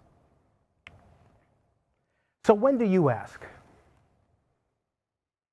When I pose this question to audiences, one of the most common answers I get is this: I ask when I'm stuck and I'm totally desperate.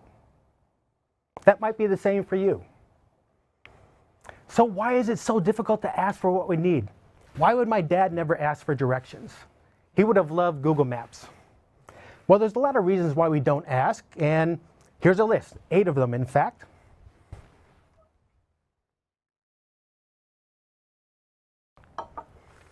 Sometimes we don't ask because we are too self-reliant. Now, self-reliance is a virtue. It's a powerful motivator, but it's possible to go too far. Sometimes we can be much more effective, more efficient, more creative by reaching out and asking for input and resources from other people. The second one here is probably the most common, is that people don't ask because they are fearful that they're going to appear to be weak or ignorant or incompetent.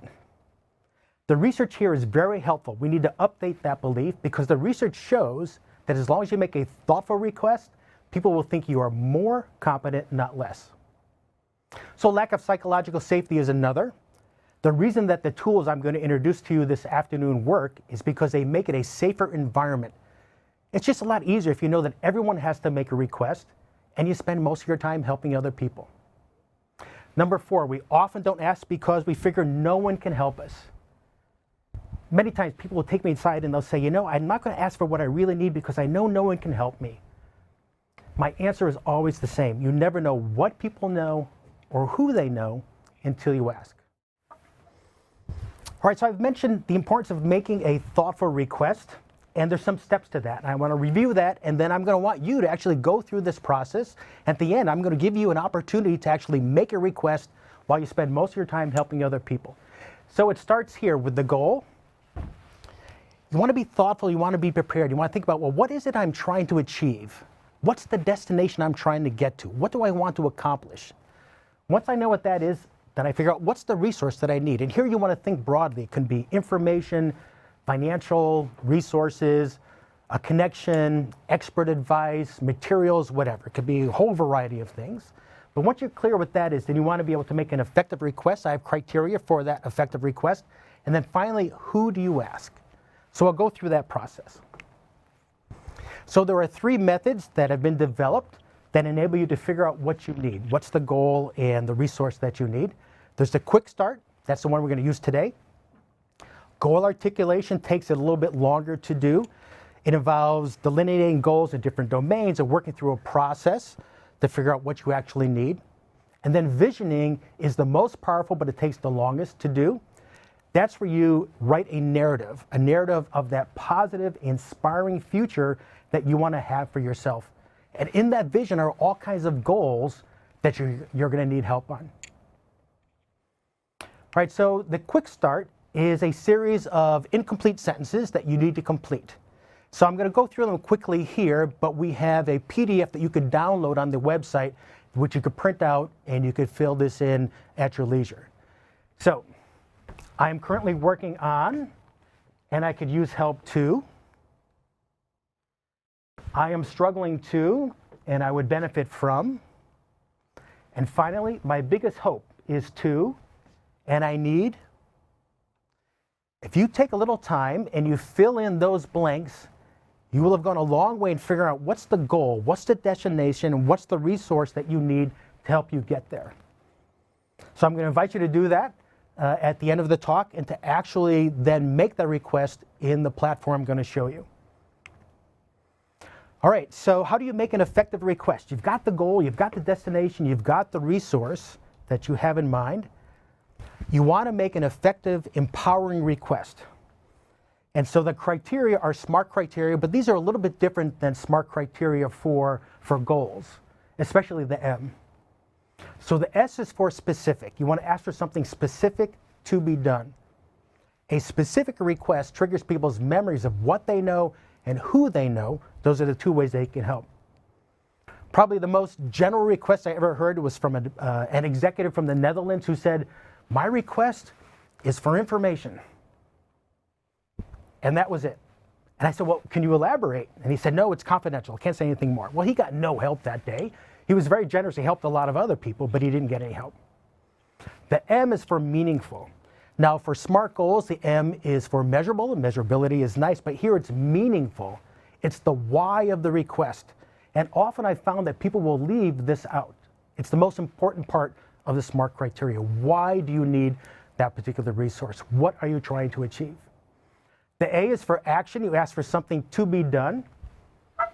The R is strategically realistic. So I encourage people to make stretch requests, but they need to be within the realm of possibility. And finally, T, time, that's the deadline. And here, a specific deadline is much better than a general one.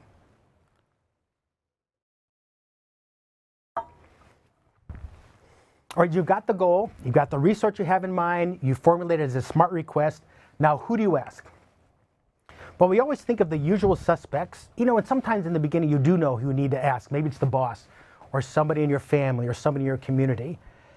But often it's helpful to think beyond the usual suspects, the circle of friends and coworkers that you have. And there's 3 different ways you can do that. One is what I call the 2-step method. The 2-step method is this. You might not know who has the resource, but you might know someone who does know who has the resource. Now, my colleague and friend here, Jeff DeGraff, here at the business school, he runs the Innovatrium, and he said that they use a 2-step method on a regular basis, and they keep track. In 1 year, they use it 180 times to remarkable success.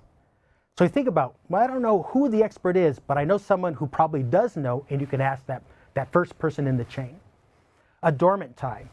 So a dormant tie is a relationship that you once had, but your lives have gone in different directions. Now, many times we'd be reluctant to ask a dormant tie, to rekindle that tie because we feel that they wouldn't be receptive. But the research here, again, is helpful for updating that belief. What the research shows is that our dormant connections are delighted to hear from you, and they want to help. And they're really important sources of help because your lives have gone in different directions. They know things and they know people that are really different from what you know and who you know. So the fourth one here is crowdsource. Every now and then you have an opportunity where you could broadcast your request to a very large community, and that's the one I'm going to invite you to use at the end of my talk.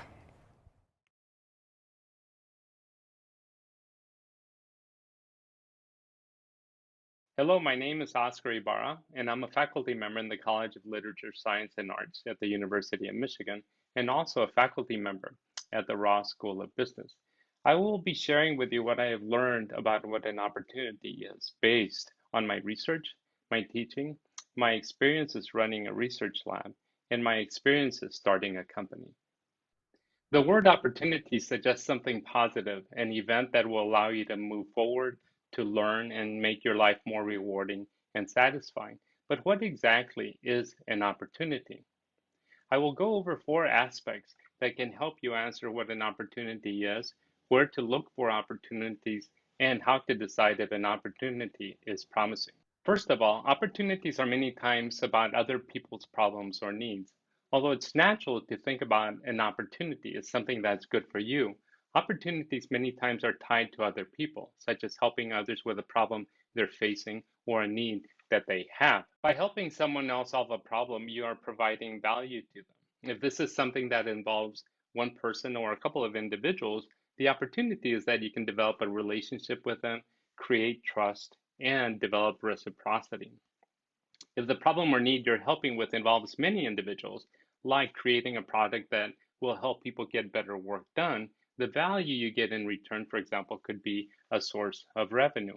In the end, an opportunity should allow you to get some rewards and help make your life more satisfying. But these rewards won't just jump into your arms. They reflect that you have offered something to others that they also find valuable. Number 2, opportunities are assumptions that need to be tested. When we're scoping out problems or needs that people might have, or we're considering just what we want for ourselves, like a new job, these opportunities are just ideas. We don't know if they are real or not. It's amazing that we can envision in our mind so many ways to make things better, but we will not know if the idea is an actual opportunity unless we act to test it and to validate it. Number 3, opportunities are social creatures. Our minds are designed to help us develop relationships with others. If we can't develop relationships, we cannot rely on others for support. There are different types of social support that are important for developing opportunities. These are informational support, instrumental or material support, and emotional support. Informational support matters because other people will have different skills, experience, and knowledge. Maybe you haven't come up with an opportunity idea yourself, but someone in your social network might provide you with information, for example, about a problem or need that they think exists, and this inspires you to do something about it. Other people in our social networks may also have experience in developing opportunities themselves, so they can provide advice, or they may have resources that they wish to invest in your opportunity idea. Finally, our close friends and family provide us with emotional support. When we take on challenges in our lives, like trying to develop an opportunity, we will likely experience obstacles or setbacks, and it is these close others who can provide us with comfort and encouragement at these difficult times. So opportunities are very social. We use our social skills to notice others' problems and needs, and the people we know and have relationships with can provide us with different types of support that is instrumental for developing opportunities. Finally, opportunities should make sense in terms of resources. The value we get from our activities and from our efforts comes in different forms. The value can be emotional, for example, when we feel good or happy by helping someone solve a problem. But some attempts to help others solve a problem or fill a need may take considerable investment in terms of time, energy, and possibly money.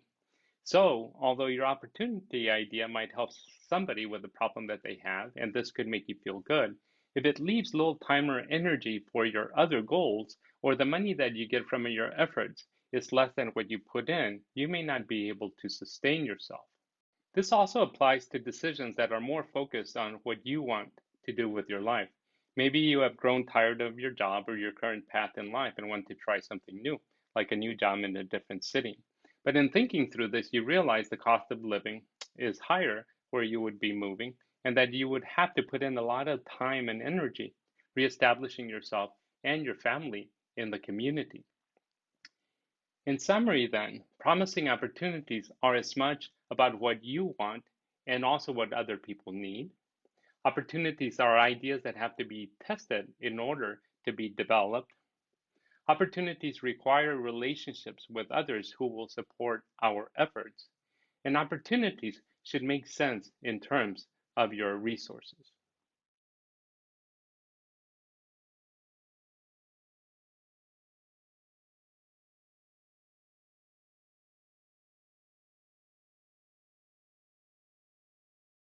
Hi, my name is Bridget Carr.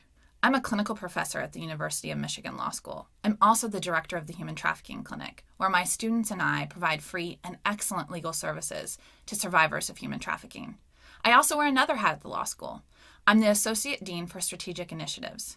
In that role, I get to teach a course called Designing Your Life in the Law, where I help students find what they want to do with their one brilliant, passionate life. I've spent over a decade on the front lines of human trafficking. I've seen firsthand how work can harm and dehumanize people. It is frustrating, grueling, and sometimes defeating work. I've helped my clients leave those situations. I've helped them get victories in the criminal legal system against their traffickers. And then often, I've helped them get a job. I've been surprised that one of the most hollow victories I have felt is helping my clients get a job. Yes, I'm elated that my clients leave exploitive work, but often the work they find treats them as a commodity. It's no better for many of them, and some of them find their way back to exploitive work.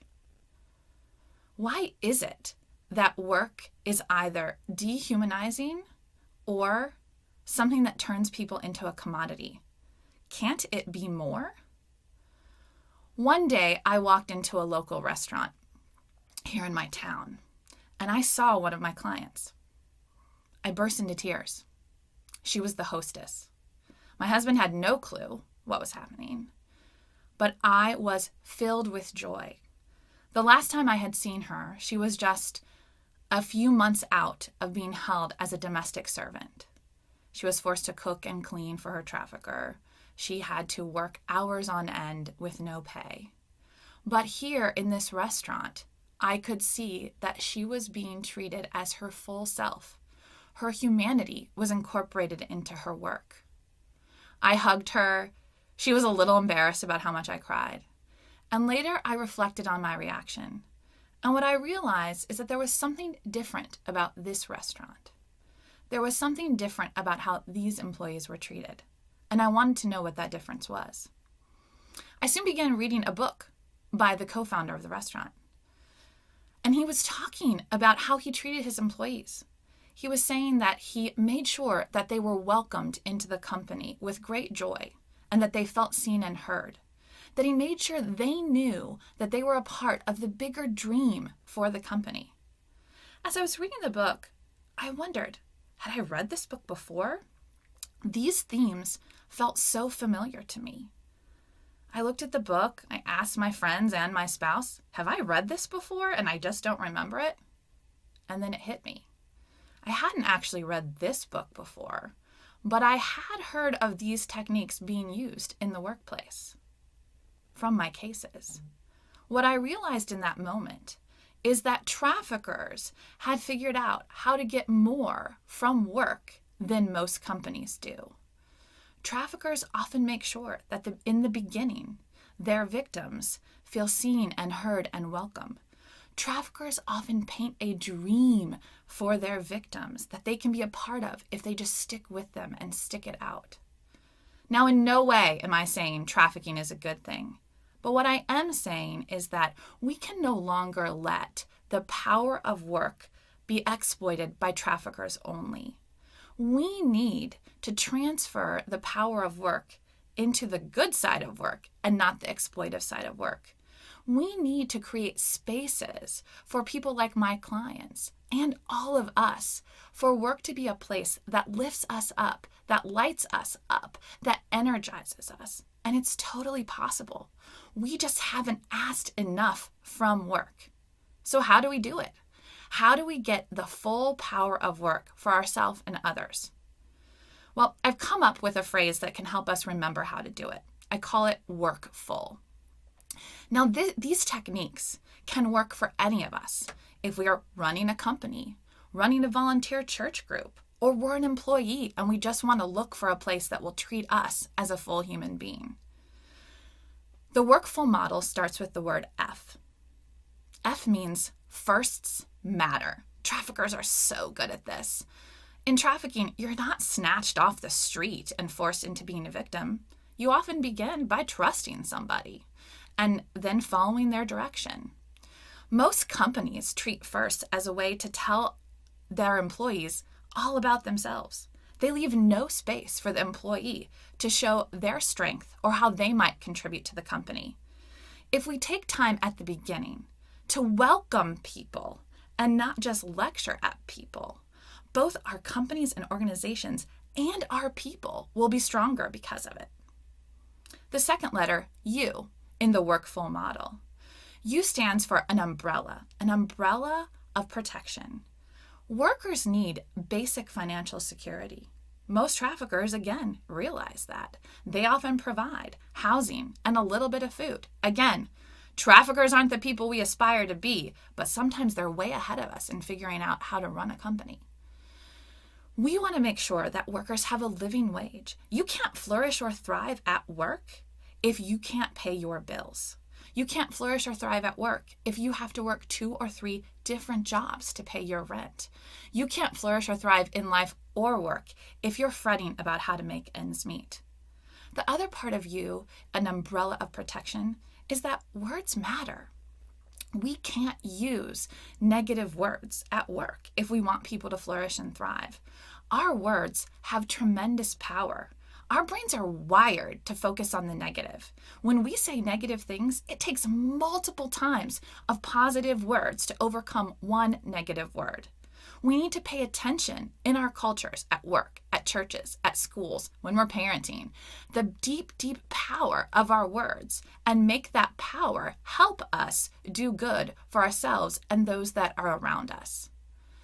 The third part of the umbrella is that we need to create the safety for people to be seen and heard. We want people at our workplaces, in our companies, in our churches, in our schools, to feel safe to speak up, to help out. We want them to make that choice. Too often people feel afraid or worried that if they speak up about something that's happening that will cause harm, or if they're being hurt at work, that they themselves will be fired or demoted. We can't have that. We aren't good companies or organizations if we run our companies that way. We want to know if there's a safety violation. We want to know if there's an employee or a supervisor who's causing harm. We must create spaces that people feel it's safe to speak up, to help out. So now we've started off well with a good first, right? We've welcomed people. We haven't just talked to them. We've made sure they're paid well enough that they can flourish and thrive. We're using our words in a way that helps us, and we make sure that people feel safe enough to speak up. So what's next? The L, link. We want to link our employees to each other and to their supervisors. When a workplace is full of high quality connections, not quantity, quality connections, people and the companies flourish and thrive. We want to make sure when people come to work that when they interact with each other, they are energized and lit up by those interactions. If we do that, everyone will benefit. The final L is lane. We want to make sure you as an employee or a volunteer know your lane in the company and how it connects to the other lanes in the company. We can do that by making sure that you feel part of the bigger vision of the company, that you know how your role impacts not just the work you do in front of you, but also the work of all of those around you and how it fits into the broader dream that the company has for itself. One easy way to do that is for each company to set a vision for itself and make sure that its employees participate in the visioning process. Visioning is a tool that was developed here at the University of Michigan, and it was called at the time Preferred Futuring. The idea being that when we sit around in a room and we try to solve problems, energy goes down. But if instead we sit around and we try to engage in what our preferred future is, or what we would want for ourselves as our vision for the future, energy goes up and people work together more effectively to achieve that vision. So, if we want to make the power of work work for us and not against us, if we don't want our workplaces to be places where we're treated as commodities or where humanity isn't incorporated in the bottom line, we need to work full. We need to engage people from the beginning, make them feel safe, make sure they're connected to each other, and make sure they know how their contribution impacts the entire organization.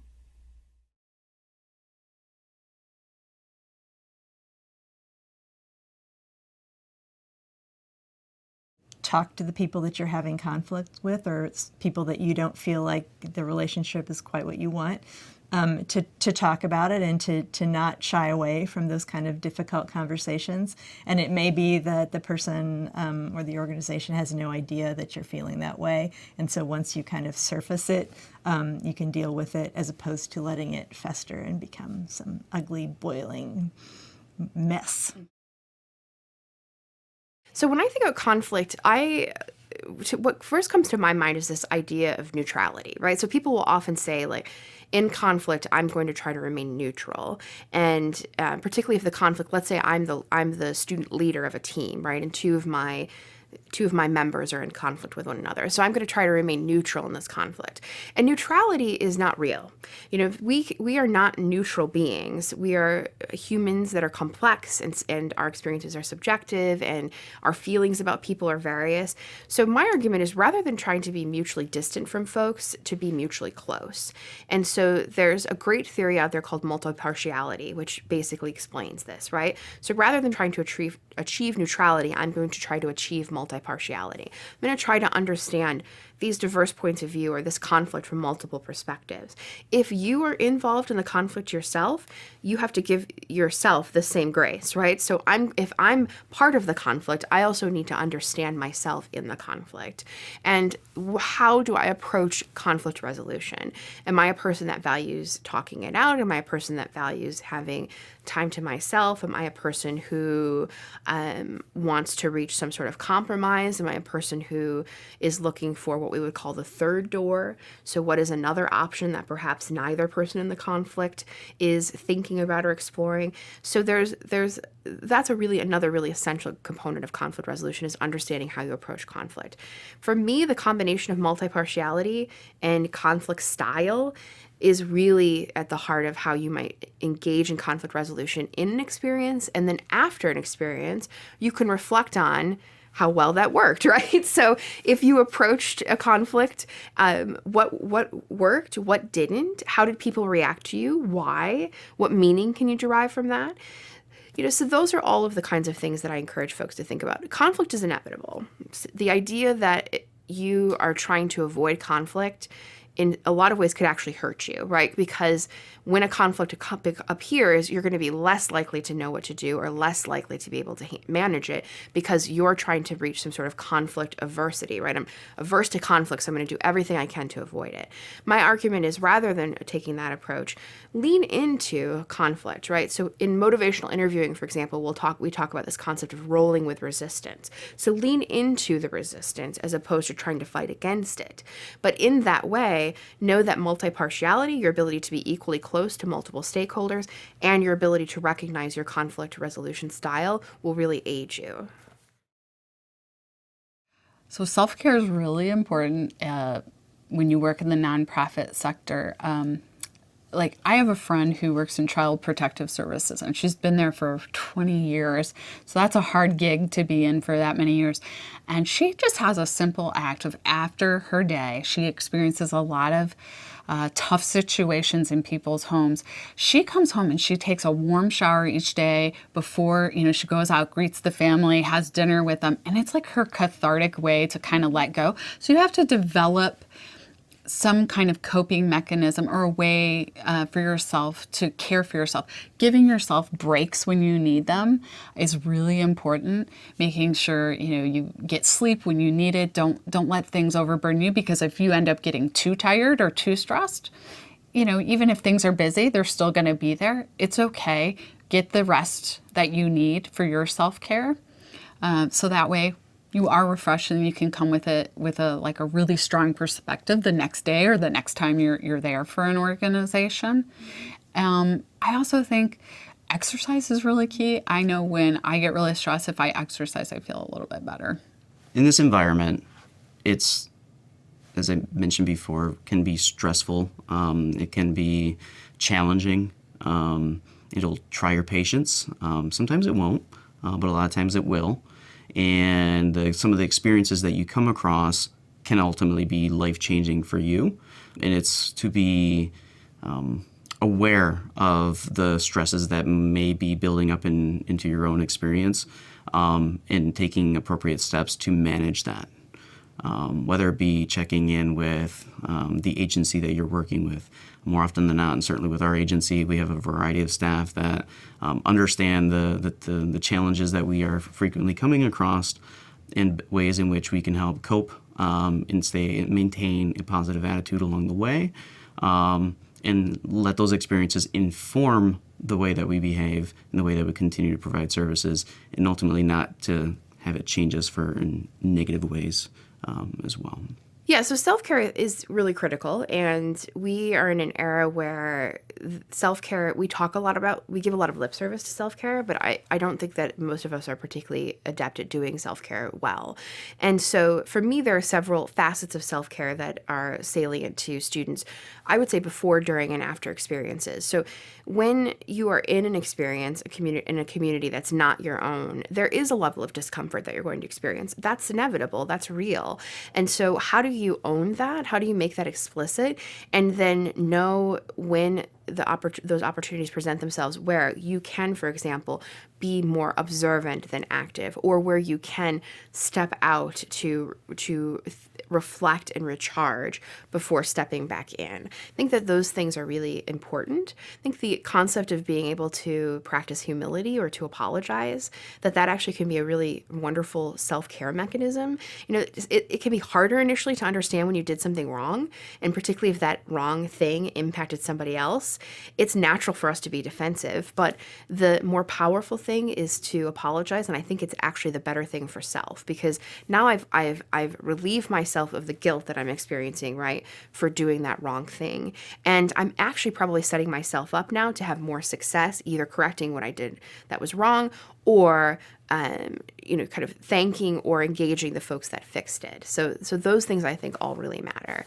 On a very basic level, the work that I do around the culture of busy, for example, so when we talk about what it means to be overloaded, and that we're all trying to strive for this perfect kind of concept of life where we do everything well all the time, that's not real. And so what happens is that we start to make cuts here and there, right? We start to say like, well, I can survive on 6 hours of sleep, 5 hours of sleep, right?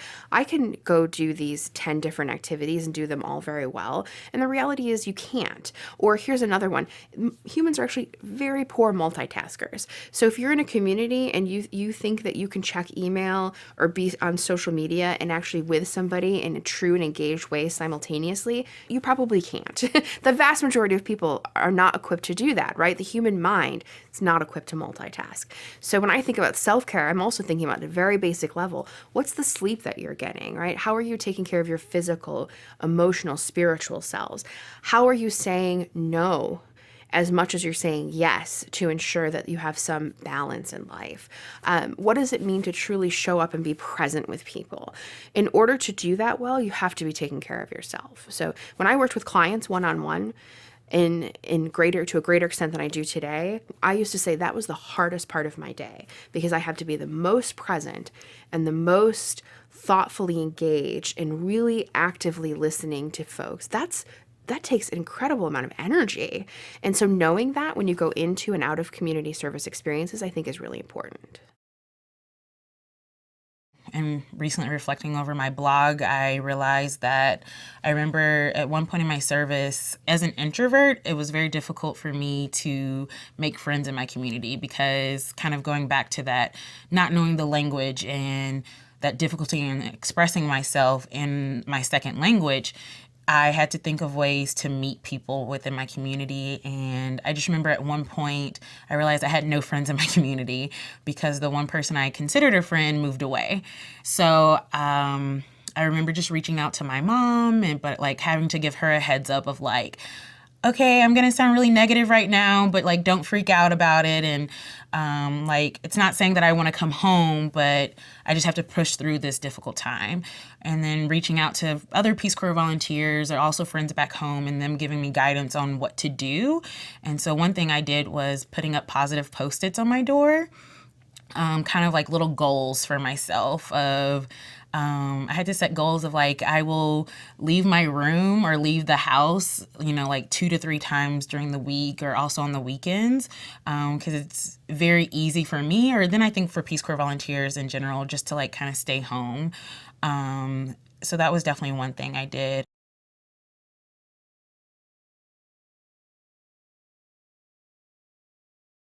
Hello, my name is Justin Hodge. I'm a clinical assistant professor at the University of Michigan School of Social Work, and after winning an incredibly tough primary election, the Democratic nominee to represent District 5 on the Washtenaw County Commission. I'm going to share a bit about my story to illustrate the importance of maintaining your passions in the face of adversity. I pursued a career in social work because I have always been passionate about working to make positive change in the lives of others and my community. Throughout my career, I provided mental health care services to children and families, services to build wealth in communities and promote economic mobility, including creating college savings accounts for children and providing free tax preparation for low-income families. And now, as a professor of social work, I prepare my students to find solutions to address the most pressing challenges facing our society. In working with countless individuals and families, I grew to see government as a powerful vehicle for making change in people's lives, both positive and negative. And seeing the direct impact that policy has on people's lives compelled me to get engaged in politics. And over time, I became more and more involved. With this being 2020, the year of a monumental presidential election, many people are paying much more attention to politics and elections than usual. However, it's been my experience that most people don't pay attention to local politics, nor do they know who their local elected officials are or what they do. Despite that, the people on school boards, city councils, county commissions, and many other local governing bodies make decisions that affect your day-to-day life. If you care about quality public education, mental and physical health care, clean drinking water, parks, roads, and transit, it's so much more. You should be paying attention to who your local elected officials are. In 2018, I decided to put my values and experience in action and ran for Washtenaw County Commissioner. From the beginning, I knew that I was facing an uphill battle. I was challenging an incumbent that had served in various elected offices for more than 3 decades. There were many people that told me that I should wait my turn and not to make any waves, but I couldn't do that. Our county was and still is facing many serious issues that I felt the incumbent had not been addressing. We were falling far short of my vision of a county in which everyone has the opportunity to be healthy, to build wealth, and to be safe. Of the county being a place where everyone has access to quality and affordable health care, can get a good job to provide for themselves and their loved ones, and where zip code does not determine the opportunities that are available to people. But life doesn't take a break for a campaign, and there were obstacles both expected and unexpected that were thrown in our path. Professionally, the campaign took place during the extensive interview process that I was going through for the position that I have now at the university. Personally, my wife and I were looking to purchase our first home, so much of the campaign period was spent with our realtor, looking at properties and then moving into our new home just weeks before the election. In the midst of all of that, my brother-in-law was both diagnosed and passed away from brain cancer, a loss that my family was in no way prepared for. We kept fighting though, and I was committing all of my time to furthering our campaign. And as we waited for the results to come in on election day, we were hopeful. My opponent had done next to no campaigning, relying instead on decades of name recognition. Now I wish this was a part of the story where I could say that all the hard work had paid off and that we won. But we didn't. And after everything that we had gone through, I was crushed and extremely discouraged. After taking a few months to reflect on the experience and get some much needed rest, I got back in action. I knew that the same issues that drove me to run in 2018 would still need to be addressed in 2020. So I continued working, building my connections in my community, and preparing to run again. Not long after I began my campaign, the incumbent announced that she would not be seeking re-election. Given how well we performed in the last cycle, by most people's account, I was now the favorite to win. Moreover, the other candidates in the race were also African American, which meant that regardless of who won, it would be the first time in history that someone non-white would represent this district. The campaign was proceeding smoothly, and our team was feeling good. We were preparing for our kickoff fundraiser event in March, which happened to be the same week that the COVID-19 pandemic began ramping up. As a result, we had to cancel our event and, as we came to find out, completely change our strategy to adjust to campaigning in our new reality. Despite those new obstacles, we remained optimistic and continued working to spread our message. Little did we know, there was one more surprise obstacle that we would need to overcome. On the last day to file to run for office, a political rival of the incumbent that I ran against in 2018, another politician that has been in elected office for decades, withdrew from running for re-election to the office she had been serving in to run in my race. Things suddenly changed, and I now found myself in another uphill battle, just like 2018. But unlike 2018, because my new opponent's political maneuvering was viewed as an obstacle to increase diversity among elected officials, the media and more community members took a greater interest in the race for this seat than ever before. This increased interest was a benefit to all candidates in the race, but there was a growing concern that it would result in my new opponent's victory, as voters would be split between the three African American candidates. I knew that for us to win, we would need to run a campaign so effective that we both overcame my new opponent's decades of name recognition, as well as the votes that we would lose to the other three candidates. So we got to work. And we worked. It was a long, bumpy road to Election Day, with plenty of ups and downs. There were some people who had supported me prior to my new opponent entering the race that became too afraid to continue their support, and some that even shifted their support to her. I received vicious race-based attacks, and someone even burned one of my yard signs being displayed by a supporter. But that didn't deter me. We kept campaigning. We got that supporter an even bigger yard sign to replace the one that had been burned. We persevered. After candidate forums, countless virtual events, and creatively engaging voters from a distance due to the pandemic, we arrived at Election Day. And again, unlike 2018, this time we emerged victorious. It wasn't by as comfortable of a margin as I would have liked, but given all that we had to overcome, I would have been happy to win by just one vote. After years of hard work, it really did pay off. There's no way that I could have done it without the support of my family, friends, and the community members that supported me in my vision. In the face of overwhelming obstacles, having people around that believed in me and were willing to commit their time and energy to my dream helped me stay encouraged and passionate. I hope that hearing a bit about my story and some of the obstacles that I overcame encourages you to pursue the things important to you, the things that really make life worth living. It was never easy, but every challenge I overcame, every step I took closer to my goal, reaffirmed to me that I was on the right path. My advice to you is to find what excites you and pursue it with everything you've got.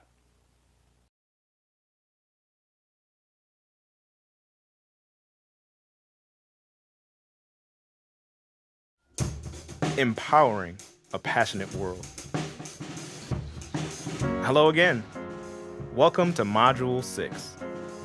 I hope you've been enjoying the course so far. I know I have found the previous conversations to be very enlightening. Now, in this module, we are going to focus on storytelling. Why are we focusing on stories, you ask? Well, at the end of the day, stories have this sublime ability to shape ideas and enliven spirits. I mean, just think about your favorite movies, books, and songs, how they wrapped you up in their world, how they made you feel. I think there's something special about this moment when stories hold us in their embrace and let us go with a new perspective. It seems to represent a moment of connection and transformation. A moment when we not only recognize humanity in someone else's words, but we empathize with it and start to imagine who we are in light of their story. So, when stories wrap us up in their world, I hope we can look towards the transformative potential of this moment. And perhaps we can make it a moment when we can recognize the brilliance and passion in ourselves and in other people. So let's begin. We are so excited to hear your story.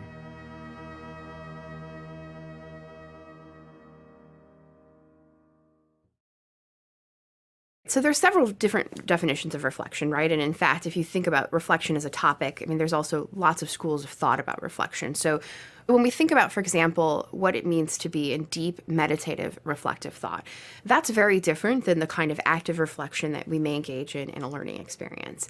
So one definition of reflection that is that resonates with me is the idea that reflection is around critical self-awareness, right? So how do we engage in a process where we're being really critical self-aware of who we are and what we bring and what we lack, right? Or what our weaknesses or challenges are and how we overcome them. Or another way of putting it is what are our growth areas and how do we find opportunities for those growth areas.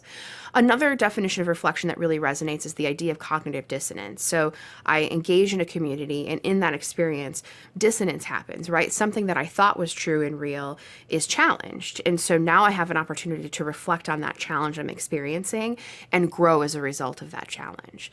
So one model of reflection that I often use in my work is Schoen's model of reflection on action versus reflection in action.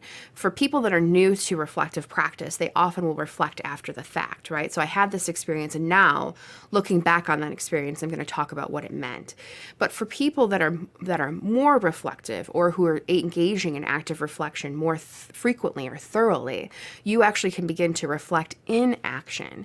And what a more powerful experience to be able to actually reflect and adjust, right, accordingly within a community experience, for example, if you're able to actively reflect while you're doing, as opposed to waiting for some sort of scaffold opportunity after an experience.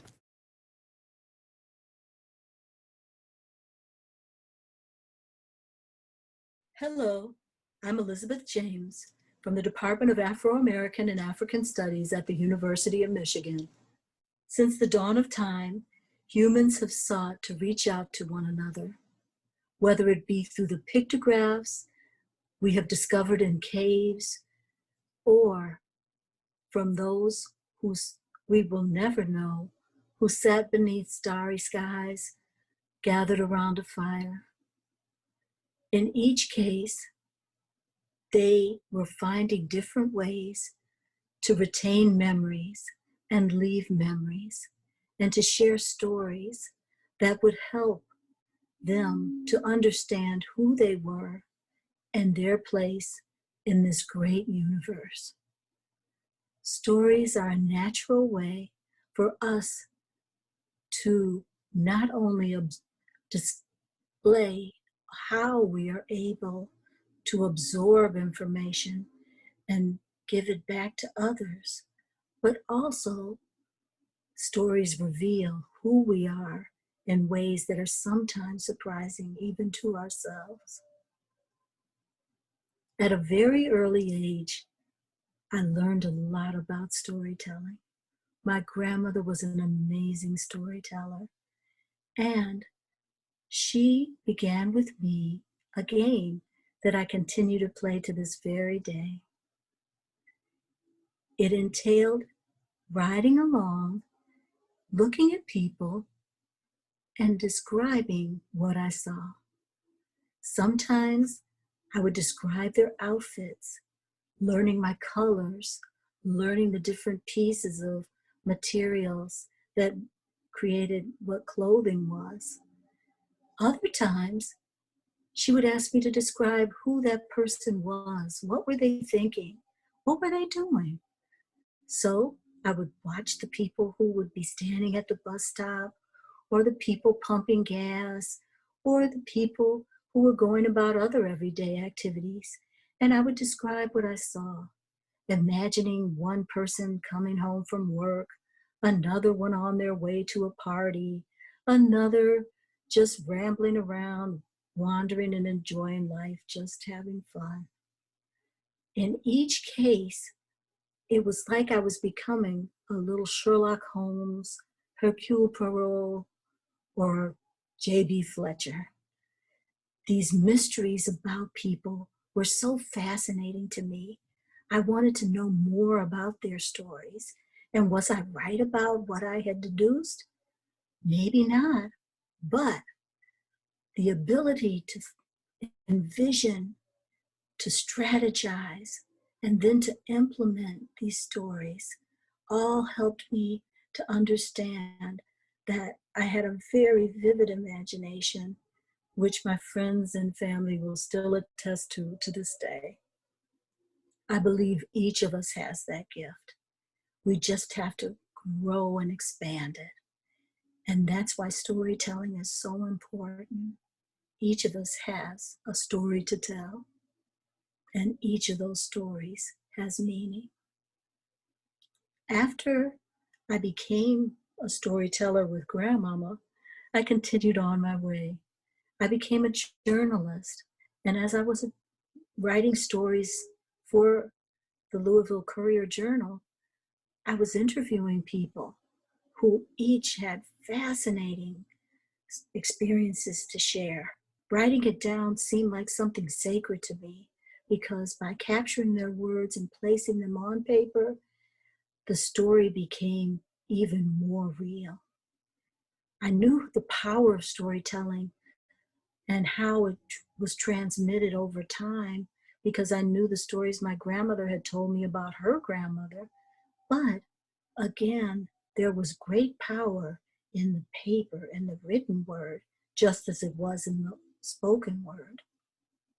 Later, I was able to find even more meaning through becoming a librarian. Working in the repository of these resources, these materials that people had written throughout the centuries, over decades, over the span of the written word itself, seems so incredible to me.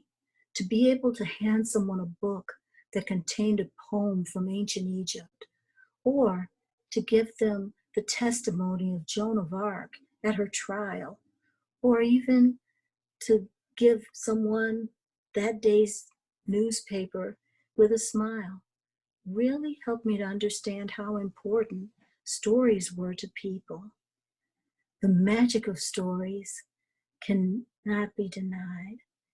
It's why I always call that time just before bed the magic hour.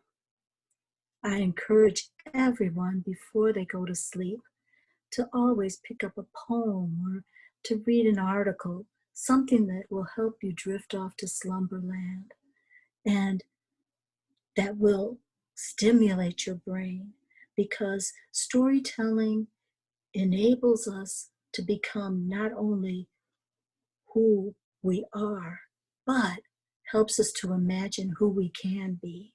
And the wonderful thing about storytelling is that you never know where your stories may lead you.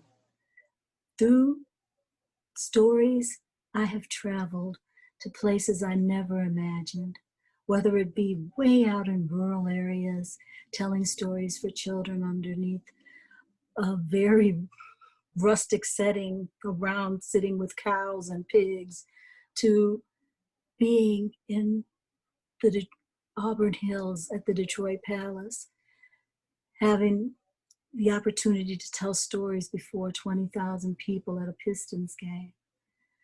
You never know. And one of those experiences entailed one night being in a nightclub in Minneapolis, just enjoying the music and having fun, when a storytelling contest was announced. Everybody my friends all looked around and looked at me. I shook my head and couldn't believe what I was hearing. And so we had the competition and I won. Because of that, I was entered into a really interesting relationship with the artist, now and always known as Prince. He loves stories too, and you can tell from his music he was a phenomenal storyteller himself, sometimes utilizing stories that came from others, sometimes intertwining stories that were told to him when he couldn't go to sleep at night and needed a good story to kind of send him off. These are moments I always treasure, and I think that it's important that for each of us, we find those stories that give us peace and give us hope. And through sharing stories, you gain such a sense of empathy by listening carefully and becoming an active listener. you begin to understand others' points of view. And even if you don't become a kindred spirit with the person that you're listening to, you for one moment will have glimpsed through another person's eyes. That's the magic that stories can bring. And that's why we continue to tell them, whether it's someone doing the 100th repeat of a Terminator movie, or whether it's a new and exciting superhero or some other character that comes to life. I just recently discovered Lovecraft County, which is really scary, but the story it tells is so powerful, as all stories are. When you first begin to dip your toe into the water and then dive deeply into it, that story can change your life. And so I do say that every one of us is a storyteller and has something important to share.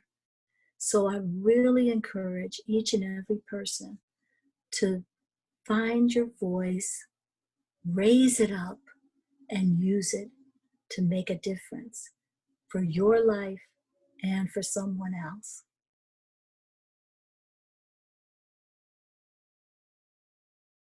We think of storytelling as beginning in prehistoric times when men and women sit around a fire sharing histories about the hunt or the ancient gods and goddesses. But storytelling is present with us each moment in our daily interactions as we encounter friends and acquaintances and try to make meanings of events in our lives by creating context. In some societies, stories carry histories of generations of people or communicate societal beliefs around creation or the order of the universe.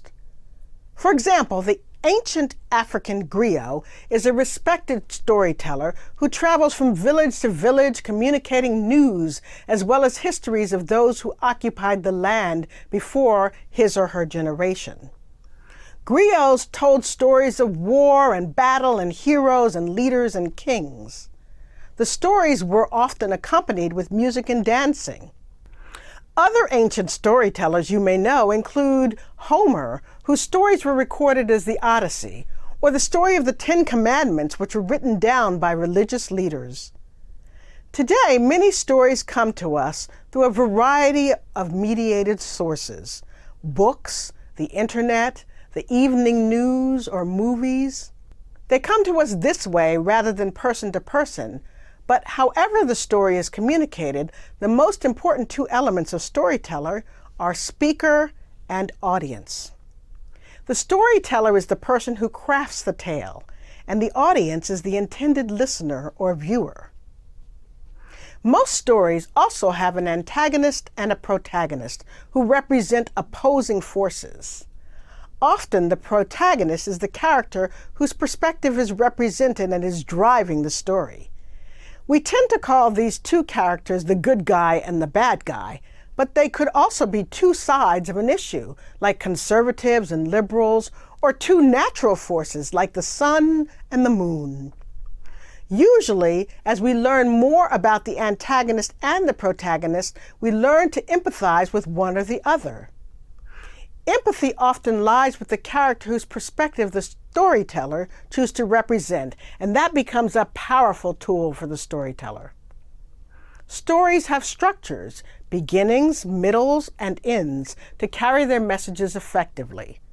Stories can resolve or leave us hanging. Sometimes they're circular, repeating themselves in a never-ending pattern. In future lessons, we'll examine some of these storytelling structures and consider how they shift the message we received. Ultimately, stories ground us in imaginations of who we are, where we come from, and why we exist. If I can create a story in my mind to explain my actions, I feel justified in taking that action. That's why some people think of stories as lies, because they're often used to justify behaviors which others may disagree with. But each side of an issue has a story, and one way to promote social change is to listen.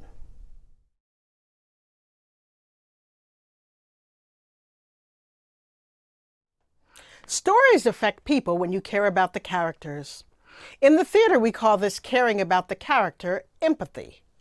When an actor creates a role, he tries to imagine what it would be like to walk in the footsteps of his character or to live life as they do. This allows the actor to experience character emotions, but the actor also wants the audience to understand why a character advocates for a particular point of view. The character has both a perspective and an opinion. When you empathize with a character, you understand their perspectives and choices. A good storyteller can get their audience to empathize with characters they may not agree with or even like. They do this by painting a picture with words and emotions. No matter who the character is, the actor must imagine that person to be a sympathetic human being with a valid perspective. Think about a crime show on television and how you learn to empathize with the characters. First, you see the crime, then you see the victim and feel the pain of their loss.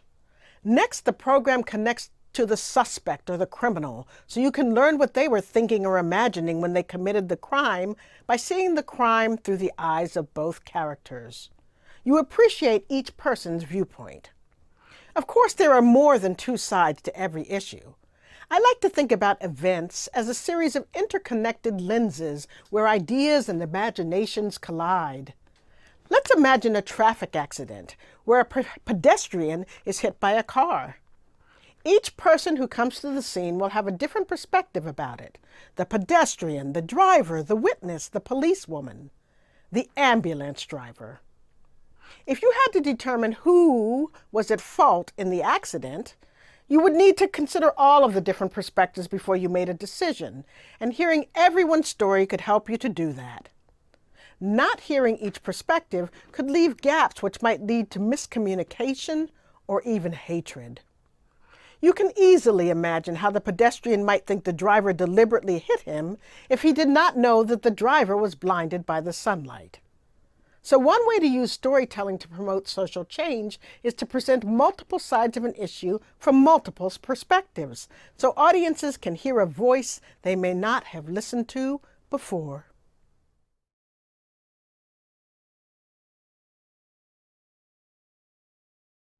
In this unit, we will listen to two different artists talk about their perspectives on how storytelling can promote social change.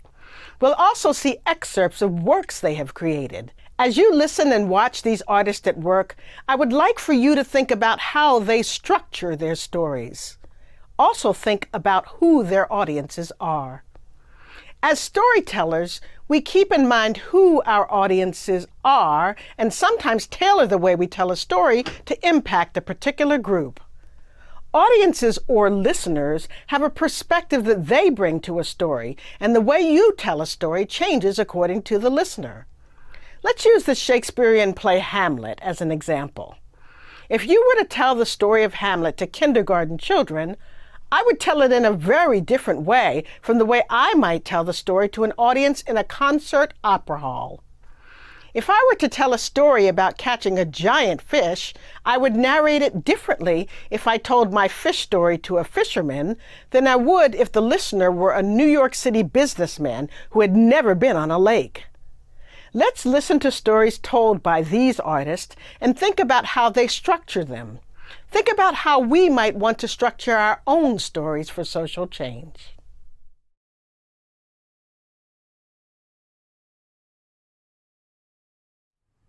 Hello, I'm here today with Holly Hughes of the Stamp School of Art and Design. Hi, how are you doing? I'm good. I'm so glad to be here. I'm very happy that you're here with us today. I wanted to know, storytelling is at the center of all the work you do. Your teaching, your writing, your performance. How do you make that happen? Well, I think it's the first form that I discovered, sort of literary form or dramatic form that I discovered. I was trained as a visual artist, and then when I sort of moved into doing performance, it was also at a moment that I was very involved in some feminist organizations, and they were all built around consciousness raising, which was storytelling circle. Not a circus, although sometimes a circus, because you can't make this stuff up. Right. You know, somebody would throw out the topic about talk about your father, and a woman would talk until she was finished. Nobody would interrupt her. Nobody would correct her or tell her she was stupid or, you know, had it wrong. And it was extremely powerful to hear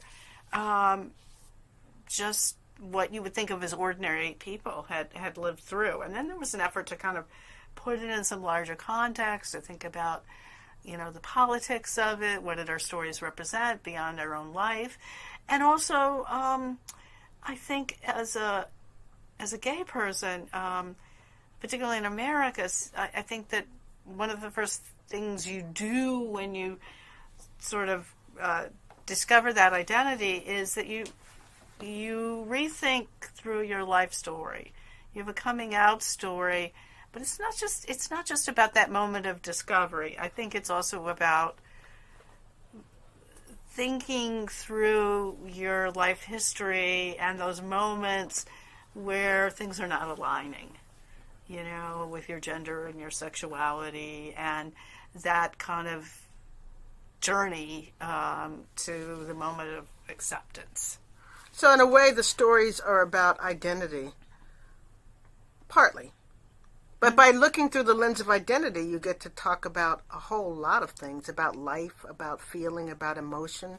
I was thinking about how when I went to school, they talked about the personal is political. Mm-hmm. And then I was thinking about that was a label we put on something that you already actually lived through and created, right? Mm-hmm. But in this course, you've been talking a lot about storytelling as if you're like embodying the perspective of someone else. Mm-hmm. But the work that you do is where the story itself is the political activism.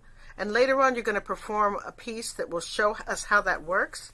But maybe you could explain the process for people who might be interested in doing this work where their own story becomes a political action in itself. How might that work? Well, I would encourage people to think about just using those same sort of prompts that I used 30, 40 years ago, which were sometimes, you know, maybe sitting down with a friend or with a, you know, if you have a smartphone, has the record function, and just what's the story of your life? And you can try it different ways, like, you know, do it in 7 words. Oh, okay. You know, try telling it in different ways. Try telling it as a humorous story. Try telling it as what's the story of your life from someone else's perspective? Uh-huh. How would your mother tell the story of your life? You know, some of the comical exercises, but they kind of open up things. People think about body parts, and if, you know, maybe a body part you're aware of, maybe you have a bad knee, or, you know, you have a bad knee. I know you have a bad knee, or maybe you have asthma, so your lungs are bad. You know, like the story of, you know, like think about your lungs or your knee as a character, and how would they talk about a story of your life, and it's kind of interesting to try doing it from different points of view, or just try different. Sometimes it's good to think, you know, if this were going to be a script for a movie, if I were going to do this as a rom-com, what would it be like? What an adventure movie, a fantasy, if it's a thriller, you know, if it's a documentary. You know, think of a director. You know. See, when I spoke with one of your students about this course, she said Holly's the person who can tell you how to change a story for different audiences and how to enter into it. Because you're coming from the perspective of a visual artist, we've been talking a lot about character and things like that, but the way that you're building the story is really, people come from all over the world to come and study with you to learn about it. So tell me a little bit about how you structure the story, or do you? And also how you change a story for a different audience.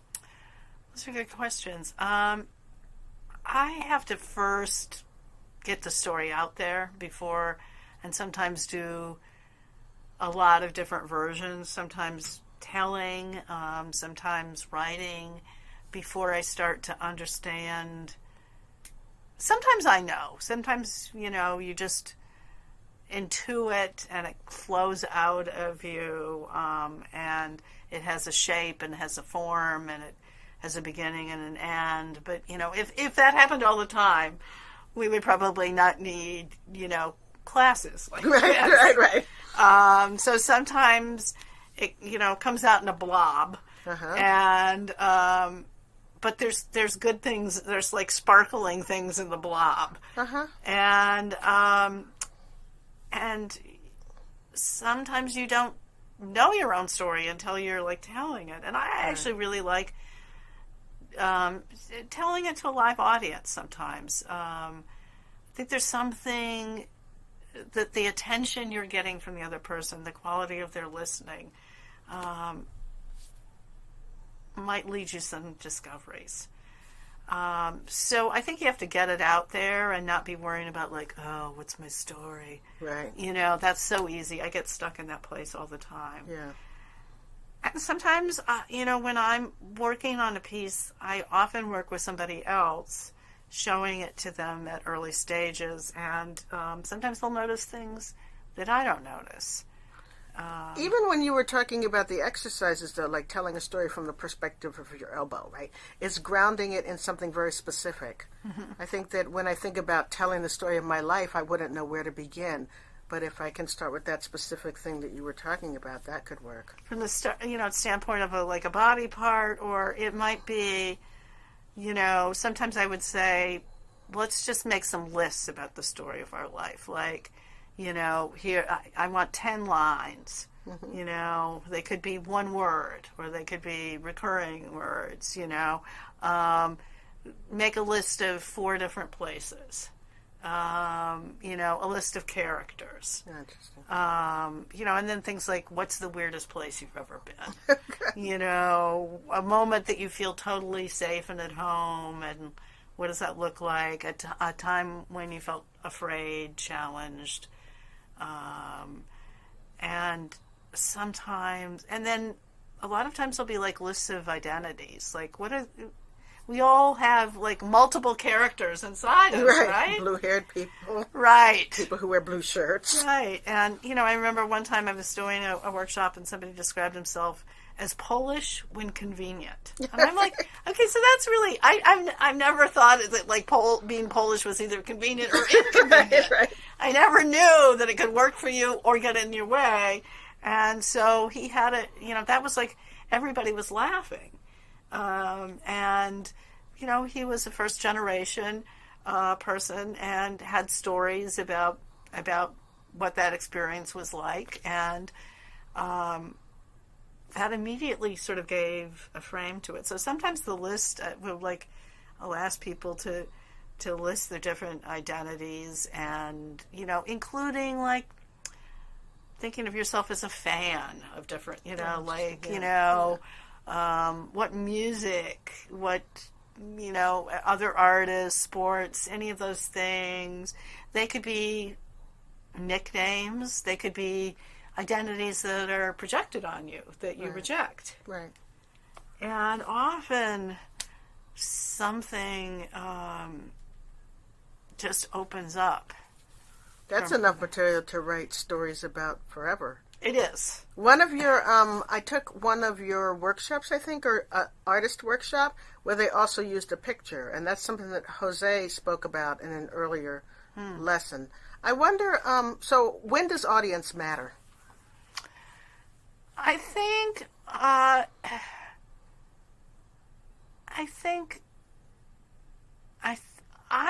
tend to think, especially for young artists who could be of any age, but like, maybe people who haven't done this so much and maybe don't have a lot of confidence, that it's first important that thinking about the audience can sort of freeze people up. I mean, okay, I can see that. It can also free people. It also can be like, here's a group I really want to talk to, and here's what I want to say. And there's a lot of political speech that flows from that. But I think sometimes thinking about what's important to you and what do you really need to say, sort of getting a handle on that, and then thinking about who are you talking to. Are you trying to talk to everybody, which is hard? Right. You know, I mean, we all would sort of love to be, I think, universally loved. Right, you know, right. to all perform in the, like, a stadium. Yeah, exactly. You know, I mean, who wouldn't love to be that, even though, it, you know, would have its own pressures. But often sort of we discover who our audience is. Is it like, is the audience, you know, I think this could apply to other sort of identity stories, but when I first started being an artist and a gay person, I was noticing that, like, a lot of the plays or novels, well, both of them, Right. there was, like, it was easy to do a literature survey. Right, in those very days. short, It was right? very Right. short. Where sort of like the gayness is like a reveal. Yeah, they want It's to keep like, it hidden until the very end, right? You know, it's a tormented secret. It's a reveal, and something that happened at WOW. What is WOW? Oh, I'm sorry. WOW. The WOW Theater is a women's one world theater, small women and trans people led cooperative that's been operating for almost 40 years in New York City. And when I started there, it was started by Lois Weaver and Peggy Shaw, two artists. They really encouraged us to think of, like, what if being gay is a given? Yeah, given and normal, right? Given and normal, you're not going to try to make it acceptable to other people. Mm-hmm. I mean, anybody is welcome to come. Mm-hmm. We're not a separatist space, you know. We like an audience. Right. The more the merrier. But we're not going to try and, you know, like, come over here and here's, like, you know, the lesbian alphabet. And then we will build to words. And, right. You know, and that's still startling. I mean, we had somebody come who might be working as a colleague here, and she was talking about her audience as a game designer, and her audience was often Black people. Mm-hmm. And I could see some of the people in the audience were kind of, like, startled by that. I mean, clearly she would love to have anybody, right, you know, play her games. But that doesn't mean that she had to choose that as an audience, right. the anybody audience. Right. She wasn't going to try to, like, explain to, you know, like, sort of explain Blackness to white people. Right. Although, you know, of course, by engaging with this game, I might, as a white person, like, have actually more of a window into an experience of Black identity. You know, something that really feels like you're in the room and have you're not standing outside and looking in. I was just talking with someone the other day about, you know, W.E.B. Du Bois and his theory that performance by African Americans needed to be by, for, near, and about. And I think that now that has fragmented and it's not so much that anymore. But instead they have what they call community theater when it's by, for, near, and about. But there's a real power in just speaking to people without having to do a translation. Yes. And yes, if you can get people to come into that world and learn from that perspective, whatever it is, that's very helpful. Yeah. I'm really excited that later on you're going to be performing segments from a piece about the discovery of WOW, the discovery of self, the discovery of storytelling as a possibility for being able to put your perspective out into the world. Well, thank you. Thank you for this opportunity. Thank you. This was wonderful. Thanks. This is great. Thank you. Thank you very much. Thank you.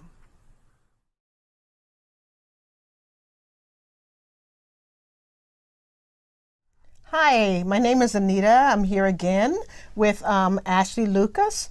She's a performer and a faculty member in the Department of Theater and Drama, as well as with the Residential College. Today we're going to be talking about her piece, her performance work, in which she tries to engage in telling her own stories about what has happened to her family in a way that promotes social change. Hi, Ashley. Hi, Anita. Thank you for having me. Sure, it's great to have you here. I was thinking about you and storytelling, and you do stories in two different ways. You have stories that you create with other people that are deliberately designed to do social change, and you also tell stories in your own way as an actress and a performer. And these are stories that you've created and are embodying yourself. Well, the story of how I got involved in doing theater for social change sort of leads into how I got involved in the Prison Creative Arts Project here at the U of M. Right. So I'll start with my own personal history. I was a theater kid growing up, always loved theater. It started when I was in middle school and never stopped. And when I was 15 years old, my father went to prison in Texas, and he ended up staying for 20 years. And during that time, I didn't know an appropriate response to a family member's incarceration. It's a thing. An appropriate response. Well, that's part of the problem, right? You're supposed to be ashamed of the person. You're not supposed to want to talk about it. It's supposed to be something that you spend your life hiding. And my mother was always very open with me, and we were able to talk openly. We visited my father every month throughout those early years, which was a lot of work because he was an 8-hour drive away from my mother's house. But we stayed in touch, and we as a family kept talking about it, but the rest of the world seemed very frightened if I told them that my father was in prison. And often, if I wanted to talk about what was happening in my life, other people would end up crying and need me to comfort them. And you couldn't go on with the story. Right. And then there were people who were so frightened of the idea of my father being in prison that other folks who were in high school with me weren't allowed to come to my house anymore. And there was this big social stigma attached to my father's incarceration. And that didn't make any sense to me because my father is a beautiful human being, and he didn't stop being my father for 1 second throughout the events that led to his incarceration and the 20 years that followed. And the other thing that I really couldn't figure out was why the event that sent him to prison was always so much more important to people than what happened to us as a family. Because how we experienced it as a family lasted for 20 years and 5 months. That's how long he was in prison. And now we're in this period of reentry where he came home about 4 years ago. Right. And that's a much better story and much more impactful in my life and my mother's life and my father's life than the tragedy that got him locked up. Yes. So I wanted to talk about my family, and I didn't know how. And when I was in graduate school, I had lived with this for 8 or 9 years with nobody to really talk to. And then my father was denied parole for the 3rd time. He would ultimately be denied 5 times before they let him come home. Wow. And every time we were on the edge of our seats, we were ready to embrace him. We planned a whole life that he would have when he came home, and then we were absolutely devastated. And at that moment of his 3rd denial of parole, I was studying people like Anna Deavere Smith and Culture Clash, who were doing ethnographic theater, theater based on interviews with living communities. And we're going to be showing some of those pieces. I think they may have seen them already. Oh, great. Yeah. That's helpful. Yes. And it's really good work, too. So I wanted to try to figure out how to talk about a community that didn't acknowledge its own existence. Because people who have family in prison often are not well networked. They're not seen as a group that has a common political experience or social change experience or everyday life experience. And yet all the people I ended up talking to when I started interviewing family members knew some of the things that were most important to my life that other people were totally unready to talk about, like what it feels like to enter a prison yourself and know that you're temporarily incarcerated for as long as you're with your loved one. Yes. The fact that the prison was where I grew up, because that was the only place where I could put my family back together. There was no other place where my whole family could gather. So that prison was my home for as long as they held my father, in a certain sense. And knowing what those things mean to a person who's part of that kind of family was instinctual and intrinsic to all of these people who I was talking to. They understood the expensive collect phone calls and all of these other life practices, the journey to the prison, the being searched as you go inside, that were really important to our quality of life and how we live every day, even when we're not physically going to the prison. My heart sat in that prison with my father, and all these other people who I was talking to got it in ways that I was really struggling to have that conversation with anybody else. I see. So I wrote this play to try to bring that community into a fuller sense of being, where we could see one another and identify one another. And the play is called Doing Time Through the Visiting Glass. Oh, wow. I love that title. Thank you. I wrote it in 2004 for a theater festival I thought I was going to in Mexico that ended up not happening. Oh. So it was a false deadline, but it was great because I think I could have been writing for years on end to try to make this play. It's a series of 13 monologues, and I play a series of people who each have a different relationship to someone in prison. Nice. And I do it as a one-woman show because I was broke and couldn't hire a whole cast to perform with me. And I really thought that it was just a graduate school project, that I was going to perform once in California where I was studying, once in Texas where my mama was so that she could see it, and then the play would drift quietly into the night and nobody would know that it had ever happened. And now it's 2018, 14 years later, and I'm still performing. I'm performing at Central Michigan University in April, which is just a couple of months from now. So everywhere I've done the show, there seems to be a need for it. There's a need from other families to also have this conversation. And so I keep getting invited to do it again and again when I never anticipated that. And I've never had an agent. I've never been a professional performer. That's just the artistic experience that's carried me through this journey. It seems one of the interesting things about that work is you're connecting yourself to the storytelling to being able to influence other people. So you, the audience, and then the story itself in a pretty unique way. The people who are taking this course are trying to figure out how they can tell stories that will impact other people.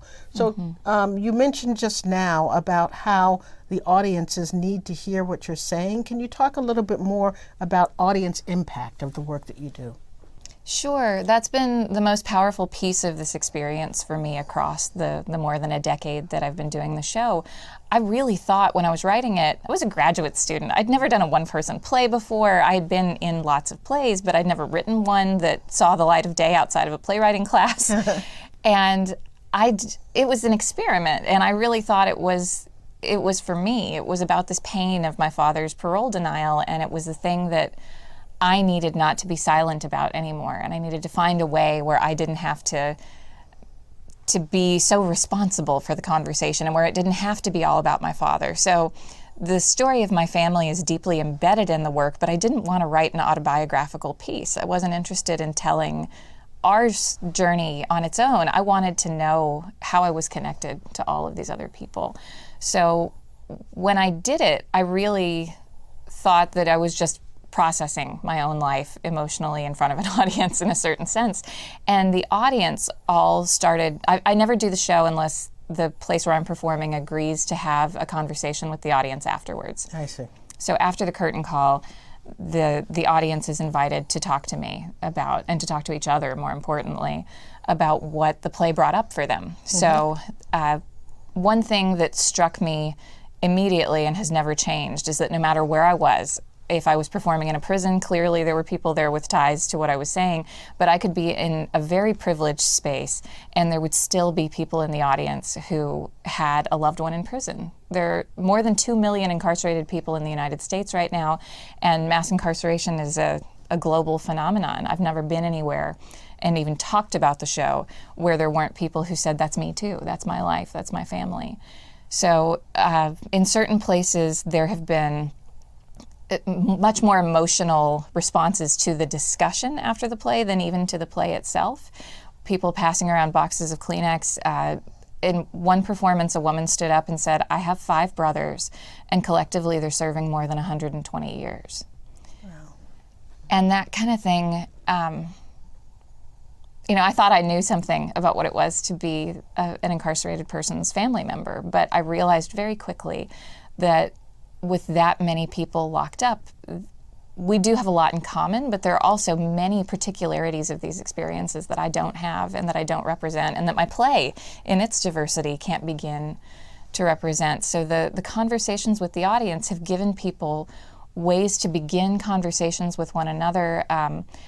There were also people who, I can't tell you whether or not they followed up on any of their activist or community organizing instincts, but there are people who've said to me that they wanted to start programs in schools where they worked to help the children of incarcerated parents, that they wanted to, and perhaps not in a community organizing sense, but one of the most powerful experiences that I had where I thought I could see social change happening was that when I lived in North Carolina, there were a series of prison guard conferences that I got invited to. Wow. Which was a total trip. I was terrified in the beginning because I didn't know.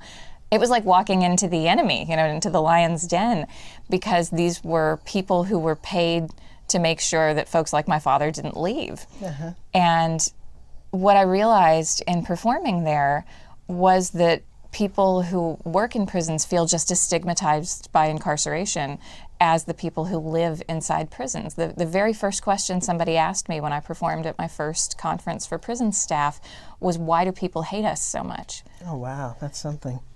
So, what you're saying really ties into ideas we've talked about empathy. Like, we start this course talking about listening to other people who seem to be opposed to you. And that's exactly what you're talking about now when you take a story that shows the perspective of the prisoner and then present that story to the opposite people who are the prison guards. And I think that your work touches so closely on what we're trying to do with thinking about how a story can change a perspective and can promote social change. I mean, the audiences don't have to be big, is what you said, and they don't have to be who you expected them to be, and yet your work is able to change in ways that you could never have imagined. Absolutely. One of those people on staff at a prison who saw the show said to me in the post-show discussion that she's the woman who answers the phone when somebody like my mother calls to check on their loved one or to ask questions about visitation or things, and that she used to try to give as little information as possible and get off the phone as quickly as she could or not even answer the phone, because those people calling were not folks that she wanted to have empathy for in order to do her job in the prison. She felt like these are people who are interrupting all the stuff that I have to get done at the prison, and she just didn't want to think about who we were. And that after seeing my play, she was going to answer the phone differently. And that's one of the greatest compliments that anybody's given me in my life, because even if she didn't commit to it and really do it, if she treated one person differently, then that makes a huge difference to me, even if I never get to see it or know how that played out. Okay, we have to stop now, and partly because I'm so excited to see the performance work. So I thank you for coming with us today, and I want to hear more. Thank you, Anita. Thank you. Thank you.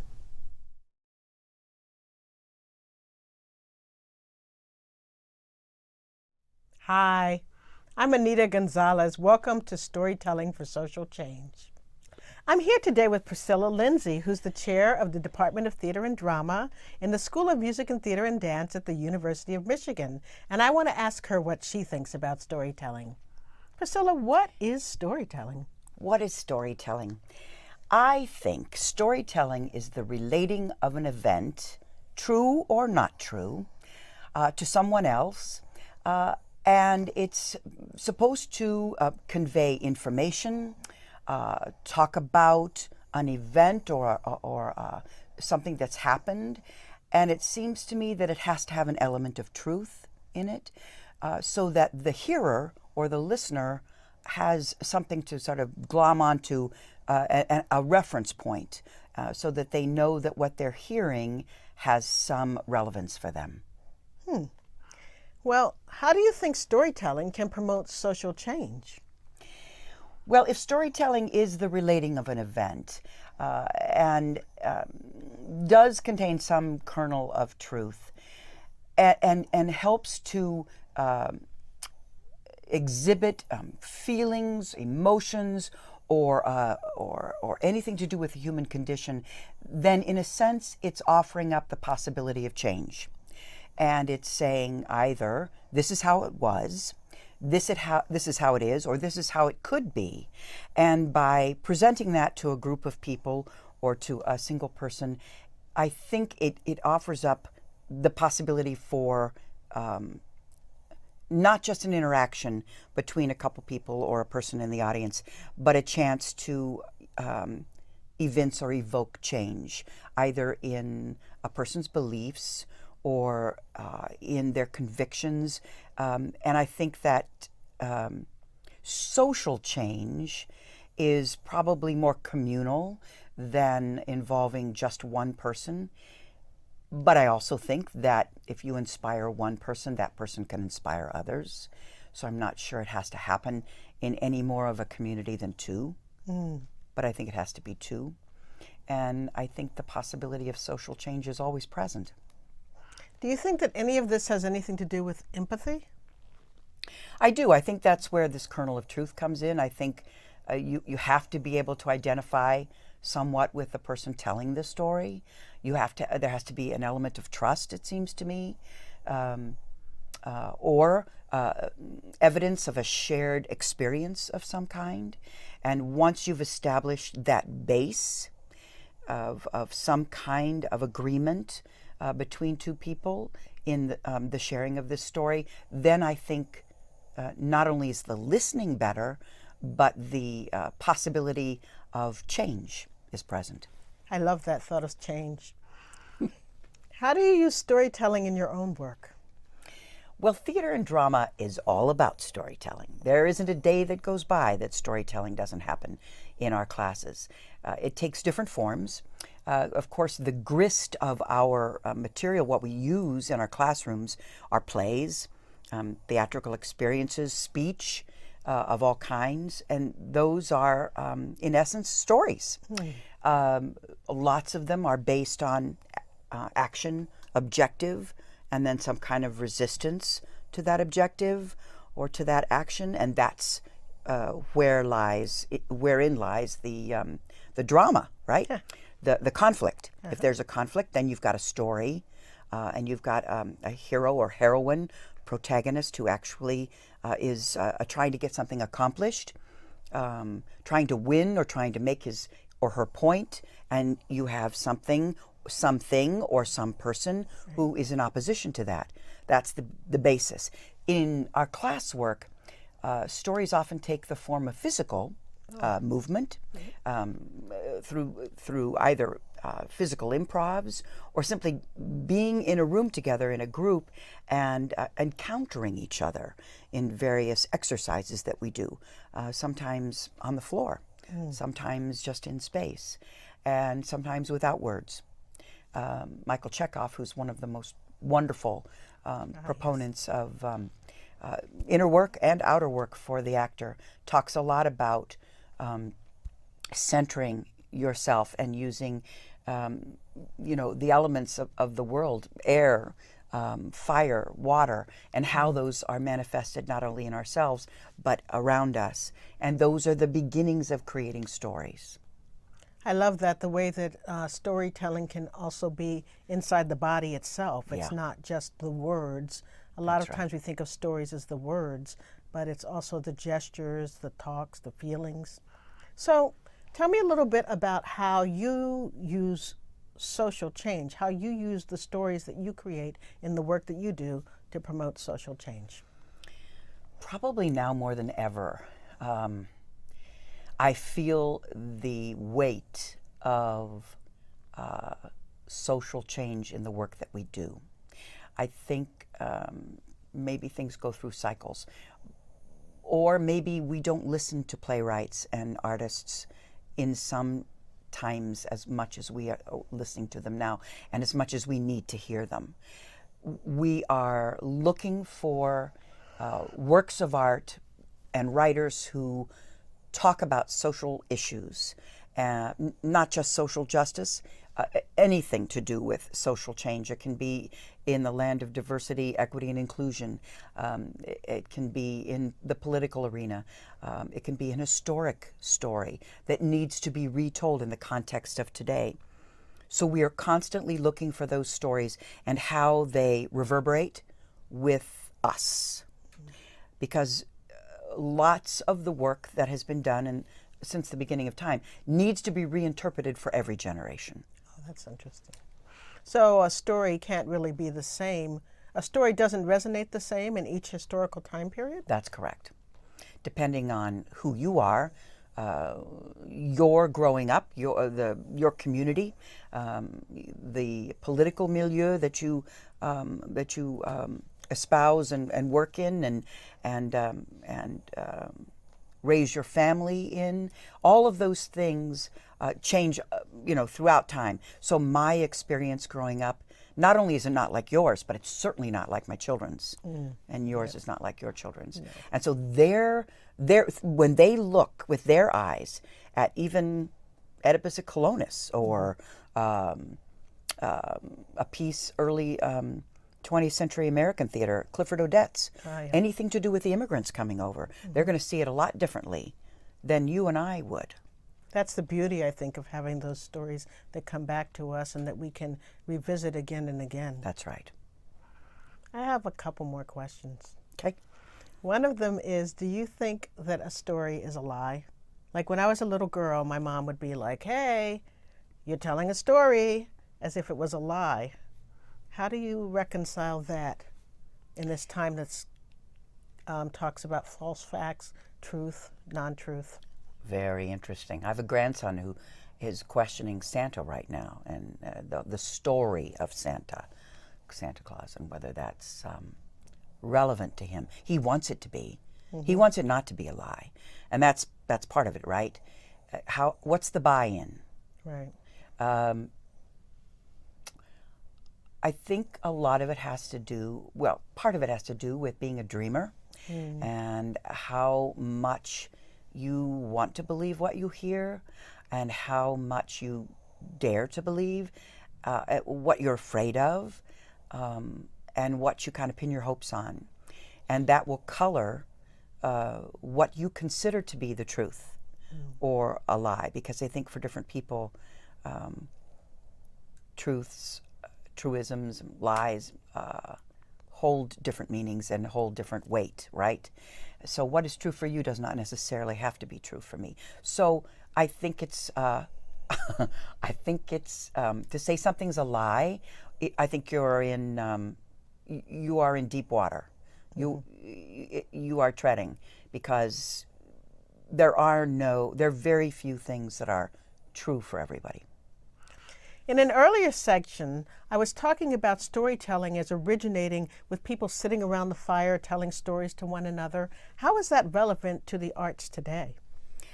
I think it's very relevant. I love the image of a campfire and people gathered around to share stories.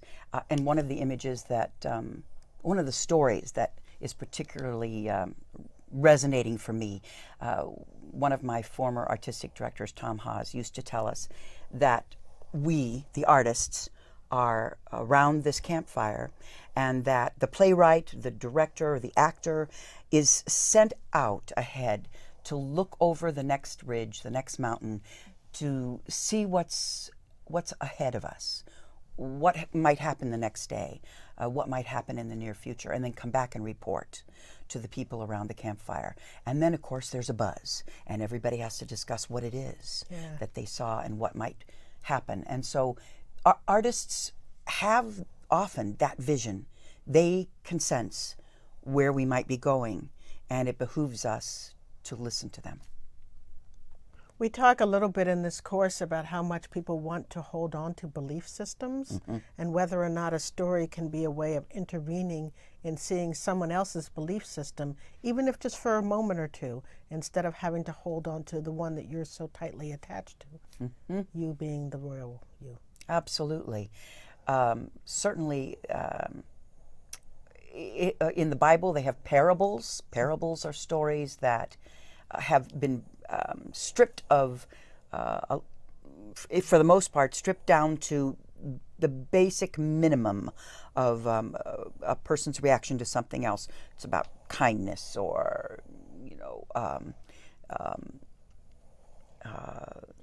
sharing. I can't think of some good words here to describe parables, but they're examples of behavior. And some of them are more universal than others. I think universality has something to do with what you're talking about, that if the story is simple enough and if the roots are human, then you are going to have more of a buy-in from the people listening. I think it's a really interesting point. What do we react to on television when we see a report about a country we know nothing about, but we see a woman crying holding a baby? Right. And we know there's a disaster and there's been distress. There's a story that we can relate to. Right. Without going too much deeper, we don't need too many other facts. No, we don't. And it does tell a story. I think that's, you could start with something like that. You can start with something basic. I know I'm going off track here, but every day I drive on Plymouth past the mosque on Plymouth Road, and there's a sign that said Wednesdays, every Wednesday at 7 o'clock, Muslim 101. And I want to go. Yes. What keeps me? Probably my schedule, but also a little bit of a fear that if I go, I'm going to be different and that I'm not going to hear the story as cleanly because I'm going to feel slightly other. And I think that's part of what you're talking about in a classroom. Who's the other and who isn't, and how do you create a situation where everybody feels equally invested in what the story's actually about? And I think it starts with that moment of first encounter. I want to know a little bit about the story you're going to share with us today. I know that you're going to do a little performance for us and what it is and why you chose it. I went right to it when you asked for a story that talked about beliefs. And part of it is Grapes of Wrath, the play by Frank Galati, based on the novel by John Steinbeck, was a really seminal, important production that I was in years ago. It's never left me. It's, the story of American, really immigrants who started out in Oklahoma and because of the Dust Bowl lost their crops and everything in the 30s and had to trek to California to find another life. And they were rejected all the way along the way, including when they get to California. And for a full generation of people was really lost. And their story is not unlike the immigrant stories today. So I think it resonates that way. And they certainly faced disaster and all kinds of perils in their journey and were considered others in their own country. So that appealed to me. The two little sections I've chosen are at the end of the play, Tom Joad has been in a fight, and his best buddy and hero, preacher Jim Casey, has been killed by vigilantes. Wow. And he's on the run. And he manages late at night to meet his mom once more before he splits. And she knows that she'll never see him again. And so they have a little talk. And then the play goes right on because it's relentless. So is the book. She never does see Tom again, but she and Pa, this is Ma Joad, go off and they end up living in a series of boxcars. And this next scene almost takes place in an open boxcar. And Pa has lost all hope for life, but Ma hasn't. And that's basically it. Thank you. I'm looking forward to hearing it.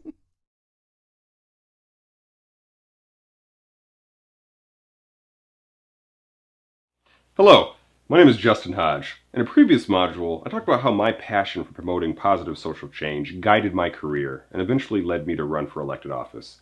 In this module, I want to talk to you about using your passions to empower others to make lasting change. As a social worker, I have a deep commitment to promoting social justice and equity. After providing direct services to people on a one-on-one basis and seeing the dire need for policy and systems change, I decided that I wanted to shift my focus. You've already heard me speak about the importance of politics and its potential to be a vehicle for change. But to truly make sustained change, we need to work to empower others to make change and to carry on our shared passions. That perspective is actually what led me to make a career shift from being a clinical social worker to entering academia as a professor of social work that focuses on policy and politics.